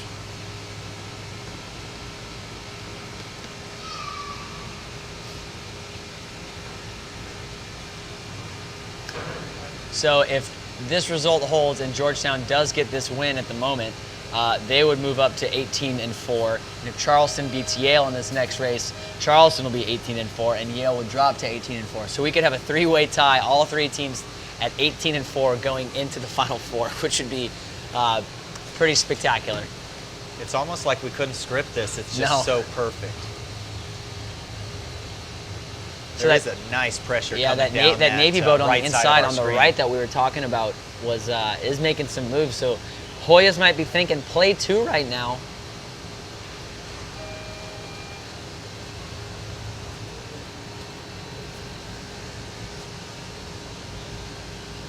What is a statesman? I don't know. It sounds like a very regal, just like I picture like a man with like high socks, like fancy shoes and a hat, and like holding like a quill, like signing like a document. Yes. Or like a gavel, like a judge. Oh, is there an overlap here? Is there an overlap? Don't think so. Nope. Oh, they're got to go back. Yeah. Here we go. Getting exciting over here. So boat 14 slowing up on the inside for the Navy, trying to make something happen, trying to bait boat 7, and trying to see if they can't get around the outside. They do, might be a port starboard right there. Wow. Ooh, might have been a little contact. So here we go, folks, flopping over to the start. Charleston and Yale. Charleston in the red boats, Yale in the yellow. The top 2 teams heading into this round of 8. Yale currently sits atop the leaderboard at 18-3. Charleston right behind them at 17-4. And the Hoyas also at 17-4, who are currently running away from the midshipmen. Actually, I'm gonna take that back. They're not running away. I'm seeing a Georgetown boat spinning. We'll see how the dust settles after that. Check back in with that one momentarily. But right off the line, the Cougars looking hot off the line against the Elis. Yes, that was just a beautiful start for all the boats except for that one Yale boat. But that Yale boat just locked into its own private righty and immediately got back into. Look at that. So that Georgetown Navy race that was looked to be a bit of a blowout. Looks like the Georgetown boat had to spin. So Georgetown now in a 1.56, and Navy in maybe a 1.46 for the Hoyas, which is a losing combination. We're still here on this Charleston-Yale race. Again, one of the premier races we've seen. Looking down at the seawall down there, some of the fans are lining. I know there's a bunch of fans up top of the Yorktown. Just cheering on some parents, other sailors and enthusiasts, some of the teams that didn't make that gold round, all here cheering on to see this awesome team racing action. Again, if you're just joining us, we will be rolling right into the Final Four, so this regatta will be over today. Yeah, here we go. Checking back in with that Georgetown Navy race. Georgetown was in a 1.2, but was a 1.46 or a 1.56 after a penalty turn for one of the Georgetown boats. And Navy with an opportunity to get back into this one.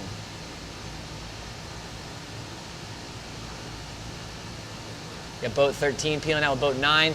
Let's see what happens when they consolidate back here with the rest of the fleet. We're seeing that Georgetown boat on port start to crack off a little tiny bit. Not quite sure how they're feeling on the ley line at the moment. Wow. 236 for Navy right now. Big duck right there for the Naval Academy. Hale's umpire. There might have been a bit of contact there between the Navy boat and boat 7, and boat 7 rolling right into a penalty turn, so there definitely was contact there.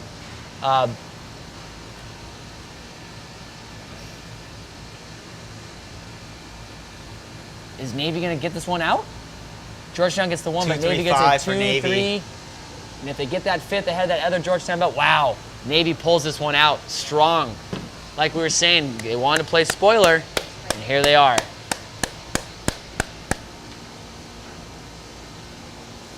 So, wow, Navy gets the win over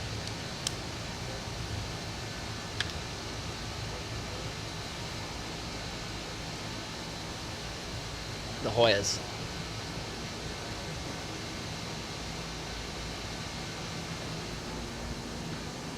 So I do think we have Yale losing this race. Yeah, we'll flop it back over to that Yale-Charleston race right now. Yeah. Again, the 2 teams that were leading the event heading into this round.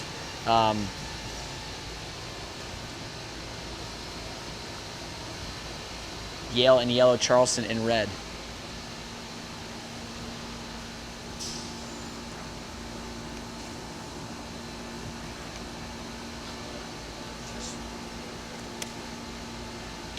So a 1.35 here for Charleston getting around the mark. Excuse me, 1.45 Charleston getting around the mark. So good job by Yale to do that. Yale had they had one really bad tack by one of their teams. They tacked and weren't able to duck a boat and had to tack right back, but they are amazing at just holding it close. Staying in races. Yeah, Charleston in that 1.45 right now, and you can see them, they're gapping early. That's a That's a very Cougar-esque play right there. Look at the team sailor in boat 1 just now rounding the weather mark as they're trying to make this 145 happen. Boat number 3 in 4th place at the moment, doing their job well, just taking it on the chin.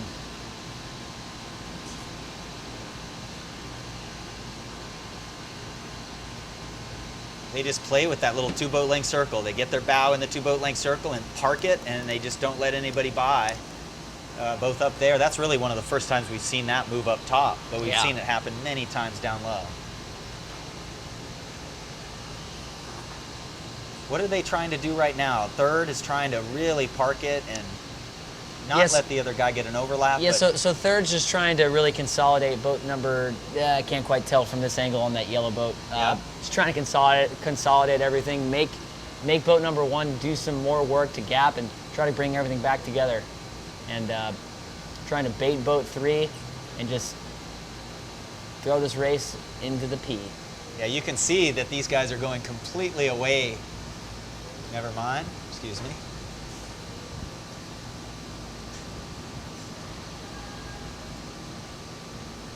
And you have the Cougar boat number 2, well out in front right now, just staying away, not getting involved with the mix-up of the team racing, wanting to preserve that first, keeping the 1. Well, this is the question. Can Yale convert this to a 2, 3, 4? Well, all you got to do is convert it to a 2, 3, 5, and then it's a little bit easier to convert that into a 2, 3, 4. Ah, I see. One step at a time, I guess. One step at a time.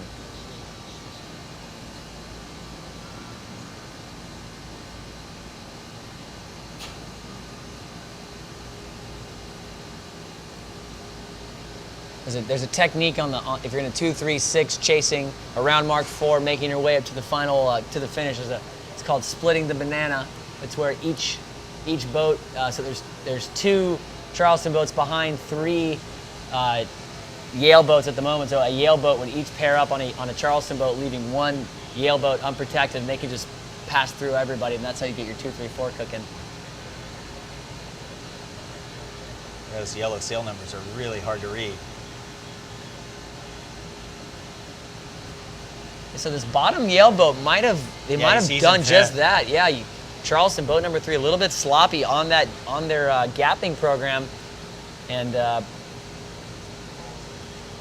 might have sprung free there for the Yale Bulldogs.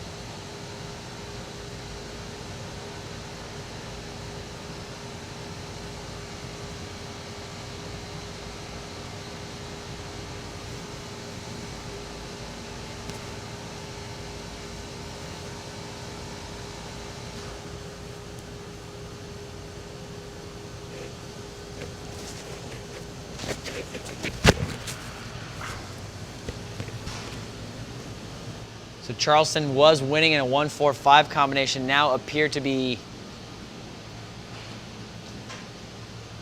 somehow actually back in a 1-4-5. That pair that was supposed to be being the 5-6 gapping has surpassed the pair that was the 4 and the 5. Excuse me, the 3 and the 4. So if boat 3 can do some work right now on boat number 16, it looks like that might be Yale's shot to get back into this race. Don't know how boat 1's going to come out. Looks to be very deep and slow at the moment. So Yale might have just converted this into a 2, 3, 4.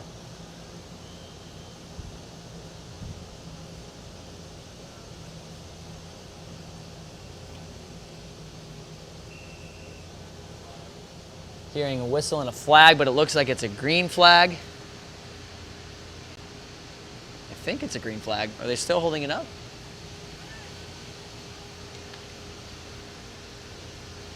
We're seeing a Yale boat spin, so maybe that flag was on them. A sigh of relief for the Cougars as they were getting rolled through into a 2, 3, 4. So the Cougars are back in that 1-4-5.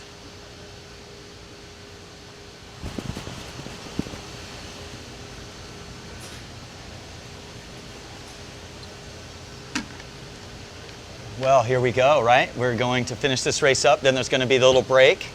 Short break, and then we're going to go right into that final 4, folks. But this race, Charleston-Yale, has been an exciting one. Lots of lead changes. The Cougars were out in a 1-4-5. Yale clawed their way back around Mark 3 into a 2-3-4, but a late penalty on Yale made them do a penalty turn at the an umpire flag made them do a penalty turn. So they are now back. Charleston's now back in a 1-4-5.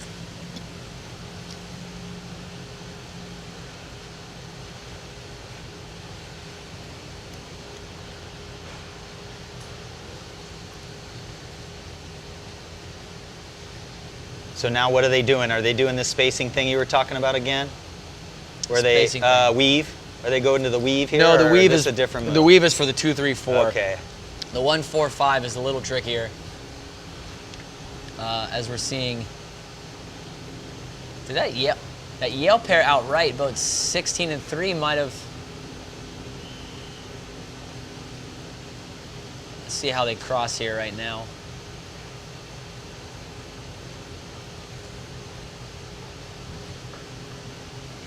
Duck there by Yale, so that's an okay duck, I think. I think Yale might be in control of two pairs at the moment, so Yale might, hard to tell exactly what combination or what their play is.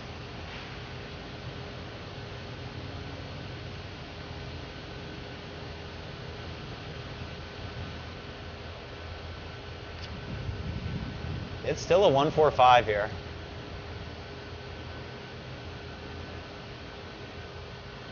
Yeah, boat 1 is indeed the 5 that's gapping the boat behind him, but I don't know if that's the case anymore. I'm curious to see what happens when boat 3 tacks back.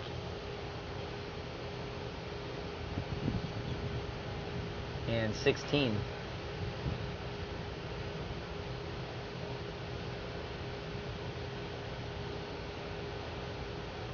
Yeah, the pinch off by 3 just saved the race, maybe.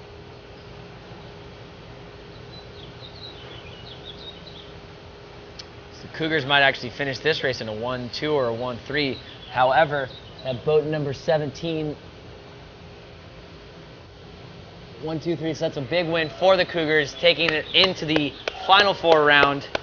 Cougars knock off Yale. So, going into that means we're going to have Yale at 18-4, Charleston at 18-4, Georgetown at 17-5, and Boston College at 15-7. Now, there are 2 protest hearings that need to be heard, between one involving Boston College and one involving Stanford. Don't know anything about them other than they're going to happen. So as soon as we know more, we'll relay that information to you guys. But until then, we will be right back. Again, we're about to roll right into the Final Four.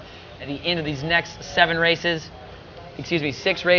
we'll have a national champion crowned. So don't be far away. Tell your friends, tell your buddies, tell your family. Tune in. You're not going to want to miss this as these last 6 races.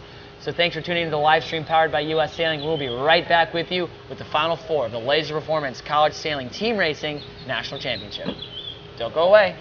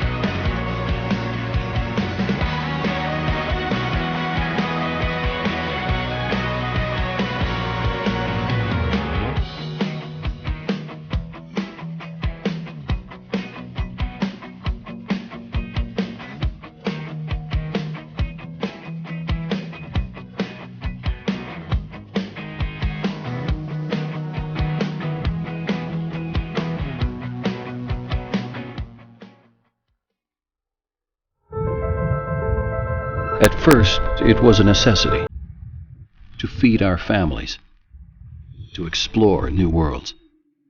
And we became one with the sea. We harnessed the water and wind and used the stars to guide us. In that vastness, we created speed and discovered freedom. The sea called us, and our desire for adventure was too instinctive to ignore. So we did it for pleasure, camaraderie, and the challenge. We bestowed it to our children, and they to their children. Now, to know it is to know ourselves.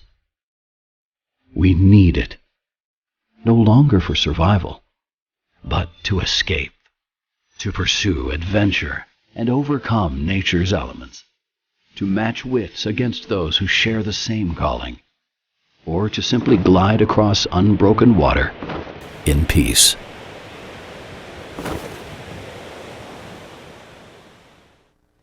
Joined now by Ned Goss, the head dockmaster here at the College of Charleston. Ned, 11 straight days of racing. I'm certain you've been busy making sure all the boats are completely ready to go every single day. Yeah, every day.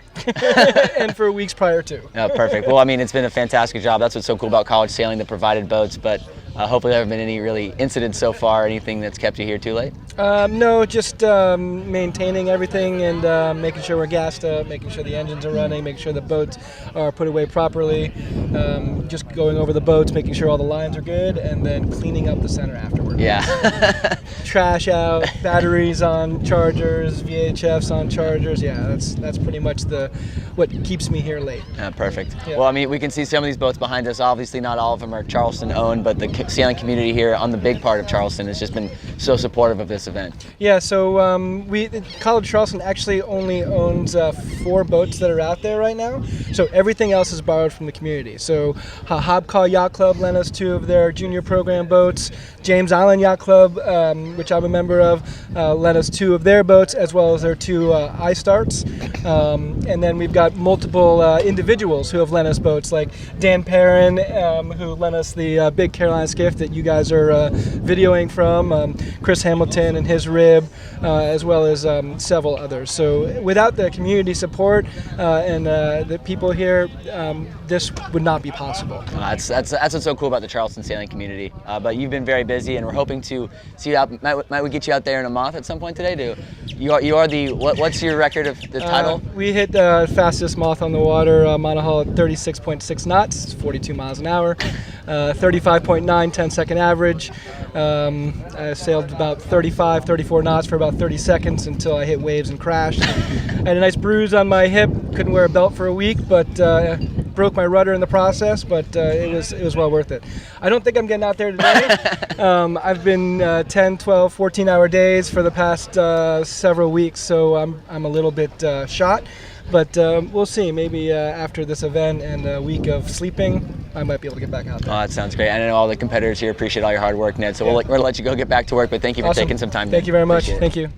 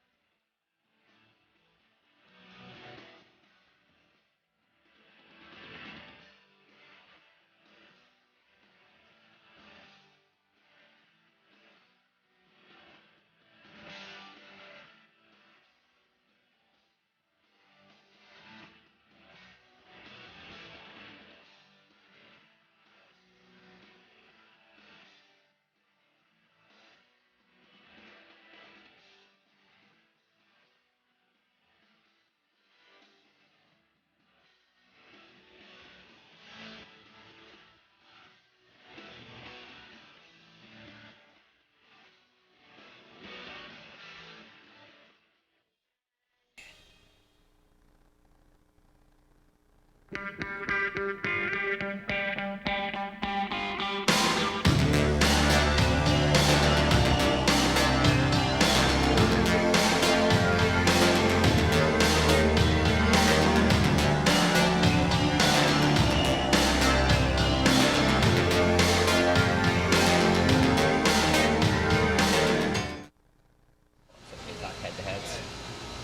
How's the frame look?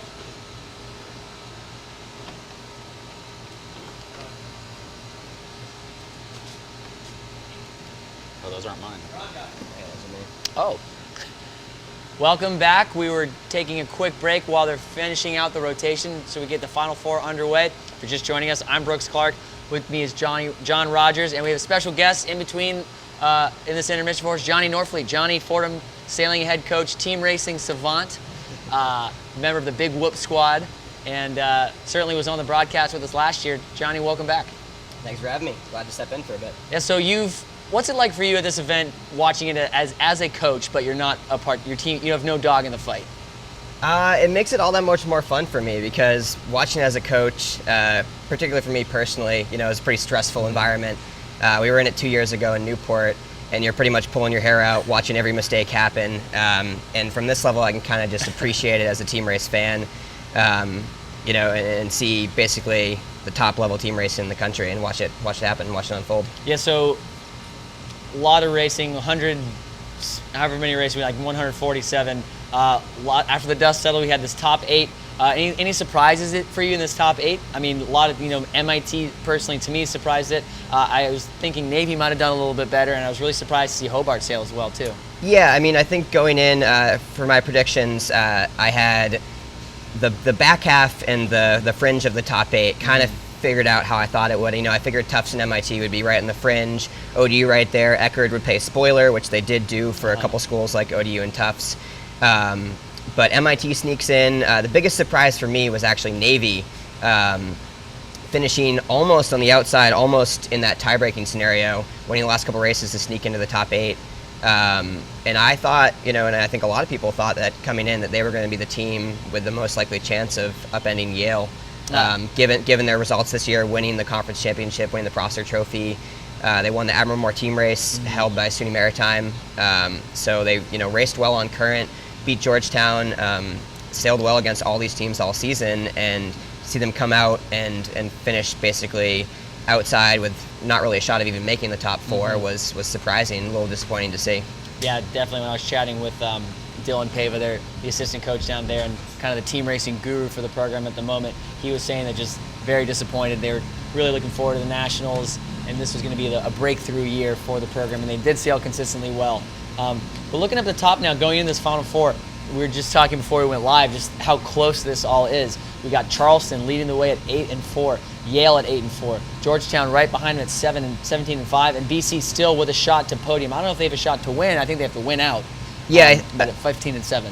Yeah, it looks like that last race with Charleston beating Yale did good things for, maybe not for the Yale team, but as a team race fan watching this regatta play out, you like to see the event come down to the last race or two. It's not really fun as a competitor or as a viewer to see the regatta basically clinched going into the Final Four, which is kind of what we've had happen the last few years with Yale being so dominant.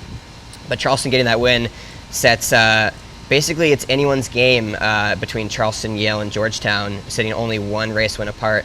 It looks like right now BC at 15-7. The best they could do, I think, is second, maybe third.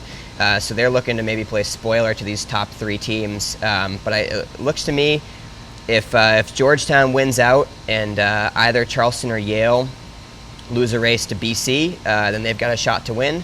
I haven't looked at the head-to-head between Georgetown and Yale and Georgetown and Charleston, but Georgetown should have a shot to win. And then Yale and Charleston obviously tied going in on record.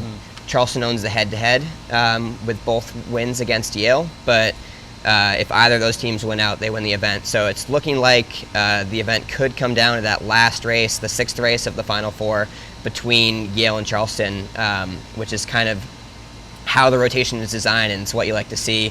Put it all on the line for that one last race. Yeah, it definitely builds the suspense further down the committee. Yes, Sean, sorry. So let's see, Charleston, if I were to write this on paper, we had 3 seniors for Charleston last year. Yeah. And they got 5th. And this year they have much younger team. What do you? Is it a home field advantage, or is there more to it than that? I think, some elements definitely in home field advantage. We saw Charleston come out here at the beginning of the season and win the Bob Bevere team race. Obviously, that was a long time ago. We've had a lot of team racing between then and now. But, they showed that they could win their home water. And then the rest of the season, they sort of underperformed expectations relative to that first finish. And they've been sort of a middling team race team. On paper, they were probably the 7th or 8th best team coming in. But yeah, going back to last year, they had a great group of seniors that had sailed together for 3 years, essentially, with Jake Reynolds and Dodge Rees and Ryan Davidson, who's now out here PROing this event. So you would have thought that with those 3 seniors graduating, that this would be a bit of a rebuilding year for them. But working hard this season to overcome some of the team race mistakes they had kind of midway through the team race season, and then having the home field advantage, I think both those things combined, has put Charleston at the top. You can say what you want about the home field advantage; it definitely helps, but they're not here just from home field advantage. They're sailing their way into this and leading going into the top 4. Absolutely, I agree. I think another asset of the home field advantage, Johnny, isn't just what's going on the water, but every single night these sailors just go home, sleep in their own beds, have a nice dinner, and just go to sleep and come back to the venue that they've done so many times, some of these seniors, every single day for the last 4 years. So it's just routine. Yeah, exactly. Nothing out of the ordinary. And so it's a similar situation with BC. Erica wasn't here last year. They had the Snipe World Champion, Raul Rios, on BC. They had Scotty Sinks, and I can't remember who their third was last year. Very experienced. And then this year, they have a new teammate, and they seem to be doing better. Yeah, I think their third last year, Harry Capel, has been their third this year as well. But they had to obviously, replace Erica, put her in place of Raul from last year. But this group, in one form or another, has sailed together for the last 3 years. I think the 3 skippers 2 years ago, it was a mix of Scotty Sinks, Erica, Raul, and then Will Bailey, who graduated that year. And then Scotty stepped up and Harry stepped up last year to join that team with Raul, and now Erica's filtered back in. So at some point in time, all 3 of these skippers for BC have sailed, at their national championship or at their top events in the last couple of years. And these guys do a lot of team racing as well in the off season. I know that they went down, I think it was this exact squad, went down and sailed the Team Race Midwinters this year, which is an open event, but a lot of college teams attend, hosted by Eckerd. Right around New Year's, and I think it was this same group of at least 3 skippers, if not skippers and crews. And if I'm not mistaken, I think they might have won this year. I can't remember. I didn't see the results. I wasn't there, but I think they did well. The St. Mary's, the Team Thunder kids, Mateo and. You might be right. Yeah, John you Wallace. might be right. So are we just poking around here on the text board, Johnny? Look, we were talking earlier about the head-to-heads. Looks like Yale does not own the head-to-head. Charleston beat them both times. So that might be a factor coming into this race, into the Final Four here. But they do own the tie head-to-head over Georgetown, which again might also become a factor. But looking at Charleston, I believe Georgetown owns the head-to-head on them. So Georgetown owns the tie over Charleston. Charleston owns the tie over Yale, and Yale owns the tie over Georgetown. Yes, that makes sense. So, basically where that puts Yale is if they do win out, they own the regatta. But if they lose one of the races, beating Charleston in the last race might not matter if Charleston had won out, because if Yale loses to either Georgetown or BC, that puts them at 5 losses. And if Charleston can beat both Georgetown and BC, and they go into that last race, 1 race up on Yale, it's not going to matter. The tie, Charleston owns the tie. It's always nice to, you typically meet each other 3 times in an event like this. It's really nice to get that first win, and then if you can own that second win going into the final round, it's huge owning that tiebreaker, because it gives you a little wiggle room, a little cushion at the end of the event. Charleston can maybe afford 1 more mistake than Yale can in these last 3 races per team, 6 races overall. Yeah. So, now one thing, I'm not the team racer. I'm the dinghy small keelboat racer. And the team racer, one thing, we've got this move called the Brooks, where teams in like 3rd, 4th, 5th, or 6th come around and they go the low road. And we were noticing there was always big gains over and over. What do you teach? Do you just blindly tell them, get around the mark and protect the left immediately if it's was, even relative, not even real close? What it was, Johnny, it was just someone not covering someone on downwind. They just hooked into a vein of pressure, and all of a sudden they're in. But most of the teams would just automatically do that reach high mode, and they're just protecting, it seems like. But it seemed to me, I'm ahead 6 boat lengths. I don't know how a guy in the same boat as me, behind me, catches me. From what I've been seeing, watching some of the live stream at home and then being here for the last hour or so, watching the end of the top 8 from up on the deck, the fact that they're sailing into current all the time makes these downwinds really long. Right. And it allows a long time to have that breeze covering someone from behind. It gives you a lot of time to make that ground. And also, it's something we saw in the fleet racing too. If you could get a slightly different, slightly more pressure when you were sailing into current, whether that was upwind or downwind, whatever it was during the day, if you could be in slightly more pressure, sailing into current, whereas everyone else was essentially parked, making very little progress over land, just that little more pressure was enough to gap you out. So oftentimes, particularly when someone gets brought high on the run, just by nature of being covered, that low boat makes huge gains just because they're able to sail, they're able to make better VMG down current, and I think it's just extenuated by the fact that there's current. It would happen either way on a race course, but I think it happens that much quicker when you're sailing into current. Definitely, I saw yesterday sometimes people would go low, and it looked like they weren't moving at all, so that reaching was actually they were just going a little bit faster. Yep, exactly. And making something against the current, so, okay. Well, so what is my other question that baffled me? What happens if one of your teammates gets a bad start? Is there a tactic, like we've had fouls right before the start, somebody over early. If you start 6th, do you have a tactic or a strategy for what you tell your team? The goal is pretty much just to get your way back in the race any way possible. The nice thing with these downwinds being so long and having so much current running against you downwind with the upwind current is that you do get an opportunity. We've seen a lot of races where it looked like the 6 was just totally out of the race as they rounded Mark 1, and then by the time they were halfway down the run, they were right back in the race. So that is nice for the trailing teams. They do have a little bit of an opportunity to mix it up, get back in the race. But really your goal as the 6 is just to do the best you can to sail free, try and get back in the race, because if you can get at least one of the other team's boats behind you, you can jump into the 5, you add a lot of power to your team and their ability to chase forward, whether they have the 1-2 and you now have an ace, or whether you're trying to make a play 2 happen, you have a pair behind you, you have a say in the race. Yeah, that makes a lot of sense. We were just noticing, I believe PRO Ryan Davidson just jumped in for a little dip out there. Been a long day for him, long 2 days, and it's going to be even more racing coming up, not only today but for the rest of the regatta. Let's see if we can get a camera shot of him swimming back to the committee boat. Yeah, running laps between the pin and the race committee. So Johnny, I think a lot of things that we've seen today, there's Ryan right there. Did he swim for Charleston or what? That's pretty good. Well, that right arm looks a little weak. I'm changing my tune now. Oh, that's funny. The water temperature is so warm here anyway, and he's working so hard out there baking in the sun all day, so that's well deserved. But so Johnny, another thing that we saw a lot so far, all regatta really, is how unstable that 1-2-6 is. We were talking just about how the downwinds consolidate everything, but I don't think I've ever seen so many 1-2-6s get broken up ever in a team race event. I think, part of it is the nature of the 1-2-6 is that it is really unstable. On paper, it looks like it would be a solid combination, right? You see a 1-2 and you think maybe they're sailing away. They're basically fleet racing at that point.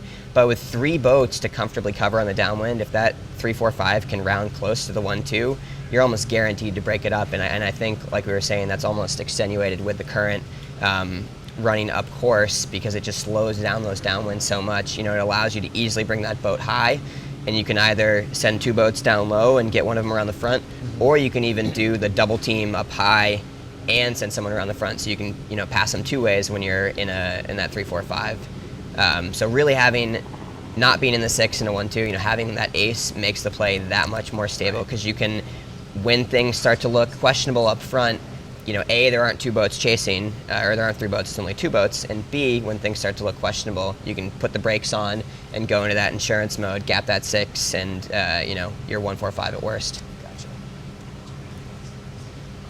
Yeah, Johnny, when you weren't watching the live stream here, powered by U.S. Sailing, you said earlier you were watching the America's Cup. Want to give us a little bit of an update on that? I haven't seen anything yet today. Yeah, it's running live. I think it's over now. I think it was running from like 1 to 4. On NBC Sports, which is great to see. I had non-sailing friends texting me telling me they were watching the America's Cup, so it's cool that it's on TV, for the average viewer. And they're doing a great job. The coverage is just unreal with the aerial footage in Bermuda. I was able to catch a couple of the races. Didn't see everything, but saw USA Oracle's first loss. They lost to Artemis today in a bit of a sail away, actually. Quite handedly? Yeah, it started out close for the first couple marks. Artemis got up ahead, and Oracle was kind of running right behind them, and it looked like they were going to be able to pass them because they were running the foils a little bit better, but Artemis wound up catching a shift on one of the sides of the race course and just kind of running away with the race. Gotcha. Well, you're from Bermuda, Johnny. What does that mean to you to have the America's Cup there? It's cool, yeah. I grew up I'm originally from the U.S., but grew up sailing in Bermuda and sailed Opties there and lived there for a few years. It's exciting. It's really cool for the country. The whole island is kind of formed around the America's Cup and is supporting it and embracing it. And I think it's done a lot for the economy there. Just the fact that they've been able to create that many more jobs, in the construction, in the overall logistical management of the event. And it's exciting to see there. It's putting Bermuda on an international stage, and it's bringing tourism there, and it's putting a lot of money into the country. And I'm biased, but I think it's one of the best places, if not the best place in the world to sail. So to see it happen in Great Sound there is now on our screen. Yeah, there it is. So USA taking their first loss. What's that first column? That's from the Louis. I think it's points carried over from the World Series events from earlier this year and last. Artemis really was raising the bar for everybody. Just 3 weeks ago, Artemis was the most stable boat out there, and some teams have caught up to them, I think, a little bit. So you see them at 2-2, despite the fact they were pretty dominant just 2 weeks ago in the practice races. Yeah, I believe we might be able to see it on the screen here. I believe Artemis had a loss to Team France, and that was their first win of the event. And a lot of people coming in thought France was a very outside contender for the event, with not really any shot of jumping in and really beating these teams. And the fact that they came out and beat Artemis, a team who in turn beat Oracle, says they're here to play. Yeah, the narrow margin of error and these top skippers, Nathan Otteridge for Sweden there, and New Zealand's Peter Burling, and the French have pooched it more than anybody. If you watch the videos there, you can watch those. What is it, on My Bermuda Home or something? They show practice sailing and all kinds of stuff. And man, can you imagine 40 to 50 knots and pooching it and just flushing the deck with water? It's almost like you have to be tied into the thing just to stay on board. Yeah, I mean, it seems like France has just always been a step back from the racing that I've seen. I'm by no means an expert on the subject, just watching here and there when I can. But it seems like France has just been one step behind in terms of actually sailing the boats, keeping them up on the foils. So, tactically they're there. They've had good starts. They've been able to start ahead, but the other teams have beat them in their ability to stay up on the foils longer. We saw it even in the race that they won. France came around the gate and came right off the foil. They had a big enough lead, and they caught a shift in the next beat. They were able to stay ahead. But that's where it seems like they've been weakest. It's just their ability to keep the boat foiling, whereas those other teams have been out there practicing. I think France didn't get to Bermuda until pretty recently, at least relative to the other teams. Some of those teams have been posted up with their home base in Bermuda for the last 2-3 years, training extensively in their 45s and now in the new boats, whereas France kind of just showed up. So the other teams have a lot more time on the water and experience sailing the boats than France does. But hey, the fact that France won a race says, maybe they can do it. Maybe if you all can rally up your friends who are watching the America's Cup and shift them over for this Final Four of this great team racing regatta, and we'll give out the Wood Trophy later. So make sure you're here for those too. So hopefully people are jumping from that show to our show online. And while Johnny's here, I said he's a member of the team racing team, Big Whoop, earlier. U.S. Sailing wants everybody to know that the application for the Hinman opens June 30th. So Johnny, can we get an exclusive here first that you will be sailing the Hinman this year? Unfortunately, this year I cannot sail the Hinman. It conflicts with the college sailing season this year, just due to scheduling with Sewanaka Yacht Club. Sewanaka is excited to host a really good event, and they, as they have done in the past. But unfortunately, due to their event schedule, they're pretty booked for the summer. So they're having the event clearing the mooring field, but it's going to be in late October. So it conflicts with, unfortunately, our women's championship. So I don't think I'm doing it this year. But I think that that's a weekend where a lot of the co-ed and team race teams in college sailing should be able to do it. So I would encourage anyone in college sailing to go ahead and apply. They're looking for teams. They want more teams to do it. Last year, they were one shy of the 12 teams they wanted. It only wound up being 11 teams. It's going to be in the new Zim E420, which they're excited to have it in. So no more Zim 15. So it's back in essentially what we sail in college in the collegiate 420. It's Zim's version of the Z420. So it's preparing the sailors for what they sail and what they compete in every day in the spring. Great. So we did just receive word that they are currently in the process of hearing those redresses, so we're going to go ahead and take a quick break. As soon as the boats make their way back out on the water, we will be with you live to bring you full coverage of every race remaining here in the Final Four here at the Laser Performance Team Racing National Championship in Charleston, South Carolina. I'm Brooks Clark, John Rogers, Johnny Norfleet. Thank you for taking time with us. You might stick around for the Final Four, if you wouldn't mind. Sure, yeah, love to be here. All right, thanks, Johnny. Awesome. Thank you. So stay tuned. Thanks, hey, don't go away. Tell your friends. Tell your mom. Tell your dog.